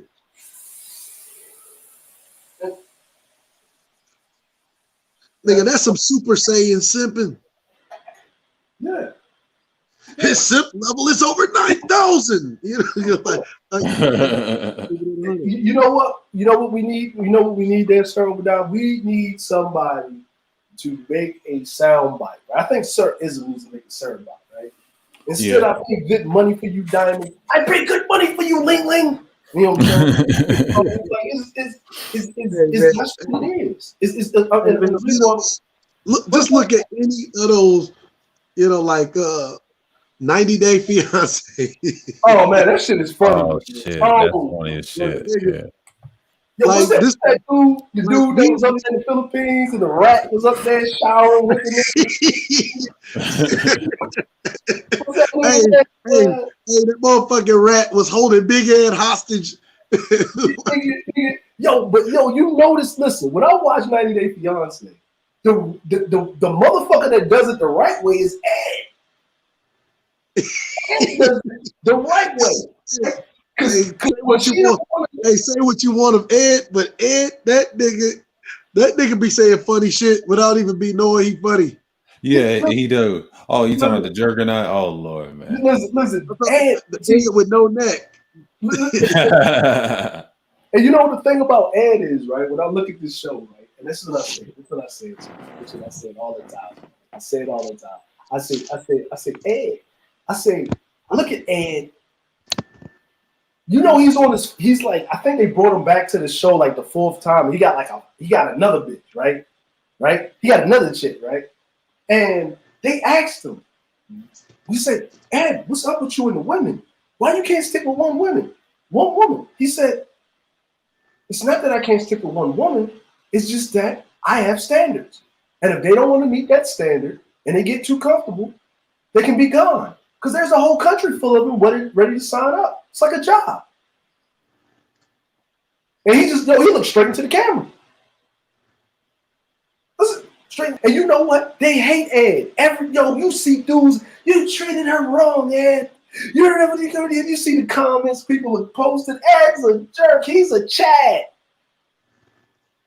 He's got a jawline. He ain't got a jawline. That motherfucker that nigga ain't got a neckline. That nigga ain't got a neckline. No, you know what I'm saying? But the thing is that he's exercising what needs to be done because that's how the men in that country treat him. That's right. So they're literally like they be mad at Ed. It's like they're literally trying to push him to treat them bitches better, right? Than the men in their own country treat them. Yeah. And then it's like, but the women? Did you see that white woman, the old white woman, and she had her legs cocked open, and you can see all of that, right? And she said, "Oh, y'all probably can see my cooch. Yeah, it's old cooch. Don't worry about it." Mm-hmm. Right? You know what I'm saying? Like, remember the one with the goats, the white woman with the goats and shit? She had to buy the goat. Oh shit! Yeah. Right? And she was mad. I think they're trying to rob me. I know those people. I know how they act. They're doing it because I'm white. Damn well what's going on. Yeah. They're doing it because I'm white. Is it? So excuse. Man. Nigga, they're doing this because I'm white. Yeah, That was hilarious. That shit was hilarious. Oh my god, man. Oh my god. Hey. But I mean, think about it, right? All these that whole SYSBM shit, dog. Like they're literally treating these foreign bitches better than the men in their own countries are treating them. What is that? What is that if not some simp shit? Hey man, hey, look, man. Hey, some straight up sucker shit. What that means is, and I'm gonna say this, right? What that's telling me is that Keisha has higher standards.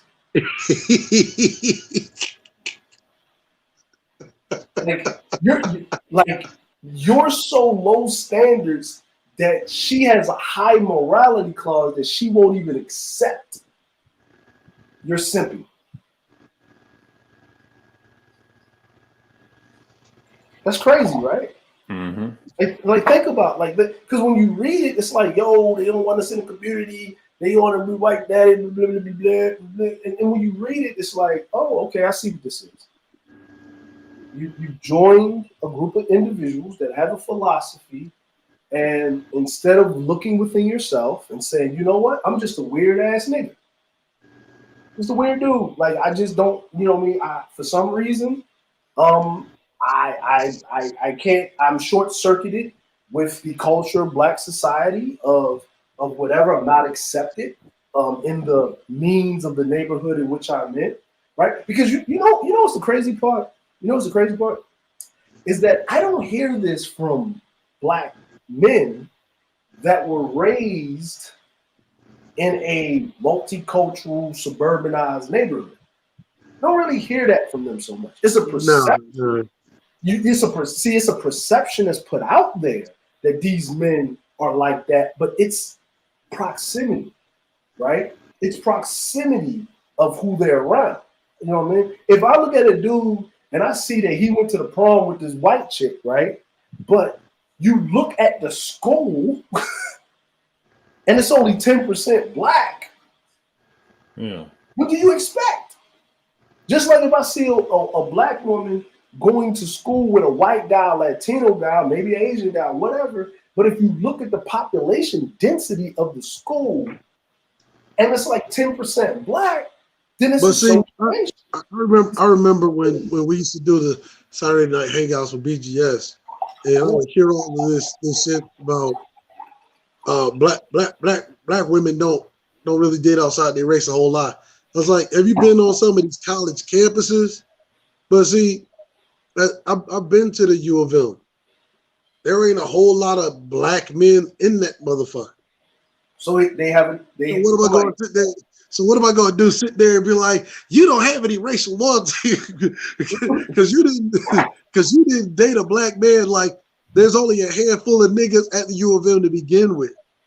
And if they're, and I'm sorry to say this, if they're there most of the time, they're there on a fucking sports scholarship, and they gotta fucking beat off the white bitches. And we know how men are. Easy pussy is the best pussy when you're that young. Oh shit, I'm slipping to some pussy. Oh shit, I'm slipping to some more pussy. Oh shit, I'm just Becky, stop sucking my dick. I gotta go over here and talk right. Fucking chill. Right. Like Emily, you're gonna have to remove your lips from the nip of my nuts so I can go over here and talk to this black chick. That's not happening. I'm a man, and I'm gonna tell you that's not happening. But it's the same way that I would say about, you know, just with that being said, right? Yeah. It's the same thing that I would say about, take for instance Japan. Nigga, if there's a black chick in Japan and she walking around fucking free and single, that's a rarity for one. Yeah, it's rare. Yeah, it's rare. Yeah, it's rare. Most of the black chicks you go find in Japan are already either fucking married because they over there with another service member, or they in the military themselves, and we already know, especially for the Navy, right? How shit goes down, okay?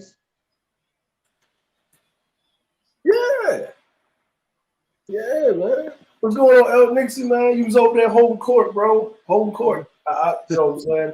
I'm gonna have to put in some double overtime on this damn paperwork. You just need to be talking about. It's circle. Was a fucking naval officer, lieutenant commander, man. That right? Like, yo, that's a feat in itself.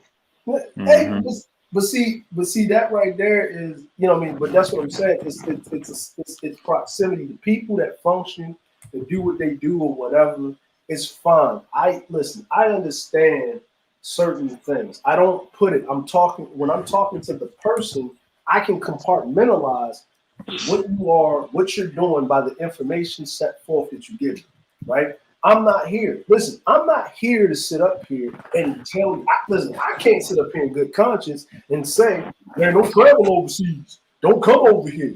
Don't do this. And then I'm over here saying, nigga, look, I'm successful and shit because, nigga, shit, I'm overseas. But nigga, you told me not to do it. I'll say this. Because you don't want me to, because I'm competition. Look, I remember when they were first getting organized for the economic freedom fighters of South Africa, right? And Malema told a lot of them niggas, hey, you're coming over here to participate in sex trafficking. We don't want you. We don't want you if you're over here for sex tourism. Like, don't you know, like, the number of motherfuckers just like either getting accosted, beat up, fucking killed, or just altogether disappeared, like, shot up. Because them niggas was like, yo, you're not about to just be coming over here fucking. We trying to get organized while y'all over here just trying to get some ass. And you know what it was really for? It wasn't even for niggas. It wasn't even for black. It wasn't even for right. It was for them fucking Dutch motherfuckers, and you know what I mean? Like, well, and guess what? It wasn't for the male Dutch. It was for the females. See, that's the other thing. They were flying down to South Africa to get them some of that jawline 6-foot BBC. You know what I'm saying? But they got men in their own country, right? So man, look, man, that dude was man, they party was catching niggas up, right? Marching around on the motherfucking beach with some random white bitch or dude, because they do that down there, especially in a place like Durban. They catch you. Look, you might find yourself roasted over and over fire, is all I'm saying. Yeah. Oh, you talking about have I ever heard about or hoeing in Japan? Yeah, man. Yeah. That would be in Kanagawa. That would be Kabukicho, one of the biggest red light districts in Asia. Kabukicho, that's Nichome. And then if you go over to Sanchome, that's the biggest gay district in Asia. Yeah. That's Kanagawa. If you go to Nagoya, if you go past Sakai, they got their red light district. Prostitution is legal in Japan. It's legal in basically all of Asia. But there's certain, it varies from country to country and what they consider prostitution and what they consider not. Certain things you got to do. But here's the thing about it. It's actually the male prostitutes that make the most. It's the male prostitutes that make the most money getting paid by females. And Cerulli, did I not show that video of the male prostitute that had girlfriend? The Japanese Ray Rays getting paid. Getting paid like the host clubs and shit like that. The men get paid way more than the women. Dude running around making $100K a month, getting a gift of a Ferrari from a Lamborghini from one of his customers and shit. And she's married.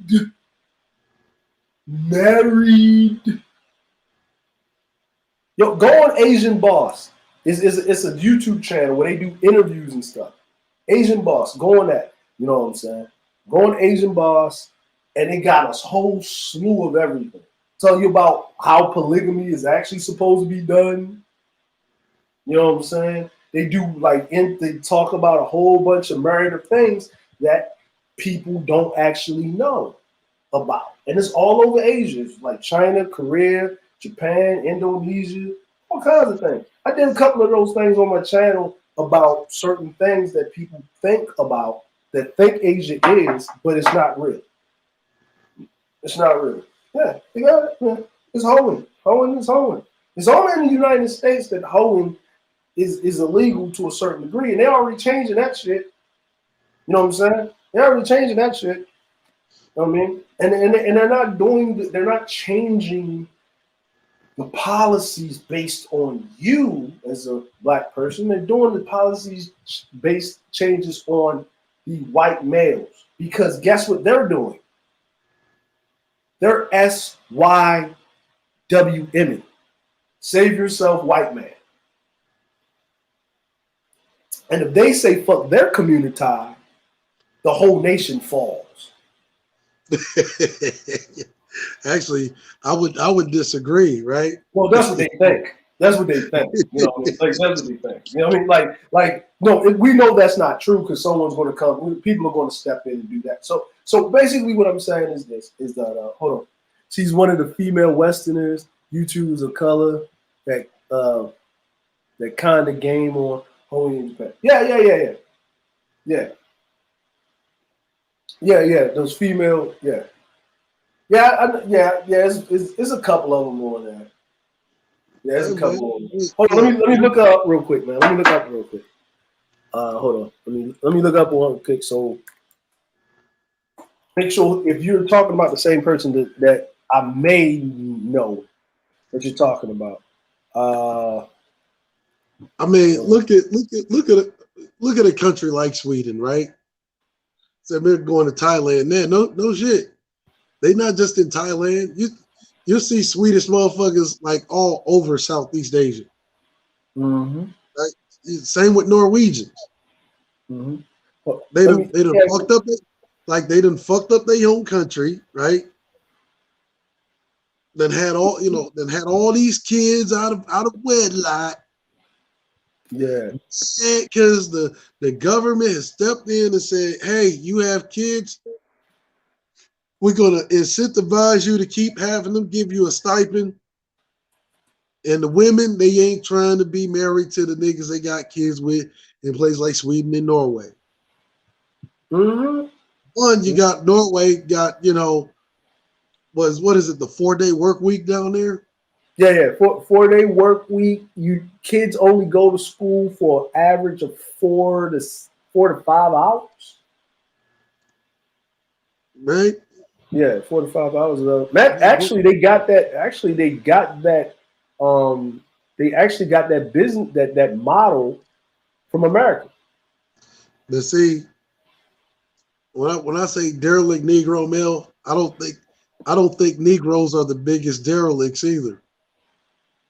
Like in my opinion, white males, there's no bigger derelict on the planet than white males, whether they be from America, whether they be from Canada, whether they be from Norway, whether they be from Iceland, Germany. Look, nobody's fucking up their countries but them. Yeah. Yeah, you said they gives like what's her, hold on, let me see. You said Marina in Japan. Hold on, let me type that in.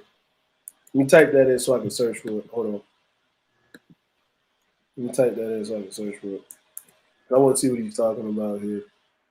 Marina in Japan. Oh, yeah. Okay, so I'm gonna tell you something, man. Marina in Japan, right? 10 months ago, being non-binary and transgender.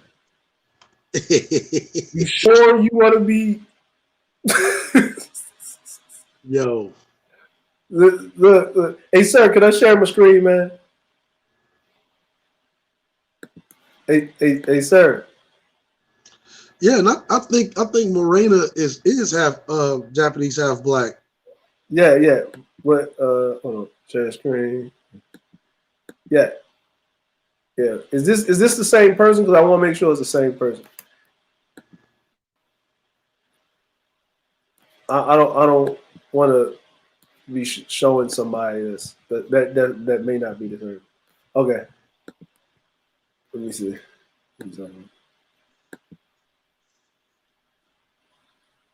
More next. Okay, that's more next. Okay.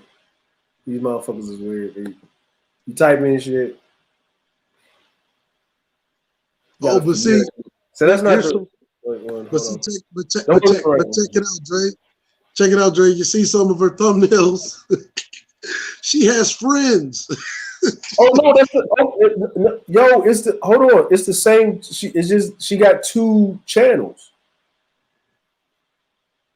What? Like she has 2 channels. She has friends. Something that most of the SYSBM niggas don't got. No, right? Yeah.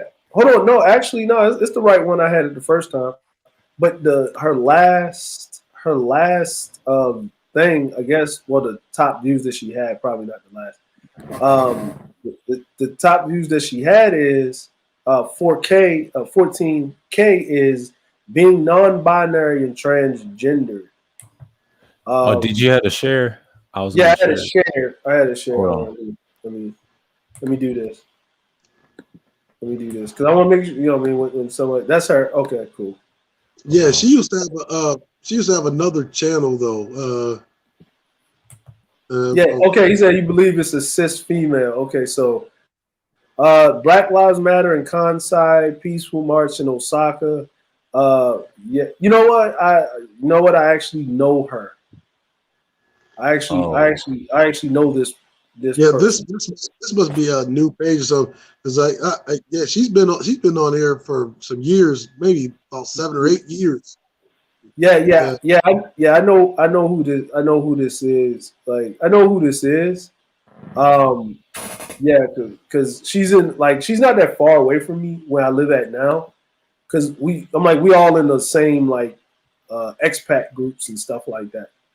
So she's in the same expat group. You know what I'm saying? Yeah. Or them or whatever. Yeah, see, look at this right here. We got spit on and harassed and groped by Japanese men. Damn. Yeah. Yep, you know what I'm saying? But see, right? peep though, right?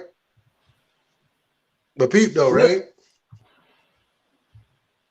Hold on, Japan's blackface problem.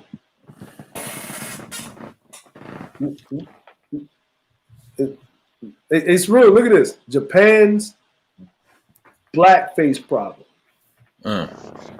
Right? She must be talking about like the Harajuku scene and No. She talking about this shit. Japan's blackface problem. Like Halloween edition. Look at that thumbnail, right? Look how dudes dress. That's not Harajuku, my nigga. They put on the wig, they get the tan and everything, bro. You mean to make themselves look like the Okinawans, huh? No, to look like niggas, man. Like, no, they literally put like blackface on, nigga. Like, no. But Okinawans look like niggas. No, really, you're not getting what I'm saying, man. They dressing up like niggas. I just had a moment there. So they're dressing up like niggas. But see, would it be cultural appropriation, or would it be, maybe they really like that? No. So really, you see this guy right here? See this thumbnail, right? Right? That's not the cultural appropriation we're talking about. They're not just dressing up as black dudes and shit. No, they're like, if they're trying to look like Michael Jackson, right? Dark Michael Jackson, they put the wig or the afro on, they color their face black as shit, make their lips red.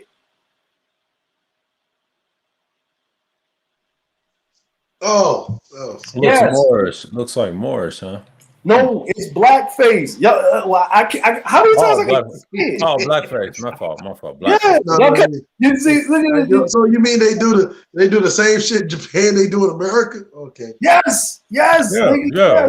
Yes. And now with them, you know what I mean, and see how we giving them the benefit of the doubt because they don't know any better. It's not that they're doing it to be malicious, it's just that they're trying to really imitate black people. Like, they're like, oh, this Michael Jackson, and we talking about Michael Jackson with the Billie Jean with the zippers and the stripes. Well, he was black. I'm not black, so I'm gonna color my face black, right? But it's so many times that we in the community over here has to tell these motherfuckers, go get a black person.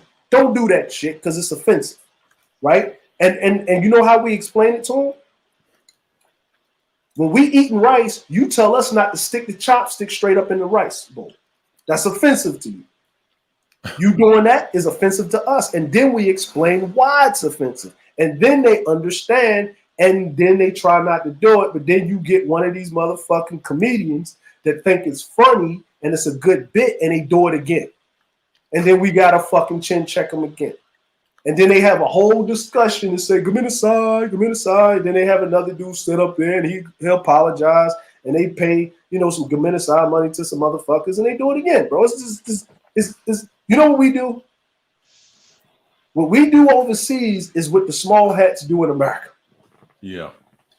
We do it all the time, bro. Like, listen to, you know what I'm saying? So that's why I was having that conversation with SKC when he said, well, couldn't someone not have that type? I said, yes, it's a possibility. I would say 10% possibility, no.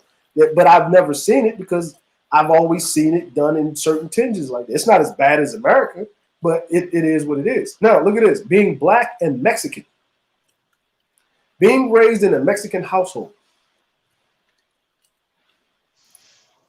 You know what I'm saying? Mm-hmm. Yeah. Like, you know what I mean? So black folks take over Japanese beach.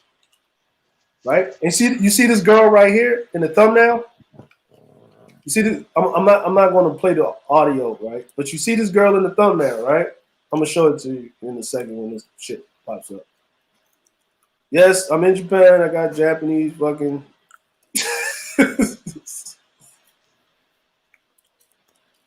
All right. So, this is her. Okay, this girl right here that's walking, she's married to a Japanese guy. This girl right here, she's from she's Guyana, from Guyana, but she was born and raised in New York, right?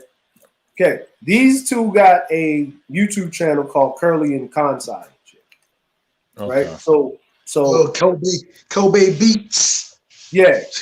So they like. So this right here, right? So they have like the Curly and Kansai, right? These people right here, right? So see all these black people hanging with each other, and we all know each other, right? You know what I'm saying? She got Tourette's with this motherfucking camera, right? But we can see by the mannerisms and the guys that's hanging with them like that, that they're of that community. See that? They're that of that community, right? Mm-hmm. You know what I'm saying? So, non-binary, LGBT. She looks more black to me. Well, she's black and Mexican, right? Oh wow. Now, you can say she, maybe not, because you don't know. Oh, I thought she was half black and half Japanese. Yeah, she said she's black and Mexican. She was Black and Mexican, typical. Yeah. So this is old girl, curly, you know what I mean? These is her and the girl with the blonde hair, the curly and con side, right? So look at all these black people. We all know each other. You know what I'm saying? We all know each other. I did an interview with her with my homeboy Joe a while back. We got our own groups. We stay whatever. We deal with other groups and stuff like that, right? So you see these black people on the beach having a good time. They're in Kobe, yada, yada, yada, right? So basically, these black people are actually at the place where you pay $100, $200 to eat a steak in Kobe, in Roof Chris. You're at the place where the Kobe beef comes from. See? Learning something, right? But we know each other. We all know each other, right? Now, I'm glad you brought it up, right? But if you look through her, but see the difference, Dre, is that she has friends, something that These Negroes don't have. They have friends. Well, your friends.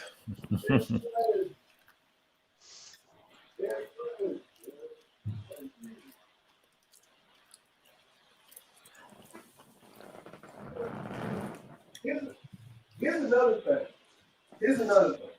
So I'm gonna point this out also. Right? So, do you notice, right? Before I showed you her friends, right? Mm-hmm. Right? I showed y'all that, right? This is, her day in the life in Kyoto. That's her friends, right? She got white friends. She's got this, that, and the third, right? She's doing a thing. She's showing me. Look. She even went to the peaceful march in Osaka with the pro-blackness and stuff like that. Nobody has a problem with it or whatever. But here's the thing that I'm going to tell you about. Do you think she could be able? Oh, here you go. Right? Low maintenance dick act. Right? Now I'm gonna show you something for you dumb niggas in the back. Right? For you dumb niggas in the back. Okay? I'm gonna put this on pause. Right? Right. Look at her hair.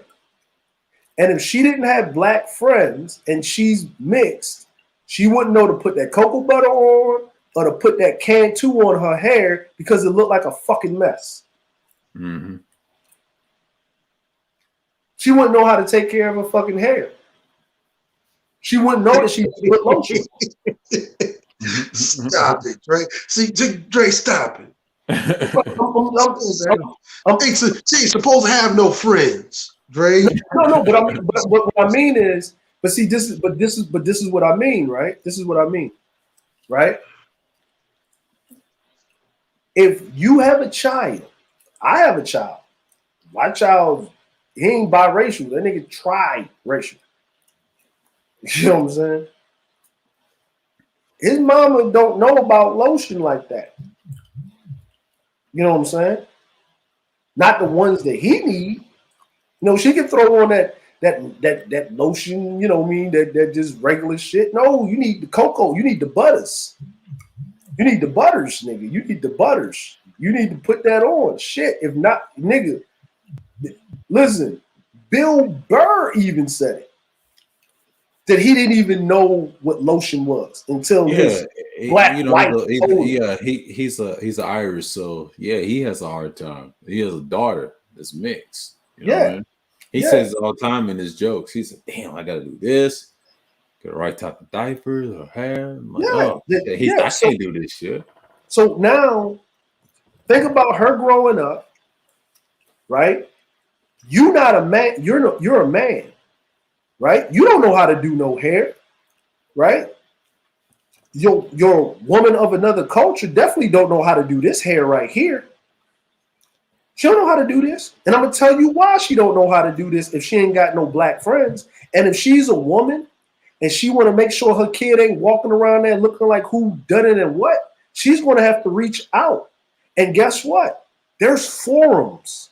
My wife even showed me forums that she's in of women, white women, single mamas across the globe asking about how to take care of their children's hair because they're running into problems because not every mixed kid run around with super curly, nice to do hair.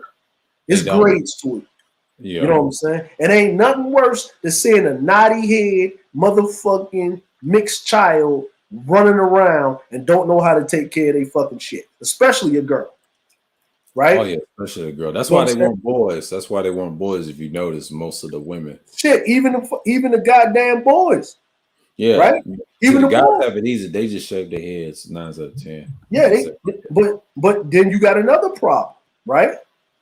You got another problem because you wanted to tell your boy, "Hey man, you need that lotion." Yeah. You know what I'm saying? Oh, what's this? No, you need the cocoa butter lotion. Where you gonna get the cocoa butter lotion at so your son ain't walking around cracking like the Tin Man?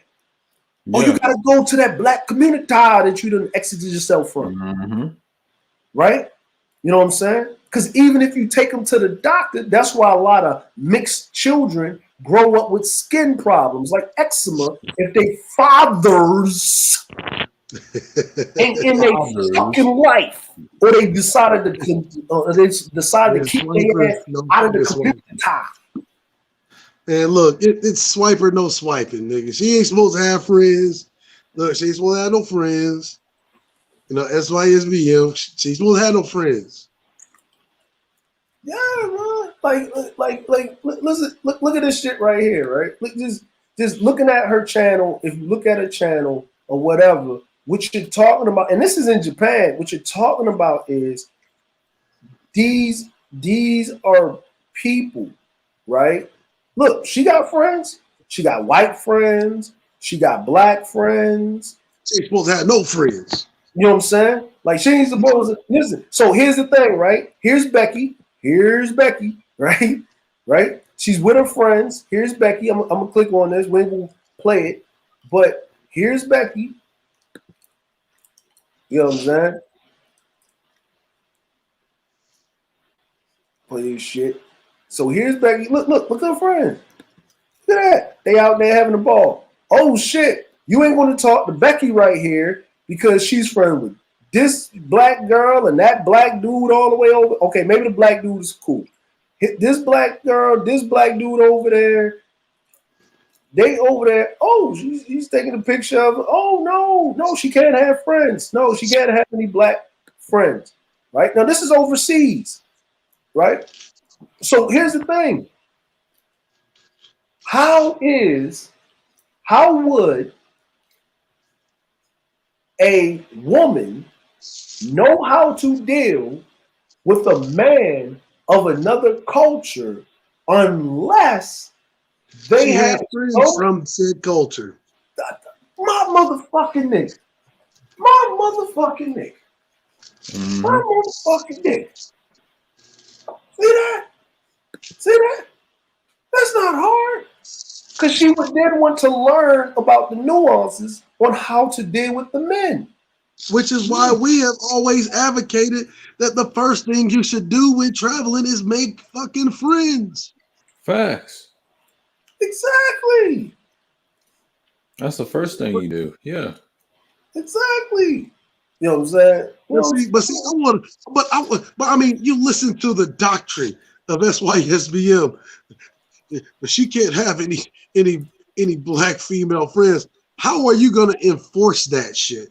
One, nigga, you can't even enforce the shit in your own community. Right. Well, here's another thing. What would you like to do? Look, how many holes have to be poked in that shit, right? And that's what I'm saying. Like, look, I don't care if you do go SYSBM. If you do, nigga, stop referring to yourself as a black man. You are a trans man. You are a transracial man. You're part of the transracial society. You are part of the trans community.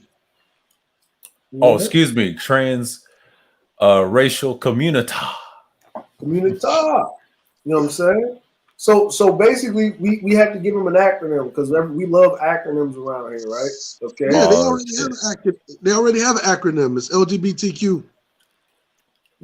Well, no, you can't give them that, right? Because that, you can't give them that because they believe in a gender, right? They believe in a gender, right? They, what I mean? They're not gender neutral, right? Because they even said it. They don't prescribe to LGBTQ. So what we want to do is call them the TRMs, transracial men, right? Transracial men. TRMs. TRMs, man. We're gonna call them TRMs. Oh, yeah, TRMs. nice. You know what I'm saying? And if you want to make it easier, trims. Trims. We're gonna call them trims. Are we in agreement with that? Yeah. Trims, TRMs, Ruin. Well, it's funny because that is like the source of their endeavor. I remember back when getting some ass, that was called getting some trim. So I mean, yeah, it like comes full circle. Like, Yeah, goes right along with ethos, right? Yeah, the ethos. Listen, man. Look, man. We will refer to them. If I'm not going to say SYSBM because they're not living by the tenets, and the SYSBM thing in itself doesn't make sense because for you to be called a black man, you basically have to be a part of that community. And if you say that you left the community, what I mean? It's like this. If I decide to give up my American citizenship and become a full naturalized citizen of Japan, then I can no longer claim that I am a black American. I will be considered Japanese. Is that not correct? Mm-hmm. That is correct.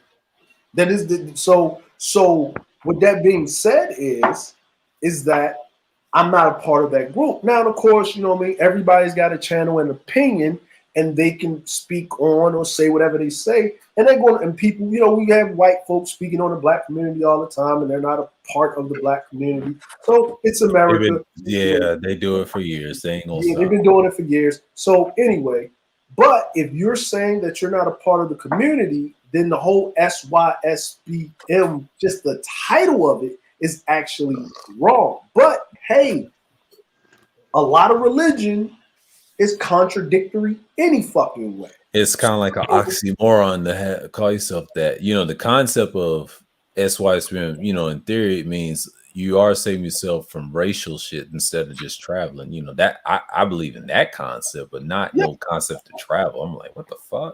Travel. How did that concept? But guess what? Translate to travel. It's not even in the SYSBM model. If you read the SYSTM. Yes, transracial. Oh, yeah. Trims. Oh, trims. Yeah, right. But trim men. But for what they're actually saying, right? What they're referring back to their tenets, right? Right. It didn't say anything about travel anyway. That's a good one. It doesn't. I didn't hear it. I didn't hear it. Right. But it doesn't say that you can't travel. It doesn't promote you traveling. It doesn't say that you can't travel. Right. It actually, if you read the tenets, it actually promotes you getting a family. But if you get a family, if you get a woman from that, okay, are you joining her community? Right? Are you joining her community? Because it does state that if you read the tenets, that the black community is dead because the black woman chose the government. Not another man. You notice that, right? Not another man directly, but an organization of men, the government, right? Not the men. They didn't say because they chose white men. They didn't say because they chose this. They didn't even say that they chose other black men, right? That they feel was better suited to the job to procreate and made it better. They said the government, the governing bodies. So are you then joining this woman's community, or are you working to build your own community? And if so, and if we go through what it's basically saying, the patriarchal mindset is that the children are what the father is, right? Because you know what I'm saying? No, but see, that's the problem, Dre. The children can't be black. They are whatever their mates is, which means that they are literally constructing their own artificial gynocracy because they're not exercising the creative will to label their own children whatever they are as men. Well, I'm glad that you pointed that out, right? So that means it's up to the children to consign to whatever, but here's the thing. They can't consign, right, to whatever that they feel that they are, right? Because if they consign to being black, man or woman, they will be excommunicated out of the structure, even though you're looking at this person, right? And you're seeing the move, you're going to imitate what they're doing and your parents are doing. Now, you might not, whatever, but it is what it is. So the trims, I'm going to call them transracial men in this standpoint, right, says that black women is, non grata. We get it. We understand it. They're off the table, right? And it did say that you're not supposed to put another woman on a pedestal, but if you're saying that black women is this, they ain't this, they ain't that, and you marry another woman of another race, then you are actually putting them on a pedestal because you're saying every woman on the face of the planet is better than marrying or procreating with a black woman. Is that correct? Yeah. Yeah. Okay, because if that is if we say if that is the bar and the black woman is below the bar, then that means that these other women are placed above it. So by proxy, you're already stating that fact, especially overall in the tenets. Because if I read this correctly, any man of any intelligent being, man, woman, or whatever, they would read this and basically state that these black women, now which ones are you talking about? These Americanized black women in total, black women as a whole, black women as a mono, like what are we talking about? Direct your questions, insert blank here, right? But that model in itself, right, cannot be actually followed. And this is my opinion to the full letter of the law, but it did state, because I love when you read things, they do give disclaimers and caveats.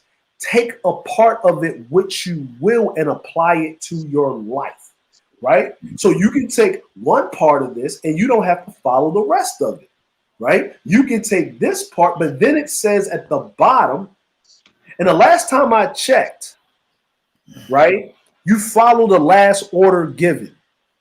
Is that not correct? Right. Right? And the last order given stated that a lot of these people do not follow the philosophy of SYSBM. So the person that orchestrated this, revised it, realized that these last tenets that were put up were basically put up as a fail-safe, basically noting that it is not physically fucking possible as the state that these men are in that are trying to follow this doctrine to be able to follow this to the letter of the fucking law. It's not possible, right? It's not, but that's okay because that's how religion works. Yeah. Right. And it's any religion works that way. Any lifestyle works that way. Any life philosophy works that way. You know what I'm saying? If you get past 10 tenets, everything else is not, it's hard to do 5 every day of the tenets. And you're going to fail doing them because you're going to slip up and fuck up because you're a human being. Right? We all do. But when you add an extra motherfucking 13, that contradicts, unaffirms, and reaffirms itself and the tenets previous and prior to, it's a problem, right? Now, if you want to believe in that, that's fine. I'm cool with that.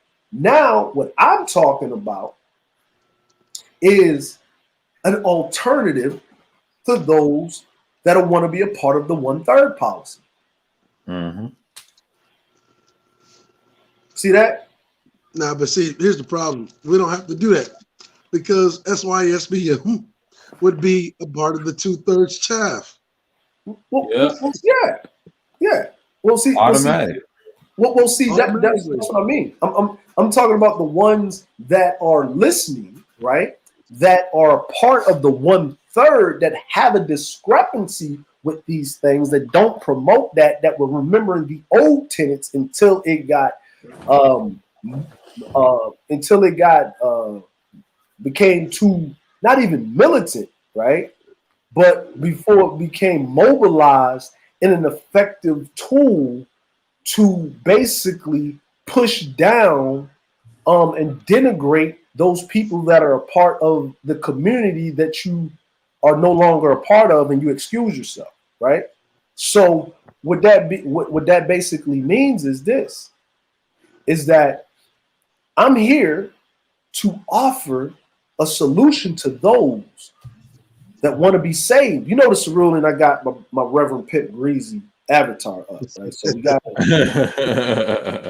there's a method to the madness, okay? So, you know what I'm saying? I'm here to not have you stop believing in that religion, but to try out and convert yourself to a higher power. See, how do you get people from believing in said religion to moving to another said lifestyle? You have to offer them the opportunity to do so. Right? Now, I'm not here to save 2/3. If you're tired of being a dry dick incel, yes.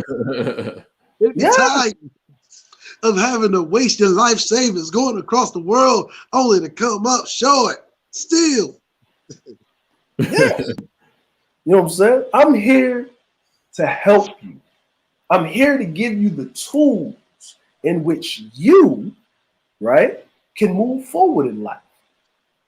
The first thing that I would suggest for you to do, turn off the stream right now, walk out the house, and have a conversation with someone with ovaries. Hey, you're fucking up the money, Pimp Greasy. That ain't what they're supposed to do. What you got to do right now is walk down the YouTube aisles and hit the Cash App link.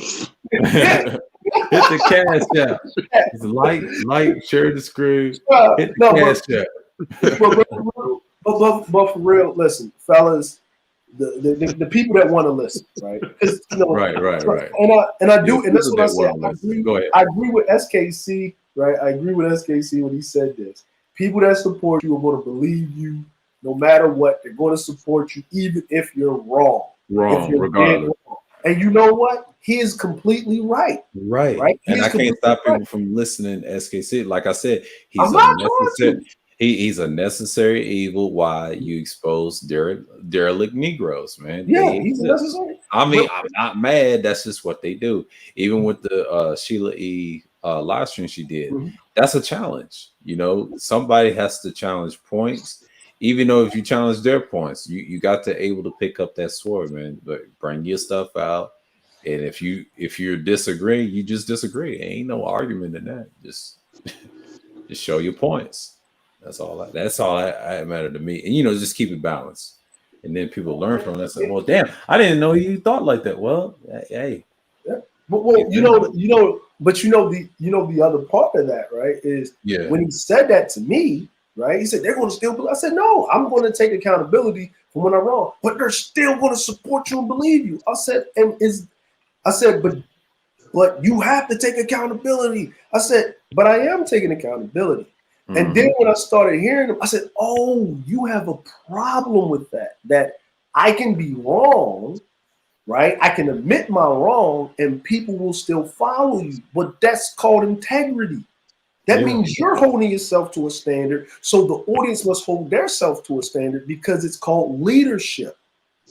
Right. It's leadership. Like, you're not always right. I'm not always right. That's why I said, if you felt as though that I was doing X, Y, and Z, I'm not going to debate that because that's what you took from it. I know what my intent was. So You know what I mean? But I'm not going to apologize because I know that I didn't do anything wrong. But if that's the perception of what's going forth, and I understand how perceptions work, then you can have that. I'll consign to your to that because you're the one, right, in question that brought it up because you felt something about it. I didn't. So okay, no problem. It's not a problem with me. I'm good with that. You know what I mean? If you thought I was interrupting, if you felt this, that, and the third, I was just, my curiosity was what at this point in time is what was your position? And you told me what it was. It was no position. And I said, oh, okay, cool. I'm good with that. Okay. And I accepted it. And we got to a solution. And the solution was that you're on that side of the aisle. Those of us, we think this way, but we'll still have the conversation. But there's no debate that's going to take place because there's no place where we can go, which is very sad. And that's what I really wanted to point to, where we can actually have a dialogue and a conversation where there will be a neutral playing field for both of us, where things are not skewed left and right, or people are overpowering each other's voice because of terrain and field advantage, right? Even if there was a debate. I'm like, that's why they do what? 3 presidential debates in different, and they do it in different regions.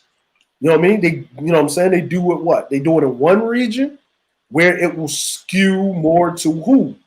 To one candidate. They do it in another region where it will skew more to that candidate. And then they'll do it in a neutral region. Yeah, right? You know what I'm saying? Switzerland is neutral. Yeah. Yeah. You know what I'm saying? So, and that's how it's done, but that's a debate. But that's a debate worth having because the person that is going forth is policy, is going to affect you, but that person has to live under a certain perception of the world, of society. But here's the problem, right?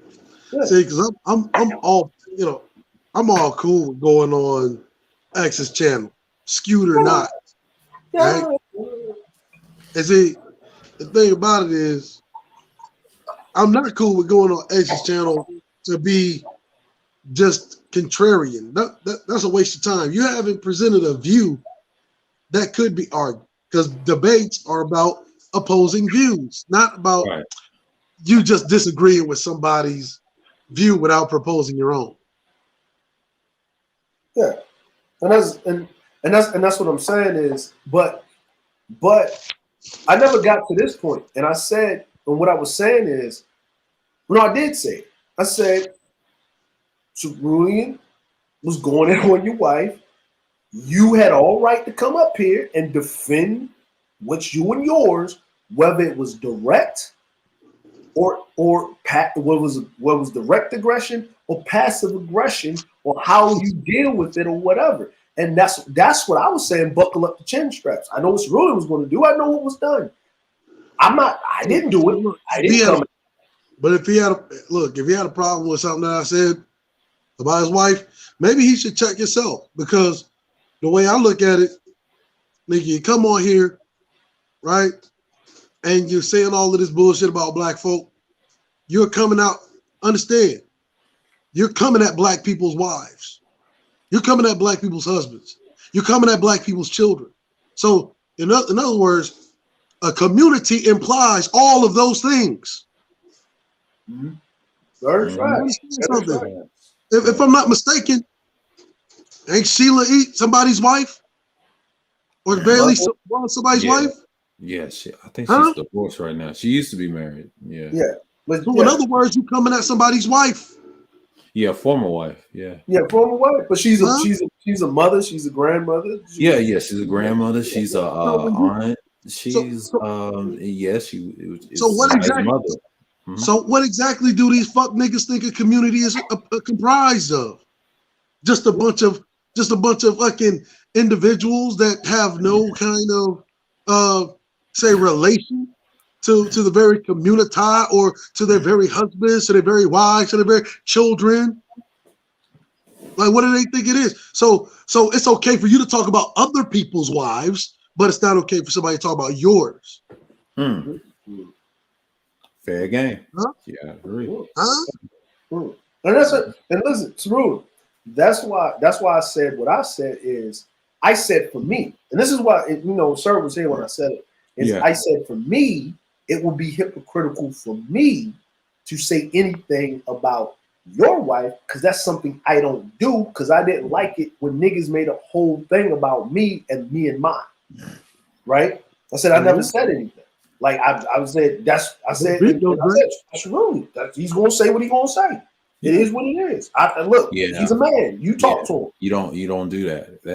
People die over that shit. Yeah. But that's what I wanted the SKC to know. I wanted to put it out there.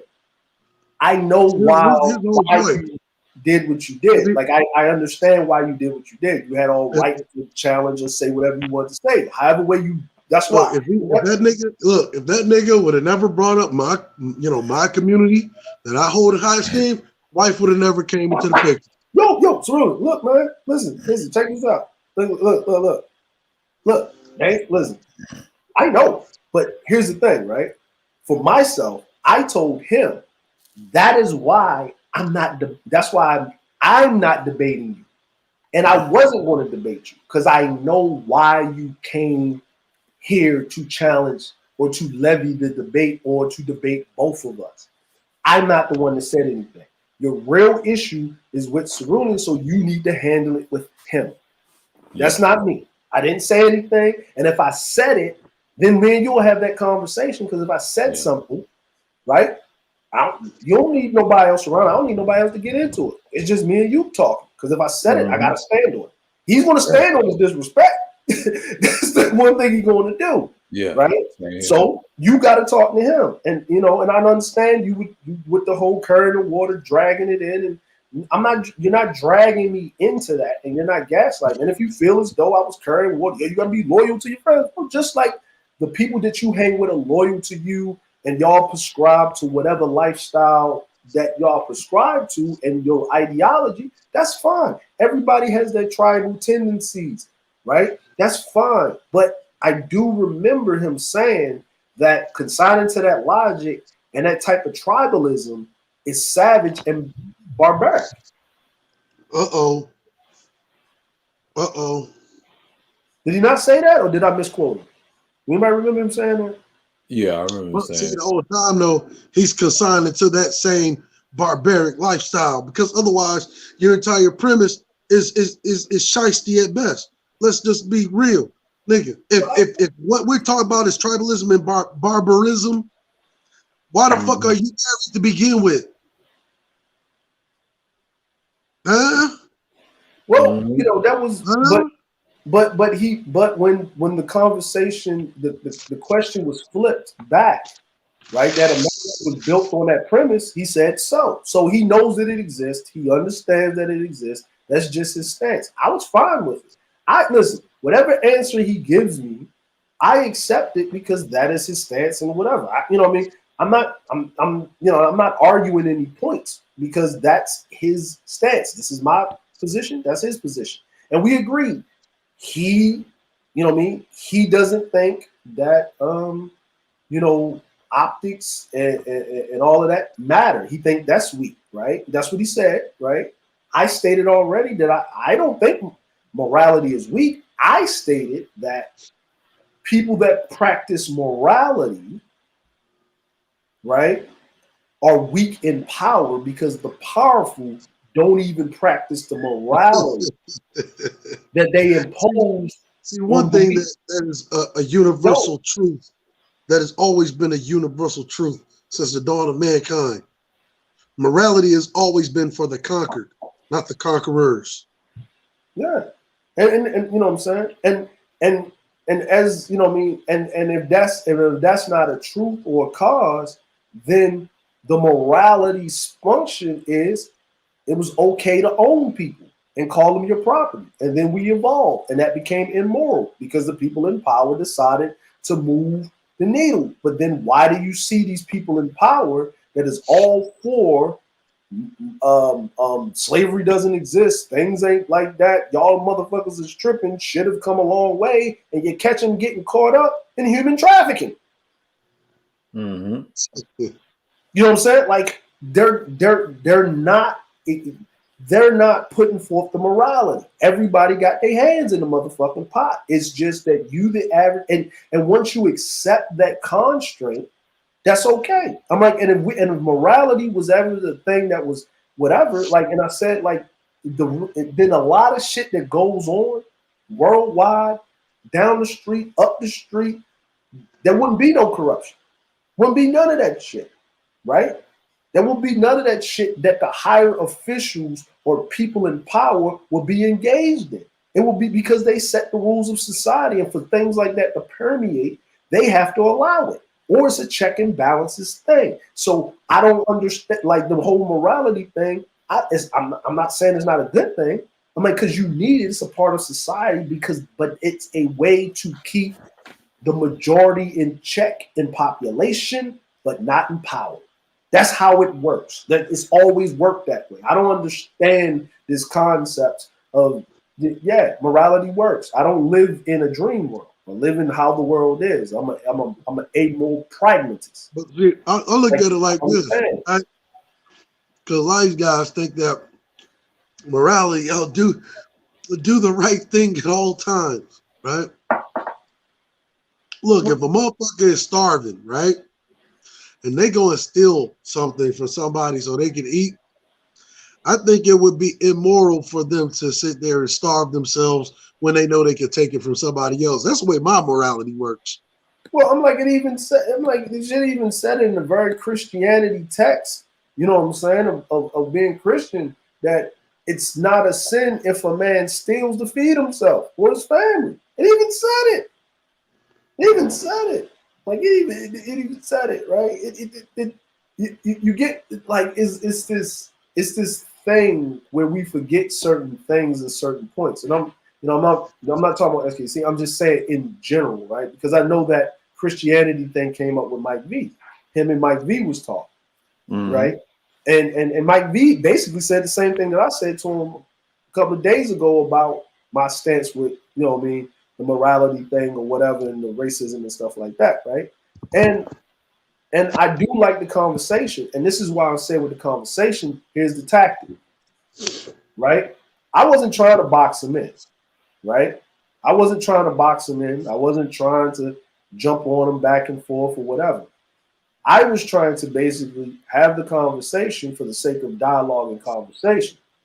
When he said the thing about, well, what about, don't they have uprisings in the continent of Africa, and don't those black people, you acting just like a black? I knew what he was doing, because I'm gonna throw the trauma bonding grenade out, right? Now Mike V picked the trauma bonding grenade up and throw it the other way, right? But so I'll say this, right? Why are they acting like victims? Why are they acting like victims to this black woman? I thought you was just YSBM. I thought you had all this free. But wait, why are you acting like a victim when it comes to this black woman? Huh? Victim spirit. No, now here's a question. Right? Right? Okay. As I look at the trims, as I look at that doctrine, right? The black woman chose to be under the protection of the government. We're not going to blame the white man, but the government, the collective, right? Right? The government, they became property, so they independent and strong and blah, blah, blah, right? Okay. Right? What you mean, that same government that's comprised of white men, white women, black men, black women? No. Mexicans, like let's get it right. Don't be one of those guys that, the black woman, because what you're saying is that the black woman is God, right? If you're saying that leaving her is walking off the plantation, that means the black woman is your master and your God. Yeah. Well, that implies that you are a victim of something. Well, here's the other thing, right? Here's the other thing, and this is what I was going to point to. This thing, right, is if you're going to another country and a woman from that country, right, or that community and culture decides to deal with you and not their own, right? Right? They are then saying that they no longer want the protection and the leadership of the men of that culture and community, and they consign with your doctrine, your culture, your government, your community, right? Right? And then their men should not protect them at all if the doctrine that you're saying that needs to be professed should be taken in. So you're basically, right, in a nutshell, doing the very thing that you accuse black women of consigning to with another group of men's women.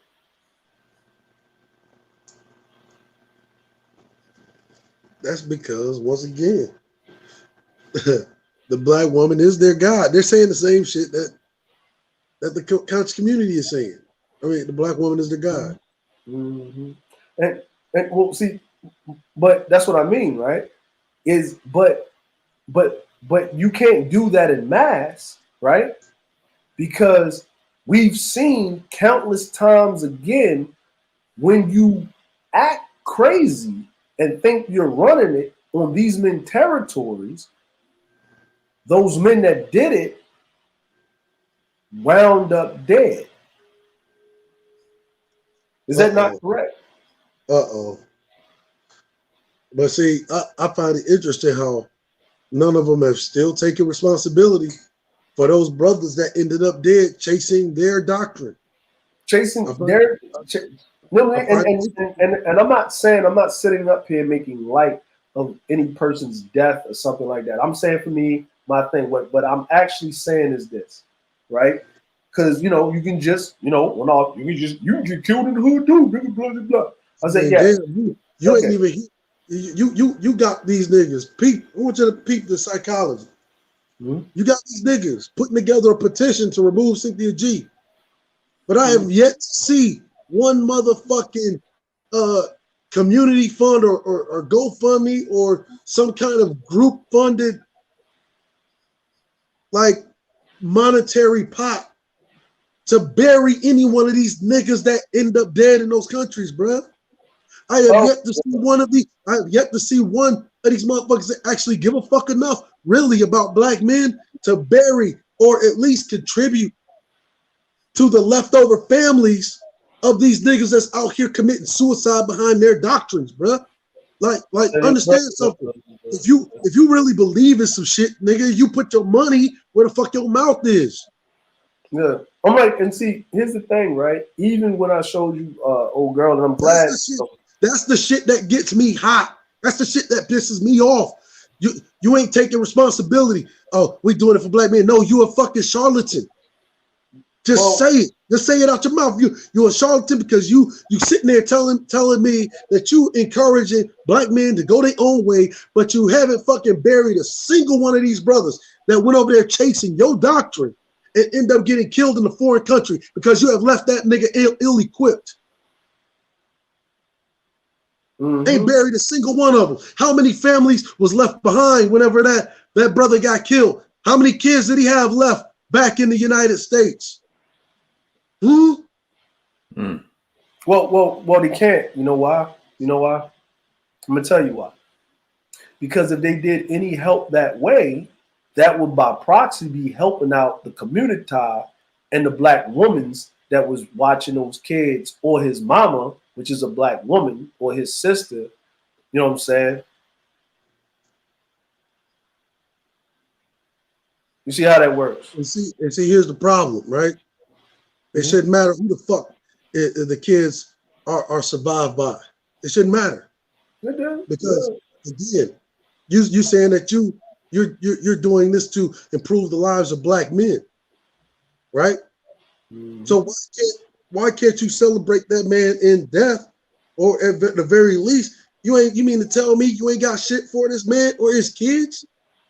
How many of these niggas had sons that they won't even be there to be reared by their own fucking father because of, even though his father was a hoe ass nigga, wanted to go to another country following somebody else's bullshit doctrine and left his son behind. But you won't put a fucking single red cent to make sure that motherfucking, that little black boy that they claim to be helping. Yeah, he's done lost a father, but at the very least, he'll at least be able to offer something as far as a gain, so that maybe that way he can be put through a fucking STEM program. Maybe he can be put through an apprenticeship. Maybe he can be put through a fucking a program. Huh? Well, but hold up, the daddy running around here trying to chase the motherfucking illusion of a foreign bitch though. Yeah. But that goes to show you how you go into a country where a group of men have more pride in their shit. So much pride that even whenever they on some fuckery, they'll kill your ass behind their women. And they children. Even though these women sitting around here fucking all manner of perverted fucking motherfuckers that come to the country. They ain't lose that part of the pride that says, look, enough is enough. You keep doing all of this fuck shit, we're gonna put a bullet in you.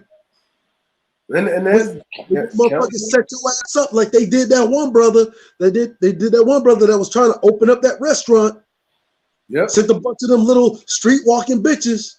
He thought he was the motherfucking man, and they set him up, got him killed, and not a single motherfucker as a part of that so-called manosphere or that so-called SYSBM group has done a motherfucking thing to bury that man. Well, or look after the motherfucking kids he left over back here in the United States. Well, that would constitute, because think about it like this, right? Think about it. If he's got kids in the United States and they're black, and he's not with the woman and she's black, by proxy, they are not saving the community, which would be, well, they wouldn't save the black woman because by proxy, she would be in charge of the funds because the child can't take care of itself. And then that means what I'm saying is that that's what I'm right. saying. I know what you're getting at. And what I'm saying is that means they shouldn't have a problem with the government raising these fucking kids in. Well, see, that's where it goes back to. These are the tenets. These are the things that they wrote and they're subscribed to. And these are the things that's going on. And see, that's what I'm saying is, right, is that that's okay, right? Because here's the thing. If you're seeing not one, not two, not three, not four, 5 or 6 different examples in concession of the ones that actually did the thing, they left, let's just say Black America. They left Black America. They went to go live in another country, right? They don't talk about black people shit. They out there because when you see their thing, they traveling, they doing their thing, they SYSBM and all that, whatever. That's what they call it, right? Or trims. They're trimming, right? They're out there trimming, right? So they're out there doing it, right? You know what I'm saying? And they're out there doing whatever they're doing. And every time you look up, right? Mm-hmm.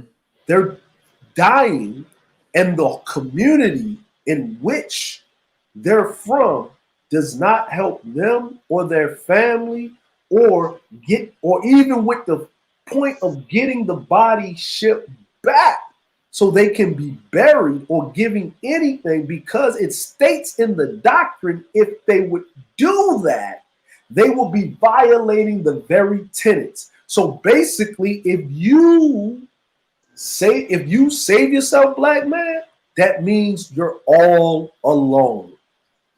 Mm-hmm. You and a man is not an island. Well, then I would say this. I would say this, right? They need to go back. They need to take they whack ass back to the drawing board, come up with some other shit, or just altogether shut the fuck up and keep it on the motherfucking back burner in silence the way that it was all throughout the 90s. No. You know what? I'm gonna say this, Rue. I'm gonna push back on it, right? Push back on it.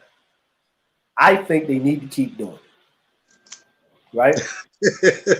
Listen, no. Listen.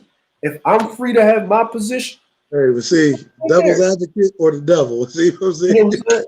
No. Listen, man. Like, sir, did I not say I enjoy sometimes watching the world burn? Yes. Right? And here's my thing. I'm team scorched earth. Yes. I'm the same way. You know, If I'm pushed to the limit when shit falls, if I say a third of my black community, yeah, and if they on that type of time, a small fraction, there you go. Yeah, that's how you stay. That's how you really stay on both genders. Like, here's what we're gonna do. We can't go at each other's throats. I don't care if he looks different or she looks this way and that way. I'm not gonna whine on YouTube and say, "She don't broke my heart because I got a daughter. I have a different size hand," and all that shit. Man, I ain't got time for that, and ass and all that. No. That's how you get on code. Yeah. I'm gonna say this, and this is what I mean, right? And the reason why I say is they're free to say their points, they're free to speak their points, they're free to put forth their thing. And I'm pretty sure, right, when the government,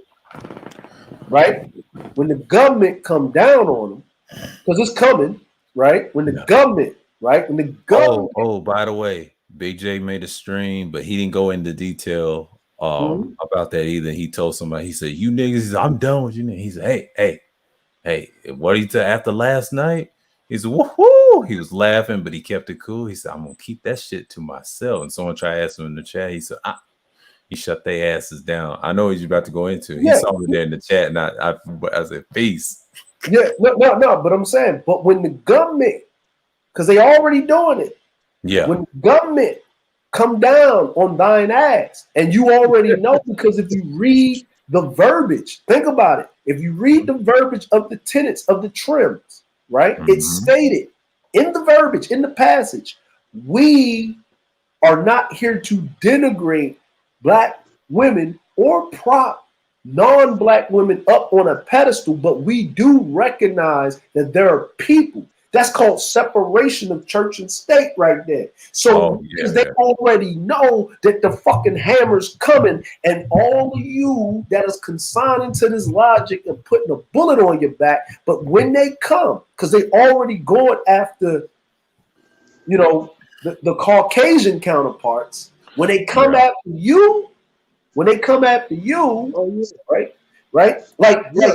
Don't cry. Yeah, don't come crying to black men trying to rally black men. Hey, look at the way the government's doing. That's why SBM. Now it's time. Yeah, I thought y'all was SYSBM shit. You know what did Big J say? He said that hammer. He said, "I told y'all." He said, "I told y'all." And now it's really time for you to show that you have the ability to save yourself, transracial man. Trims. And trims, but here's the thing. You can't blame the black woman. You have to blame?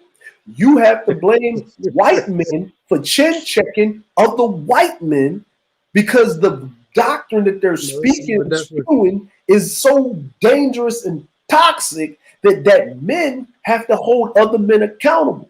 Like, wait. We can't blame white men for having the integrity to put other white men in check like that. Just can't. You have to be able to. You have to be able to do that with your own group, right? Amongst yourselves, right? They didn't do it with Nico Worldwide. They didn't do it with any of these other motherfuckers running around here, right?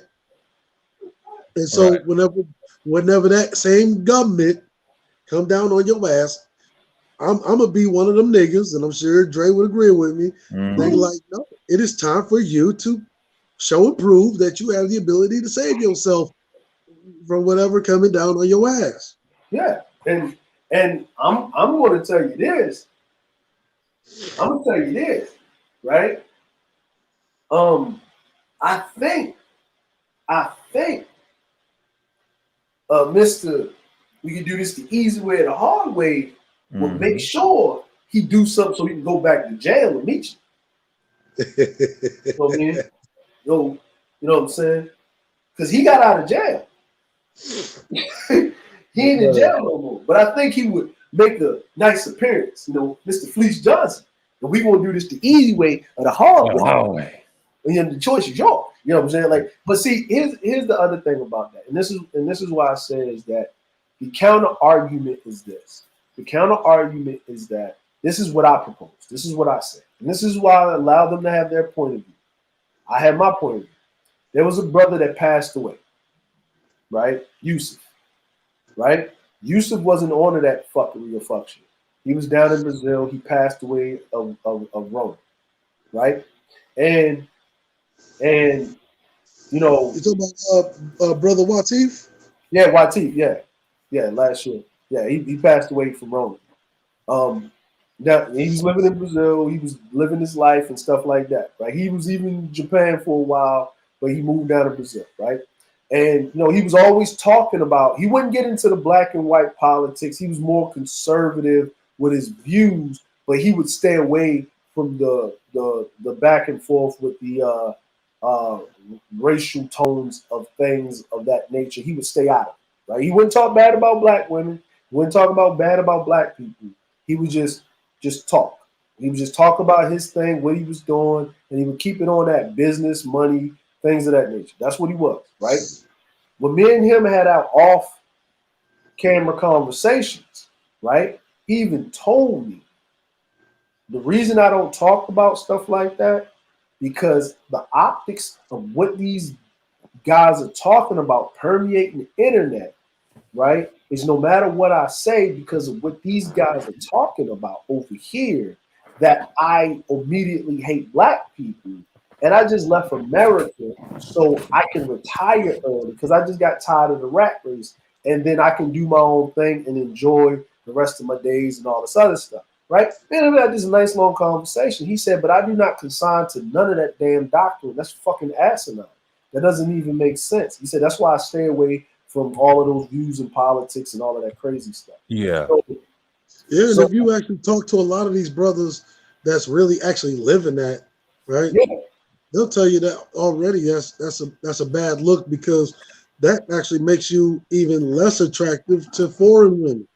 Yes, exactly. And then and the thing is that and here's the thing is that when you moving forward with that, right, is that, you know, people got together, his friends, his community, right?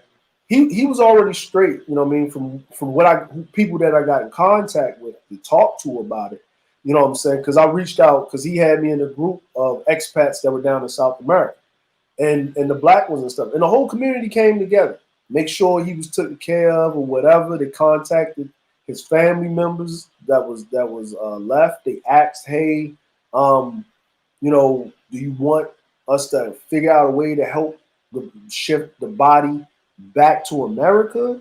Because, you know, because he was married, he was down in Brazil and stuff like that. Or do you, like, what do you need us to do? And, you know, they basically said his wishes was that, you know, wherever he was at, that's where he should be laid to rest at.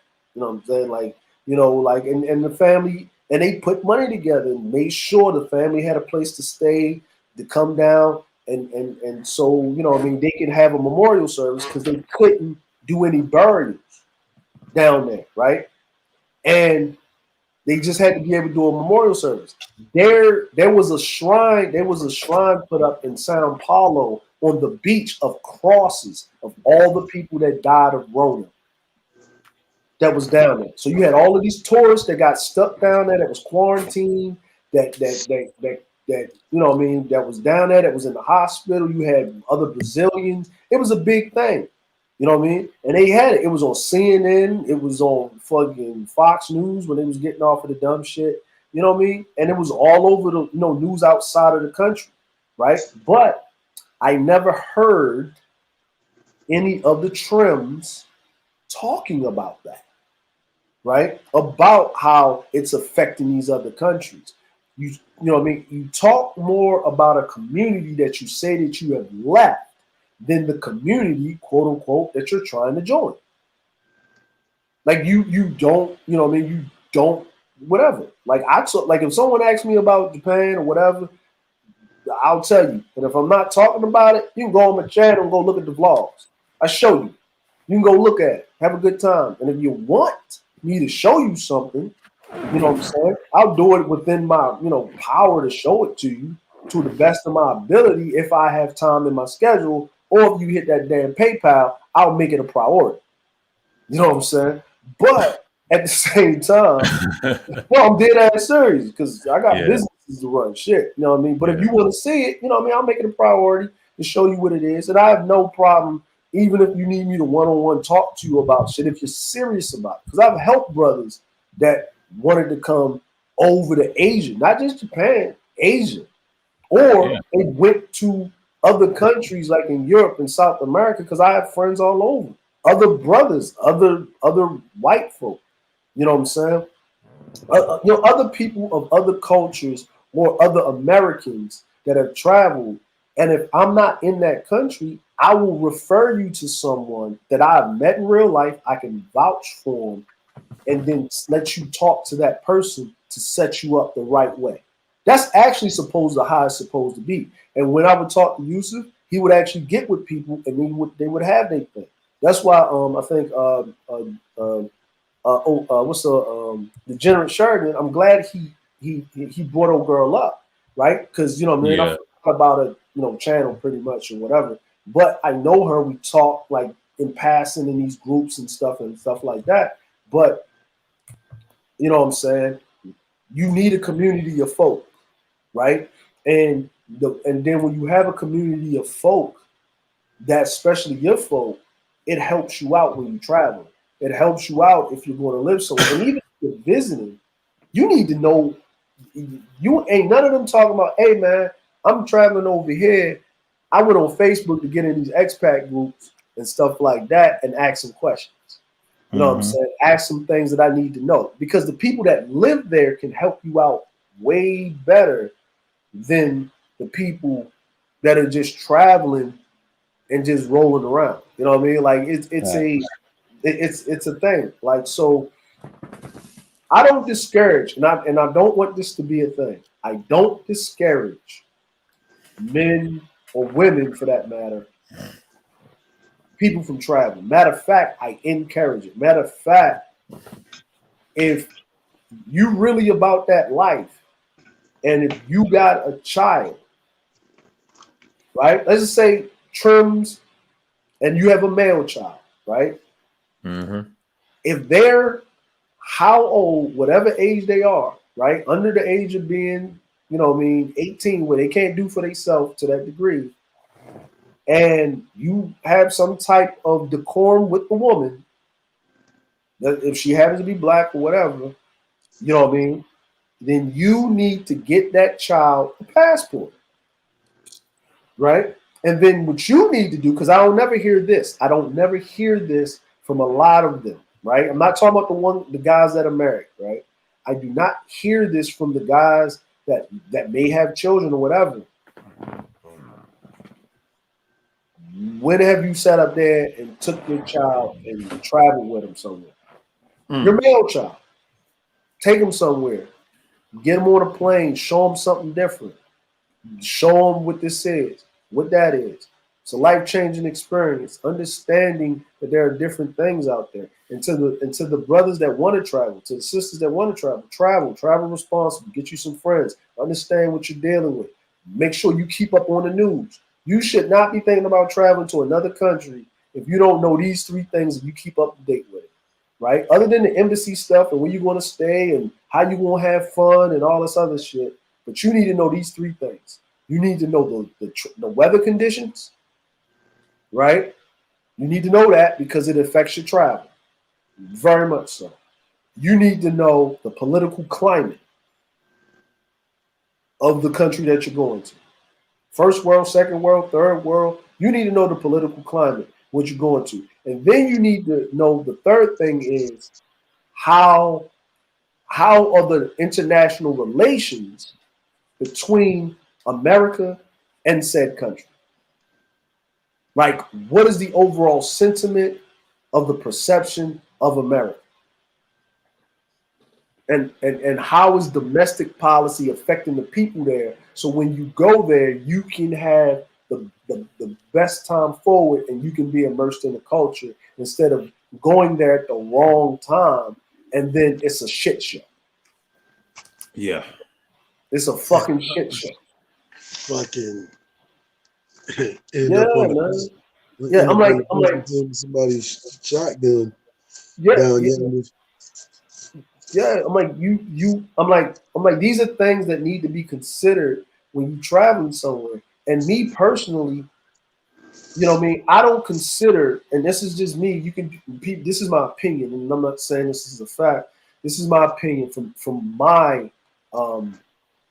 personal experiences, is I suggest for people to go to first world countries, countries with infrastructure. Doesn't matter where they're at, which side of the globe. If you travel outside, if you wanted a recommendation, I'll tell you to go to Europe first. And the reason why is majority of people in the main city states in Europe speak English. Right? Two, Right. you're not trying to use the bathroom and have to shit in a fucking hole. Right? You know what I'm saying? You know what I mean? Squatting toilets is a thing in third world countries. It's a thing. Unless you're, and what I mean is, if you want to be immersed in the culture, you have to get off the reservation, right? Which is off the resort, right? Or that you don't want to be dealing with rolling blackouts where the power is just off because it's off. You know what I'm saying? It's just, you know, they're doing a rolling blackout. You want to be in the place. Right, you can't call NSP, you can't call an electric company. How come my power's out? When it's gonna be back on? No, you ain't calling XL, nigga. Oh yeah, I think that was the dude, Timothy Reed. Yeah. I think that's what we was talking about. One of the guys. Let's say one of the guys. So let me highlight. Yeah. So So exactly. So like, if you go someplace like Europe, guess what? Even if you cannot fully speak the language, you can at least read it and figure it out because it's close to you. Even if you can't speak Norwegian, they have a book for you. Yeah, and that's fact. And I think I will say this, but a woman sent a guy that I know a book, had to learn how to speak Norwegian. You know, black guy. About to be. I'm just gonna put it like that. But in other words, they do have a book for you. Yeah. Make sure, gentlemen, do your research.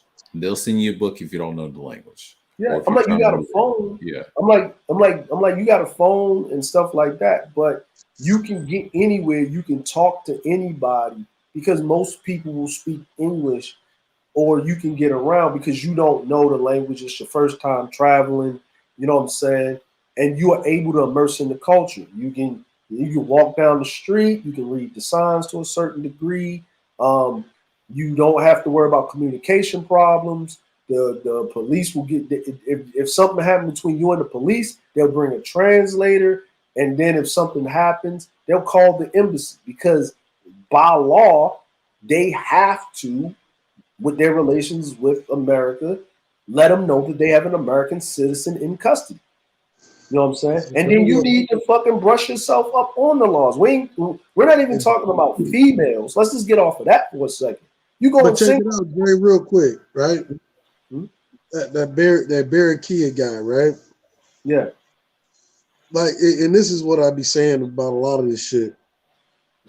Does anybody even know the status of the land in that restaurant that brother was about to open? Does anybody know the status? No, I don't even know the status, man.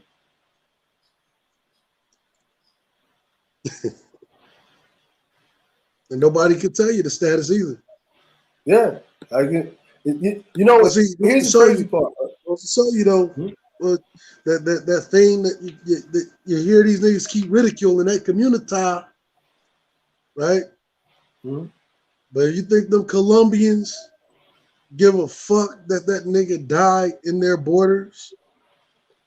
I'll just put it this way. They auctioned that nigga shit off to the motherfucking highest bidder. Yeah. Well, yeah. And well, guess what? They not giving shit to no leftover family. not. You know, like, yeah. And that's what I'm saying is that, and this is my thing, and this is my biggest thing, right? Is that it wasn't on mainstream news. But you know what was on the mainstream news? When that black couple that just got married died in DR at the resort. That was on the mainstream news. Yeah. Right? Like these black people, and only you see how that works. Like these brothers that went over there, they're not even on the mainstream news of when they pass away or they pass away in these foreign countries or something happened to them. I got a homegirl that's over here. She's from Colombia. She has, several businesses or whatever. She goes back home to visit, right? She called my wife. My wife speaks Spanish. She called my wife, right? Crying, right? In the middle of the night for us. And I said, what's going on? And she said, something happened to Marty. I said, where's Marty at? Like, I'm thinking, whatever. She said, she in Colombia. I was like, she went home? Yeah, she went home. I said, what's going on? She was walking around, going to the bank to drop off money for the business that she has down there. She owns several hookah lounges down there. Let me guess, she got robbed. She got motherfuckers jumped out and robbed her ass, right? And she from Colombia. She's from Colombia, right? And here's the thing. She wasn't walking by herself. She was walking with two dudes, her family member, right?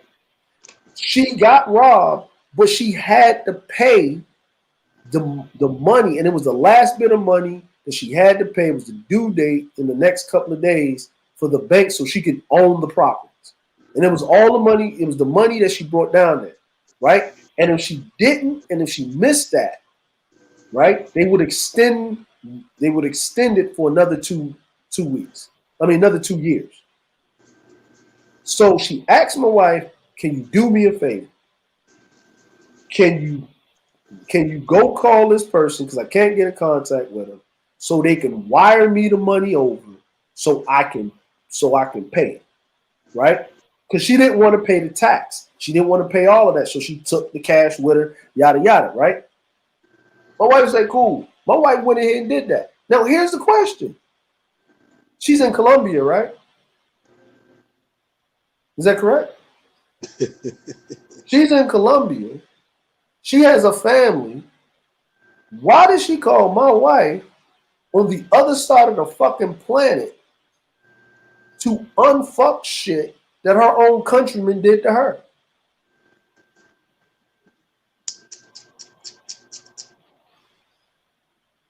Right? And now her flying, now think about this. Remember, she lives in Japan. She came over. You know when Peru and Brazil and Colombia did that deal with Japan in the 80s for all of those Latinos to come to Japan and make those motherfucking Hashitashis and PlayStations and Canon cameras, and they was working in them factories left and right, and y'all niggas is thinking that the Japanese was just in the factories churning out, and you don't even know that it was goddamn South Americans doing it. Don't even know it. Don't even fucking know it, right? They was doing it, right? But she was SYSBMing, right? Because her husband was Japanese. He died. She got the money. She went ahead and did whatever she needed to do, right? Got the business popping. She still took care of her community, right? She still got her business, got her shit popping. She got remarried. Dude is Puerto Rican. She got remarried to, right? But here's the question. She didn't call a Puerto Rican dude, and he's in the Navy. He's in Spain. She called my wife to talk to her husband's brother to send the money to her, pay him back, right, when she gets back, because she has to pay this thing off, blah, blah, blah. Now, the lesson to that is that what if she didn't do that? What if she didn't have that friend in the country that she was living in? Where was her community that's better than the black community, right? Better than the black community, right? You know what I'm saying? Right? The dirty foots of her country were angry that she's got sandals, right? And she got robbed. And the crazy part about it was one of the motherfuckers that she gave a job to that set the robbery up. See, so let's stop all the motherfucking capping. But it does state in the tenets, I'm gonna have to say this, we understand that these women have their shortcomings. Facts. Okay. All right. But this woman didn't have a shortcoming. Her community failed her. Right? Her community failed her. But she was putting forth inside the community. What are you talking about, Dre? She a foreign bitch. She's infallible. She's infallible, right? And here's the crazy part. After my wife was calling around and whatever, and that happened, right? After that happened, you know what this woman did? She said, "Thank you for allowing your wife to help me out with this and disturbing your household this early in the morning for you." That's what she said to me. Right? And I said, no problem. You know what I'm saying? You family. And when she came back, I said she family because we look out for each other all the time. Right? She came back. You know, she took us out to eat. We had a good time. Second hand when you get back. Yeah. You know what I'm saying? She took us out, brought me a bottle of some agua hueva Colombian tequila. It tastes like black licorice and shit, right? You know what I'm saying? Brought me that shit back. It's clear. That shit is dangerous. She brought me that shit back. We had a good time. We went all out and whatever because she finally owns the property of the buildings that she got down in Colombia and whatever. And I asked her, I said, what happened? And she explained it. We talked about it. And I said, well, what you going to do next time? And she said, oh, I'm just going to, she said, I'm not doing that no more. I'm like, well, what you mean? She said, I'm not doing that no more. If I'm going down there, I'm going to make sure I have some security. What? I said, you going to the bank. She said, yeah, Colombia, that's a normal thing. Everybody gets robbed in Colombia. Everybody. She said, you have to literally have security. You got to have security. Like, you know what I'm saying? If you're doing large sums of money, you got to have security. This is Colombia. This is from Colombia. That's why I said is that people don't know things. But how would I know to that level? If they're going to do that to their own people, what they're going to do to you? What are they going to do to you? Right? What are they going to do to you? How, man? Like you can't make this make sense. And I'm not talking to the trims. I'm talking to the thinking black men that want to travel, that want to see the world, that want to give themselves a break from white society. Want to take a break. If you want to take a nigga vacation, travel. I'm all about taking a nigga vacation. Shit. My friends would take me on base. I didn't even like walking on base. Because that shit is depressing. You know what I'm saying? That shit is depressing. Like, you know what I'm saying? And it's not depressing on how you're treated. You know what I'm saying? And you notice it more and more when you leave the confines of the shit. You know what I'm saying? So, but at the same time, you know what I mean? Go to a first world country first, enjoy yourself, make some fucking friends, right? Make some goddamn friends. You know what I mean? Do certain things, read up on it, understand the culture, understand the lifestyle. But I would tell you the country you should never go to, ever go to, unless you want a bucket list, is anywhere in India. My God. Oh my goodness. Oh my goodness. That is unless you like the smell of curried ass cheeks. But you know. Oh my God. Oh, listen, man. Look. I just tell you this, you better bring an extra mustache with you, because that smell gonna burn that first one right the fuck off. Hold on. He said, let me see. But Obsidian be on the SYSBM, get you an Afghan woman in the Taliban. He sounds crazy. Of course, I don't want. Hey, you know what, Cam Rob? Here's the thing, right? The Afghan women that are coming over have been preconditioned with feminism. I think second wave feminism before they even got to the United States. Some Afghan women are made for white men. They ain't waiting for niggas. I mean, if you really look at it, well, I got no Afghan women that are coming here, the Afghan women that are coming here, nigga, your black ass probably ain't gonna be able to get nowhere. I'm not you, but just saying a nigga Obsidian ain't gonna be able to get nowhere. Yeah, and that's what I'm saying is that I'm like, you know what I'm saying, like think about it, like think about it, like that's a patriarchal country, right? Like if let's put it in perspective, right?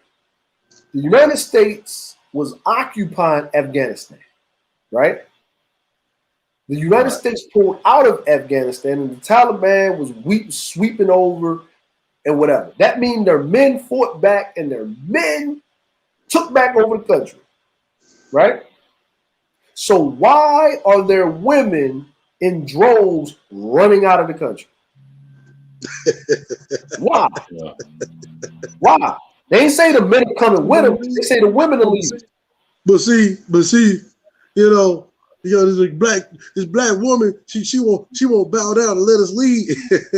Apparently, Afghan woman. You know what I'm saying? And what it is right now. Let's look at South Africa, right? Apartheid, post-apartheid. Why aren't those South African Zulu women running the damn fucking the Netherlands in droves after a lot of those white people got drawn out of there? You know why they're not running there? Because the men incentivized them to stay in the country, right? Because they were already treated fucked up by the incurring forces. Now, on the back end of the spectrum, if the American forces were in South Africa and started giving certain things to women that they're not used to having, like more freedoms and stuff like that, right?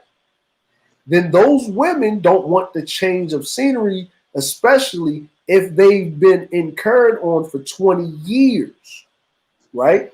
That means a woman that was born in 2001 is now 20 years of age. She's been indoctrinated in a westernized mindset, right? That means she doesn't have to be on the covering up everything, driving wherever she wants, doing all of these things, right? And that means that these women would run to where the nest is. If you're moving the nest and they love that nest, women are going to follow the nest. But who do you blame that moved the nest? If the woman's following the nest, you have to blame the person that took the nest and moved it. And last time I checked, men run the government. Mainly, in the United States standpoint, white men run the government. But we're not going to blame the white man. We're not going to blame, you know what I'm saying, those people, right? Like this. And we're not going to. Afghani government, women aren't even allowed to be a part of the government. Exactly. So what this basically mean is that when the Americans came over and propped up that government, and the man that was in charge of that thing allowed the women to be a part of the government and do certain things, right? And soon as the Americans start pulling out, because only 4,000 troops left. Let's just get that straight. Afghanistan is huge. There's only 4,000 troops left. And the Taliban decided to sweep through. This motherfucker didn't even stay. He actually left before the Americans left. This was an Afghani man. This was the leadership of the country. So that means for him to be in power, he needed the power of another man to be there, right? So what this basically says is, right, and this is what I want y'all men to understand. Just understand this. We're just going to put this into play.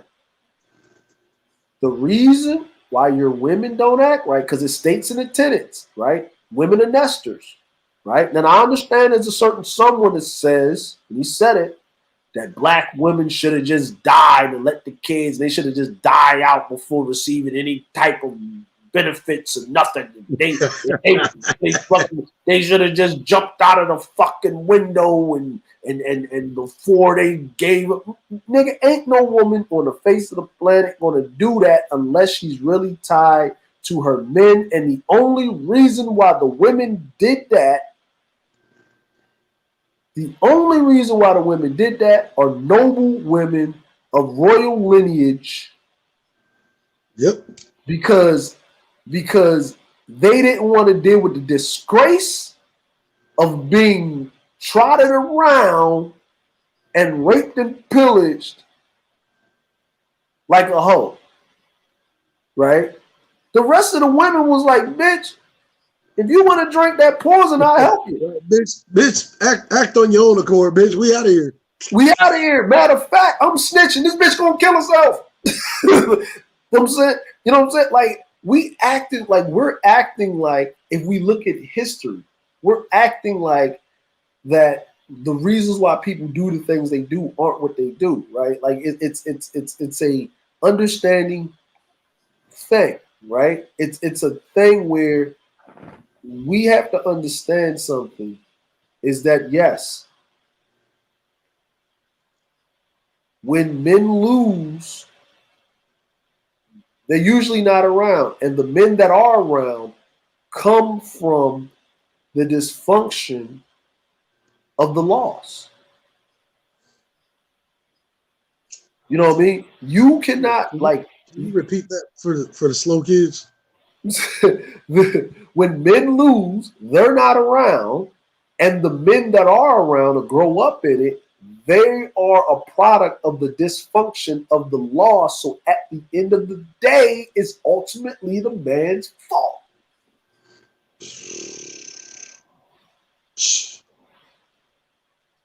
And we ain't even talking about black people. Look at that. Look at Afghanistan. Man, look at Yemen. Look at Afghanistan. Look at Yemen. Look at Mogadishu, right? Look at Libya. Right? Look at Libya. Right? Look at Eritrea. There you go. Look at Eritrea. Matter of fact, look at India. Right? Look at India. The men that run India now are what they used to call half castes, because they are mixed British. But guess what? It was the darker Indians that were on top of the ball game. And then they lost the war between the British. And then they are called the bottom class or the half caste, but the actual half caste are actually running India, but proxied up by America and England and the rest of the European nations. And then they're half-ass running the country, and the country is the way it is, where, like, think about it. You have a country when the darker people in that country, when they were on their game, They built the fucking Taj Mahal. Right? Then they was on some bullshit. They were derelict in their responsibilities to keep the vestiges of power straight. And another group of men came in, infiltrated their country, flipped it on top of his head, raped and pillaged the fucking land, right? And then set it up so they can rape, pillage, and plunder, and then have the whole country trying to be a proximity of what the conqueror or the people in power really are. Right, and that right. is Right, like that's what kind of fucked that one guy up the other day in the chat when I was talking about the modern caste system of India. Right, yes, that's because the darker skinned Indians, the Aboriginal Indians, used to be the Brahmins. Yep. Man, what? But see, and I like how the brother Enhanced Utility said it's true.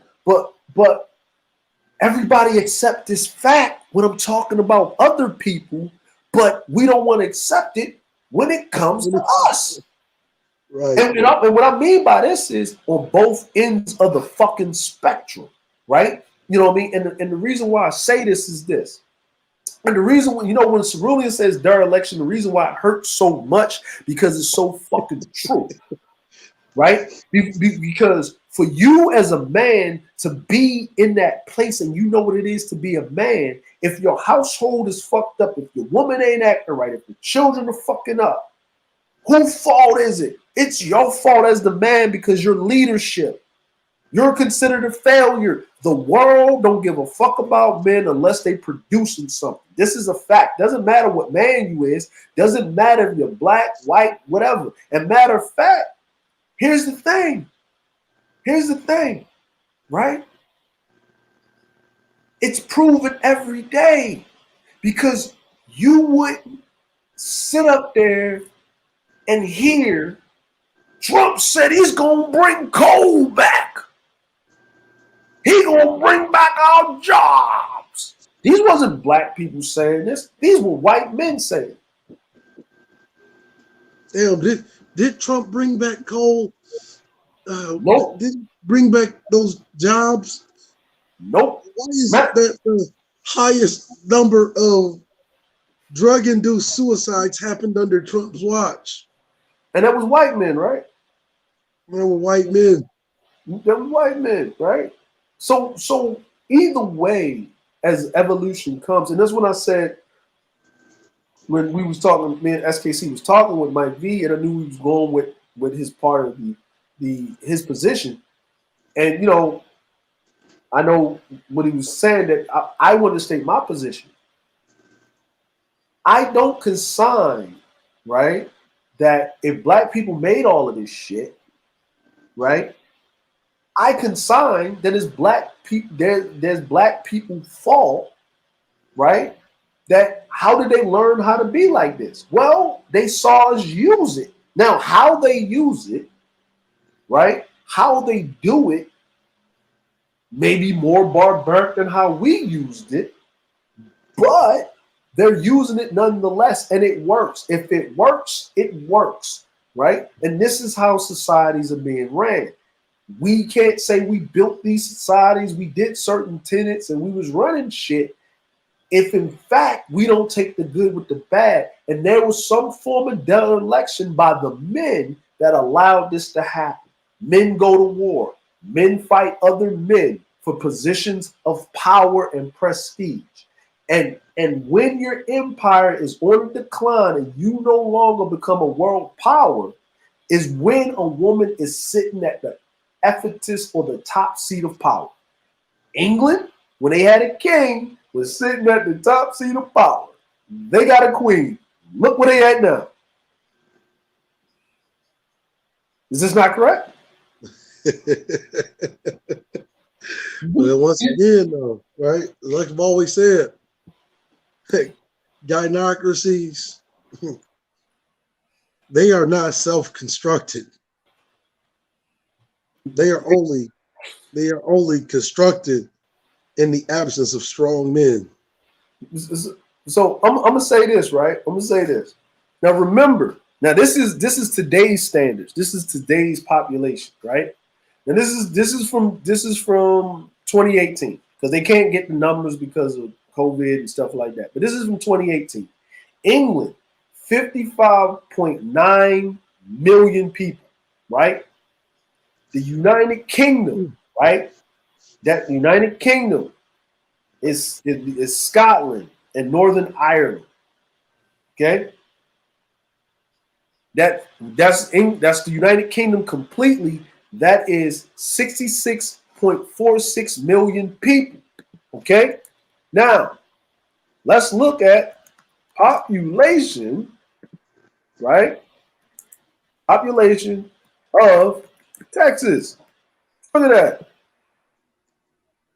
29 million. 29 million people in Texas. Now you're probably saying, why am I bringing this up? If you take Texas, Florida, right? And let's just say New York State, Texas, Florida, and New York State, that's the population of England. Let's go California, Texas, and Florida. Let's go California, Texas, and Florida. Those three states, those people alone in that state outnumber a population of a whole country. And then that country used to be the superpower in the world. And when they lost their king, matter of fact, the United States wouldn't even actually begin to exist because they were called the 13 British colonies, right? So if that's the case, that little country had enough thing where it could colonize India and China and certain parts of the continent of Africa and islands in the Caribbean. Well, I'll be goddamn, right? I'll be motherfucking goddamn. Well, the British used to have a saying, right? Don't let good technology go to waste, especially during the time when it's a leader in technology, right? Yep, the Industrial Revolution. Now, how many people are there in India? There's 1.38 billion people in India. This is of 2020. The United States has 329 million people, right? China has 1.4 billion people. I mean, that's, I mean, you look at that, right? This is the other reason why I hate when people try to compare us to other groups, especially like Far East Indians. Mm-hmm. Like, you look at the condition of India. You mean to tell me you ain't been able to do a goddamn thing with your own country with 1.8 billion motherfuckers? Yeah. You mean to tell me you've been able to get less accomplished than this Black American Negro who is a descendant of slaves than you motherfuckers over there that's got shitballs rolling down the middle of your motherfucking street? But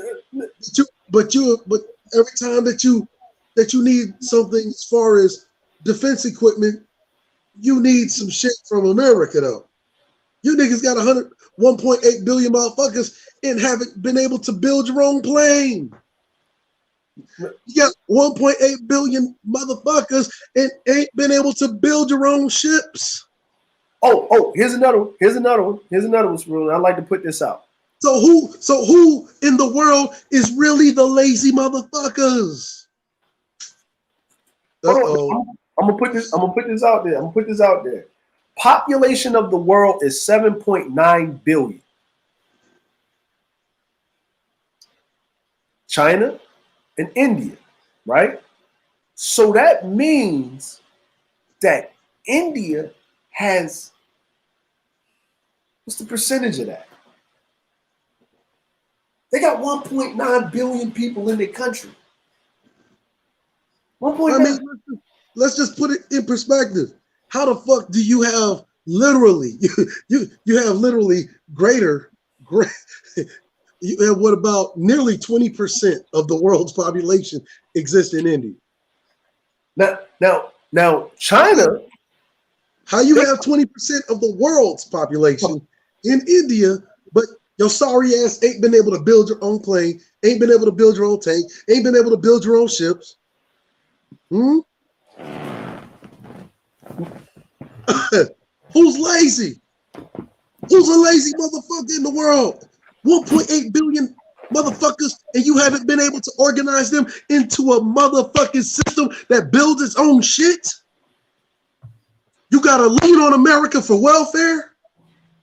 And see, I love that shit. When our brother Lloyd Austin went to India, man, they had to roll out the red carpet for that nigga. You see the way he was talking down to him in that meeting? Oh, yeah. Oh, and you know why he was talking down to him? I'm going to tell you why they was talking down to him. So, Smooth, let me bring this up. So, for you brothers that don't understand something, the black woman ain't shit, the black woman ain't this, the black woman ain't that, right? Do you know I was watching CNN and all of this news, BBC. I'm talking to my father-in-law, said, you know, man, what's going on? Right? He's talking to me, right? And he said, look at this shit. Right? Right? Like, you know, well, look at this shite, because he's Scottish. Look at this shite, right? I was like, what's that? So I'm sitting there watching it. It was the Indian government and the people were complaining that people were dying, right? And they sold, because America had the vaccine, they sold the ingredients to America, right? America paid for those ingredients. America made the vaccine. India wanted America to gift them back the vaccine because people were dying, right? And guess what they said? You mean to tell me India got 1.8 billion motherfuckers and cannot make its own vaccine? Well, no. Here's the problem. Bullshit is this? No. Here's the problem. They couldn't make the vaccine. It's not they didn't know, right? Because the recipe from the vaccine came from India. They was able to make the vaccine because they sold the fucking materials to make it to America. Right? But see, that's what I be saying. Like whenever I say derelict Negro male, see, when I'm saying that to my brother, that niggas don't even really know my position. When I talk about dereliction, there is no greater derelict in the world. Like even the derelict Negro male is better than the derelict Indian. But see, they say this shit because they have low self-esteem and they don't view their own community in high esteem. But wait, there's more. Not even the Philippines makes its own shit. No, it don't. Not even and everything that the Chinese got, I'm gonna just say it, everything the Chinese got has been stolen and re-motherfucking manufactured under a Chinese name from somebody here in the West. Well, here's the other thing, Cerulli. You know what they was doing? This is what they was doing. This is what they were doing in India, right? If Biden is a friend of India and an ally, what is Mahandi? Mahandi needs to talk to Biden and this, that, and third. Hey, but you know what they did on the back end, Cerulli? You know what they said on the back end? You know what they said after that? Biden. But you know what they said? But what is Camilla doing? If she's really Indian, she would help out her people. Hold on, the East Indians was dragging the fuck out of Kamala Harris. They was dragging her through the mud. It's the half-caste black Jamaican Indian black bitch fault as the vice president that she should be knocking on Biden's door, beating down the hatches to save us from our stupidity. To save 1.8 billion motherfuckers that won't get off their ass and make their own shit. But wait, there's more. You know why they couldn't do that? And even if they tried to make their own shit cerulean, do you know why they couldn't? Because out of every 7 doctors in the United States of America, one of them is an Indian. One of them is an East Indian. Matter of fact, the United States of America runs a program to incentivize the best Indian doctors to come over. That's right. They couldn't get off their ass if they don't want to, because we already got the best Indians in the country already. Damn. Dre, you know what, man? Hey, y'all don't know, man. Dre is like my motherfucking Obama translator, nigga. Yeah. I completely forgot. I completely forgot that fucking India literally has like 2 brains left, and they scared to fucking give the other one up. You know. But the reason I brought these people up, right? Because would you consider Indians non-black women? Because look, it's just like I was saying before. The best bitches from around the world, including East Indians, are already in America. You don't need to go all the way to India. Yeah, because there's a chance that you go to India, right? Trying to get you one of them traditional East Indian women.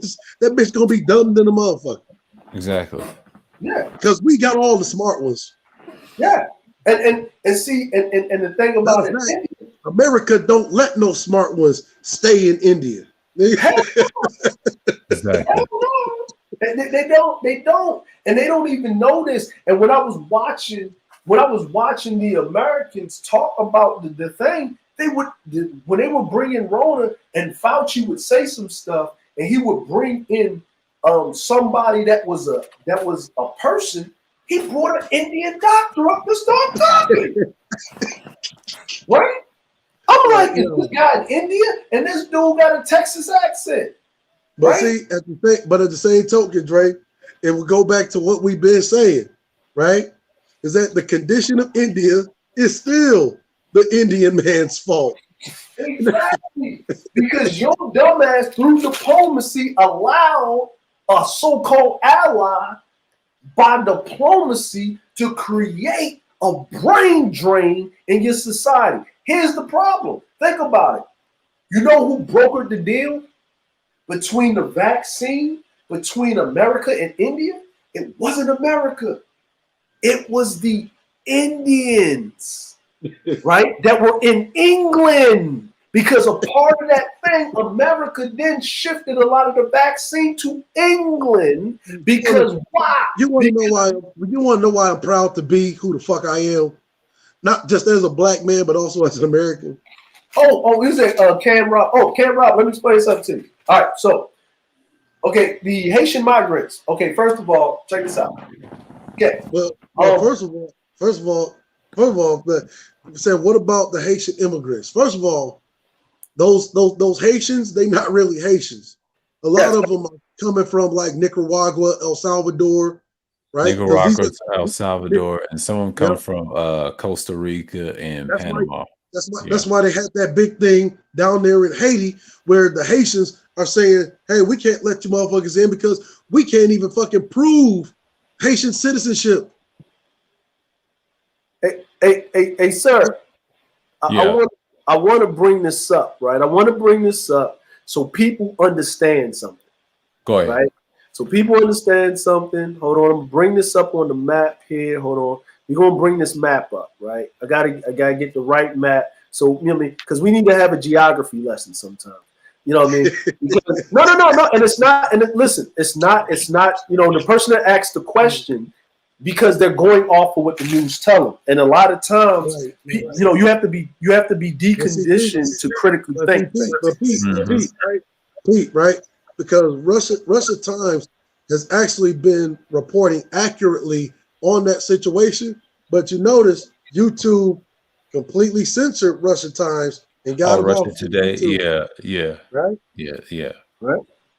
So they were the only ones saying that a lot of these people, they're not really from Haiti. Haiti is denying re-entry of these so-called Haitian immigrants because they can't even prove that they were Haitian to begin with. Yeah. So let me do this. Let me do this. I'm sharing my screen. I'm gonna share my screen right here. Right. I'm gonna share my screen right here. Okay. And people don't even know why they did that. Right. So I'll add to the stream. Hold on.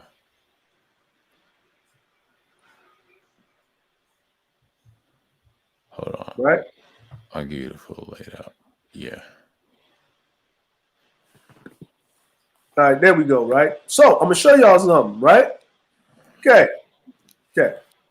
Mexico is over here, right?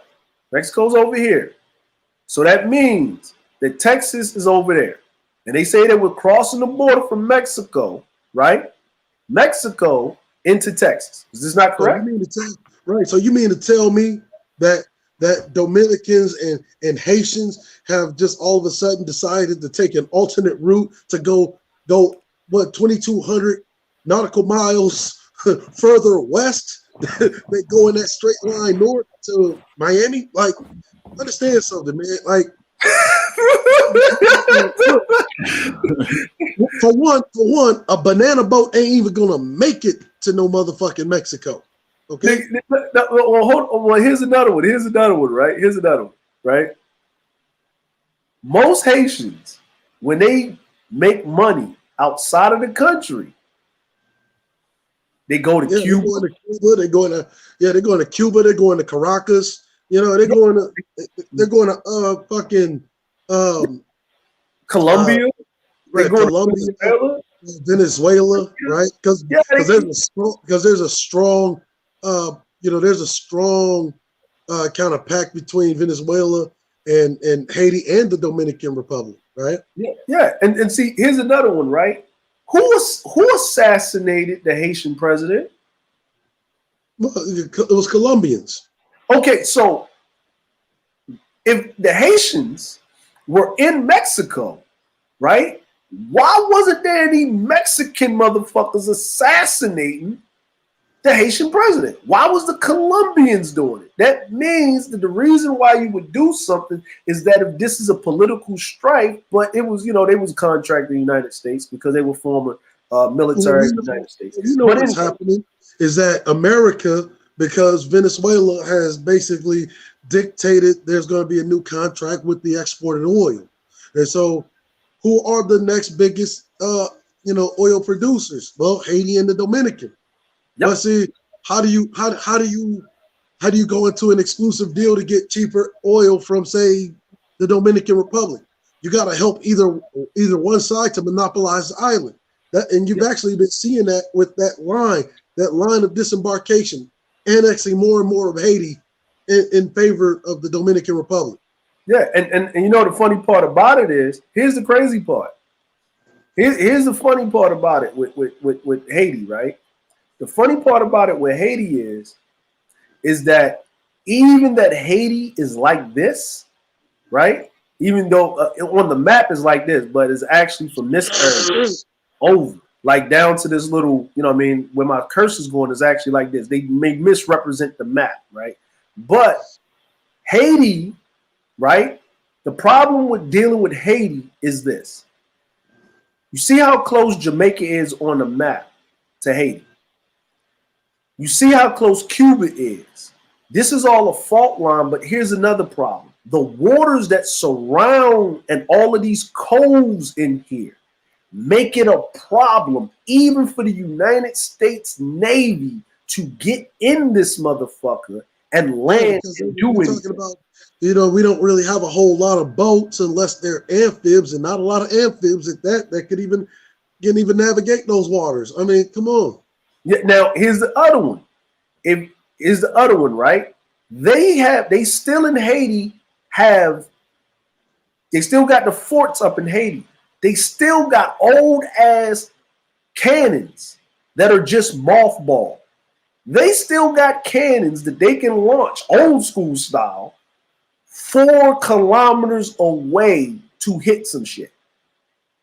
Tucked in the mountains, away from shit. Now, I'm not saying that it's going to destroy a naval vessel or do anything like that, but the problem is that the naval vessel would have to literally nest here, right? The naval vessel can't nest here because you in Cuban waters, right? The naval vessel can't nest over here, right? You know what I'm saying? It can't nest here because you know what? You have all of this down here. And if you hit Haiti, these other nations are going to be pissed. So you can't do a direct anything as the United States. You have to do it indirect. And if you leave a fucking aircraft carrier or carrier group out in the middle of nowhere because they got to be too fucking far away from the actual goddamn land to exert any influence, guess what? You have Venezuela, which has the protection of none other than your Russia, right? Yep. You have places like Caracas. Yep. You have San Juan, which has the protection of ye old China, right? Yeah, Puerto Rico does have the protection of China as much as people don't want to admit it, but it does. Right? Yeah. Like Cuba. Cuba has Russia and China, right? Yep. Like you're basically sticking a carrier group, which is basically a sitting duck in the Caribbean Sea. And then, hold on, and there's more. So say you want to sit out there, but guess what? When you're going to sit out there in the Atlantic Ocean where it's hurricane season every day of the week. So you can't even launch your fucking planes. That's why that's why the Atlantic Ocean is one of the smaller oceans, but it takes 2 weeks to cross it. Because you're dodging goddamn fucking tornadoes and hurricanes and shit. Well, hurricanes and shit coming through. I was about to say typhoons.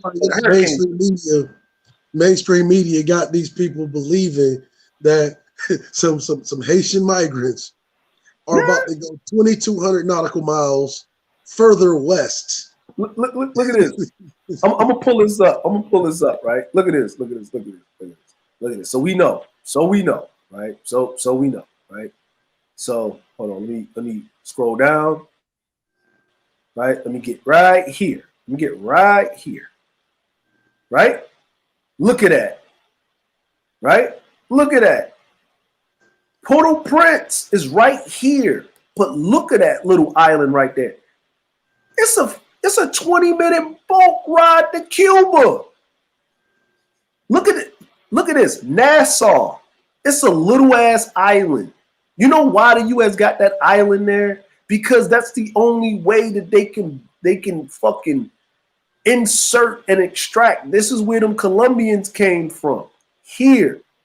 Right? Now, United States got their hands caught in the cookie jar. If I'm not mistaken, the Nassau Island is nothing but a jump, a jump or a way station. Yep. Like there's not even a supply route for that region. No. So this right here, right? Here's the funny part about all of this right here that we're looking at. They got caught with their hands caught in the cookie jar because if these guys were trained in the United States military, they used 2 Haitian dudes, right? The president of Haiti, his wife escaped. You know what I mean? They got her out of the country to protect her, right? You know what I'm saying? Then they found out it was all of these other people and they were trained in the US and that got out. Next thing you know, they're talking about, you see these news articles about Haitians at the border, this, that, and the third, because now it's a diversionary tactic to remember that the United States had a hand, right, in assassinating the Haitian president in the Capitol, in his home, and trying to kill his wife, right? And what it was supposed to do was, because if they got caught and they are Colombian, is cause a problem between Haiti and Colombia. But that didn't work. You know why it didn't work? Because they already know what they're about. So then they try to say, well, they released 15,000 Haitians in the thing. Well, where are these Haitians? Why didn't you round them up? What happened to the Mexicans? What happened? Where's the Mexicans, right? But you know what Haitians stand for? Squint, squint. Niggas. Niggas, right? Because guess how they could disappear? Because Haitians look like niggas. They look like niggas. So are you telling me, Cerulean, all of us that's sitting here, I'm going to stop sharing this for a second, right? I'm going to stop. So you're telling me that 15,000 niggas in Texas at the border are moving in unison and nobody can spot these motherfuckers? Like, is there an underground railroad now that we don't know nothing about that just came back up in 2021? Is Harriet Tubman leading the charge? Is Nat Turner overturning cotton bales and all this extra shit? I'm like, sir, is this happening? Cerulean? How do 15,000 niggas disappear at the border of Texas where it's basically only whites and Mexicans down there?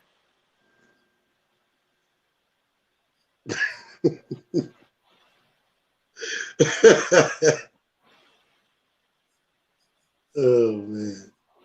Sir, got anything? Is it possible? Actually, it is possible. It is possible if they didn't exist from the beginning. Exactly.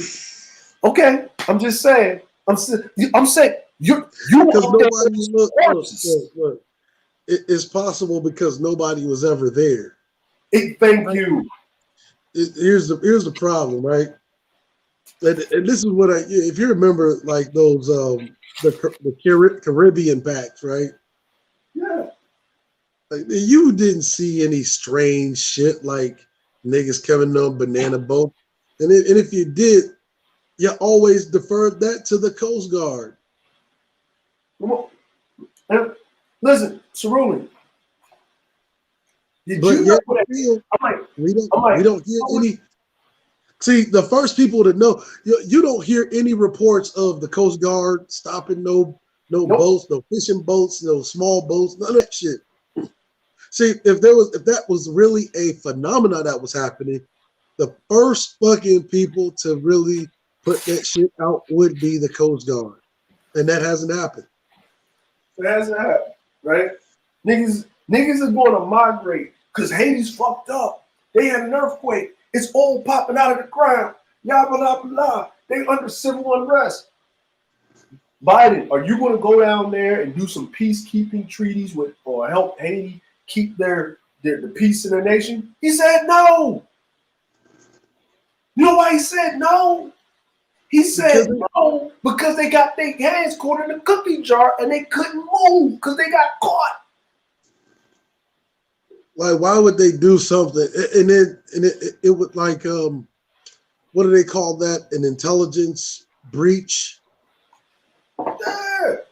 Right? Like, man, come on, bro. Listen, man. The only thing he could possibly be doing if he's going to fucking deal with Haiti is apologize for attempting to use Colombians as a fucking proxy. Yes, and it did not work. It actually built the bonds. It actually strengthened the damn bonds. Now, this is the question, right? And this is why I could tell that those Colombian assassins, right, were set up. And they realized that they were set up because it was a one-way operation. And you know why it was a one-way operation? Well, I mean, it depends. I don't know. Like, look. Do you want to hear the cover story, or do you want to hear the real shit? Because they weren't Colombians. They were Colombian Americans. Yes. That's what I mean. That's what I'm saying. It was a one-way operation, and the reason why I know it was a one-way operation, right, is that the Haitians caught them, right? If you're able to sneak into the presidential palace, right? This is Haiti, right? Well, you also got to remember, right? The Haitians wanted that nigga dead anyway. They was going for his head anyway. Yes, but here's the thing. This is what I mean on their end of the spectrum. They got caught, right? And the only reason they got caught because they caught them on the beach because they're extracted. They're extracted gum. They couldn't reach them. They got disavowed, man. Look. Yeah. And you know what what the United States was hoping on? That the Haitians would be so furious, right? Because people don't understand pride Haitians have. They can have their internal problems, but you don't come into that country because it looks fucked up that you assassinated. And even if you do get away with it, we're going to kill you. There's nothing to talk about because you killed a president. We're going to kill you, right? So now they didn't kill him. They didn't even kill him. They arrested him. And they brought him in for questioning. But you notice something. Think about it. They snuck into the country.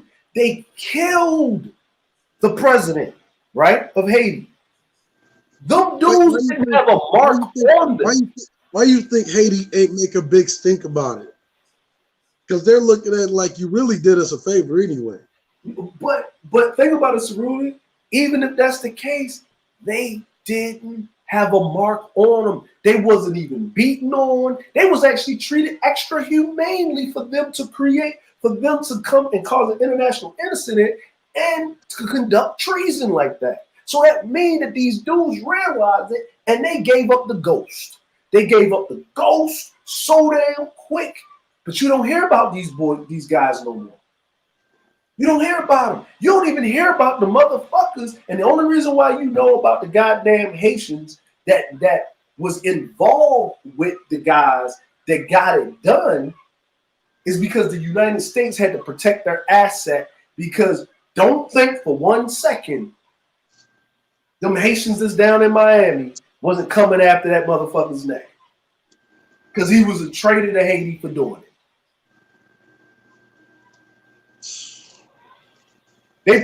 But you don't hear about it no more. And then after that, what do you hear? Right? Even with the earthquake thing, they presented it like, yeah, Haiti's a shithole, it's fucked up. But look at these Haitians at the border. And the reason why they're leaving is because of the unrest of not the assassination of the president, but the earthquake that happened. But they're coming over the Mexican border. These Haitians are swimming across shark-infested waters. They ain't even got banana boats. They backstroking. Yeah, I mean that makes for a good Hollywood film, but not much. And listen, and you don't even see. And you know what? They like. And then these Haitians, they're sleeping underneath a bridge. They got the kids like it. That looked like a Sally Struthers fucking Save the Children from Africa footage. Where did they get this footage? And then you see one Haitian dude getting whipped, supposedly Haitian dude getting whipped while a white man is sitting up there on a goddamn horse.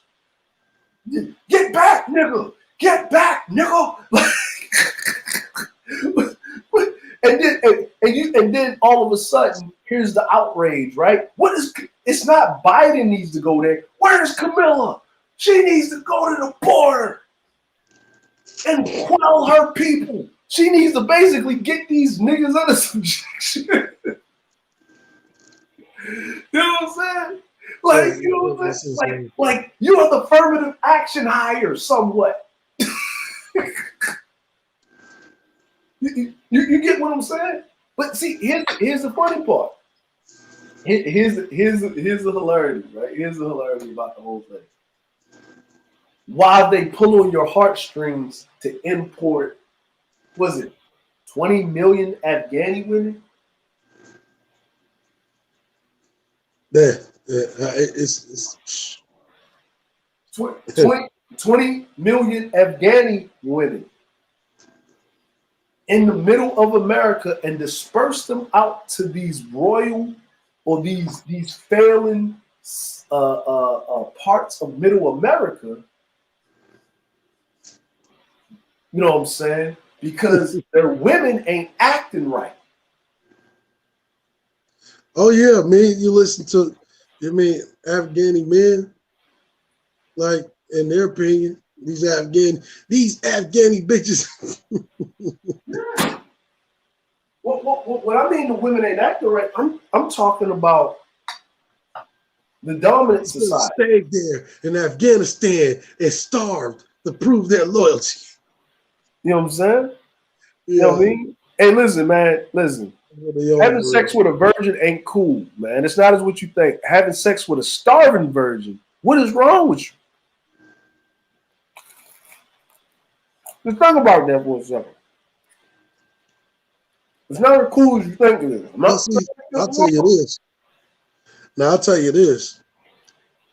Afghani interrogation techniques, undeniable, man. Undeniable. Oh, yeah. They have your motherfucking ass squealing in no time. Mm-hmm. You know how they do interrogations? Mm-hmm. They tie you to a pole, right? Mm-hmm. Tie you to a pole where you're bent over a fucking log with your hands tied, your midsection tied, and your motherfucking pants dropped, and they come and get a goddamn Afghani Nubian goat.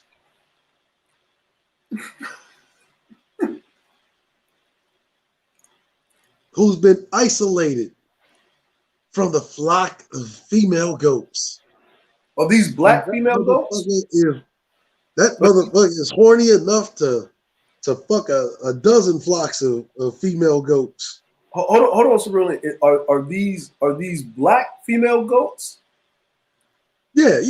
Like the Nubian goat is it's native to Afghan. Oh, okay. So I got another question, right? Is this a trans goat? Because I'm no, it's not a trans goat. It's just a regular Nubian goat. Okay, so he didn't want to be removed from his community. Oh no, he's just being used as a tool to interrogate motherfuckers. Okay, I got you. You can continue. I just wanted to get it in context. Know where we at. And they will fucking have that goat rape dude over and over and over and over again, and he spill the fucking beans. Mm-hmm. Very effective. Very effective, man. Hey, listen, man. But it's funny. Because SKC said that he would fuck a goat if it could have its babies. Hey, sir, you there? They have it. Yeah, you right.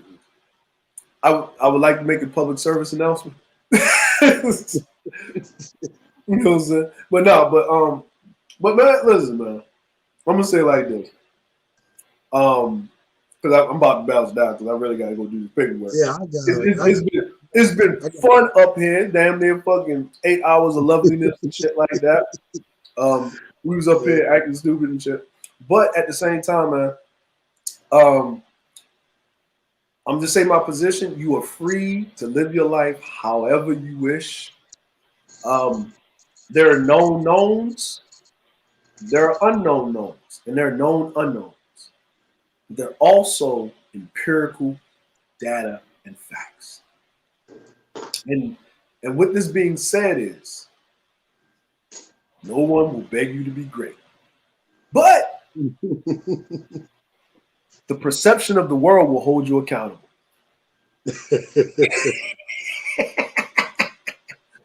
Yeah, man. Hey, son, I just gonna say, man, look, it has been a pleasure as always.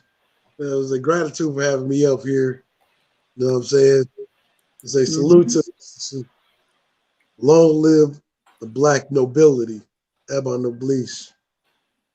Oh, sir, appreciate you, bro. Yo, you had a good time up there. Good bill, man. I'm gonna be out. He might have stepped away. He's gonna come back. But hey, man, y'all have a good one. It's like 4 in the afternoon, and I gotta catch up on the damn paperwork. See, and I'm gonna hold myself accountable, right? Because I was up here talking, running my chops, and I said I was going to leave. And even having this conversation, even though it's a great build, I've been derelict in my responsibility, right? Everybody has a form of dereliction, right? It's just long as you don't suffer from stage 4 dereliction in your life. That's it. That's just me. I'm just saying what I did. But yeah, man, the dereliction, man, dereliction is an everyday fight. You know what I mean? Yeah, you know what I mean? So I can't hold another man accountable for something if I don't hold myself accountable in the same light. But the difference is between my dereliction and theirs, and I'm not making any excuses, is that I own my own business and I'm my own boss. I set my own hours. You know what I mean? And I'm derelict with my standards. I really don't have to get this shit done until next week. I just like to be ahead of the power curve. But let me do my thing. That's ruling out. I'll let you in the back cave. You don't PS4 Super George 14 Super Plus 5. You know what I'm saying? All right, man. I mean, I gotta not lay it down. Like it all damn near almost 3 going on 3. I gotta lay it down. But man, it's been it's been a hell of a ride. Oh man. A salute to all y'all, brothers.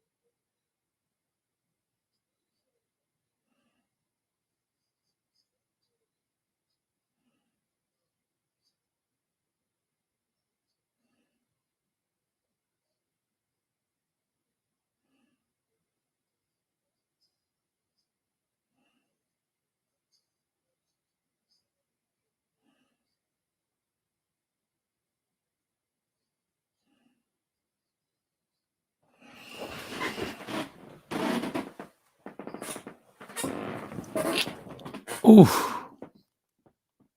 Damn. Oh, damn. All right, now. Oof. Shit. Okay. Peace, everybody. Oh, peace, everybody. Oh, Indian. Hey. All right. All right. Shalom and peace.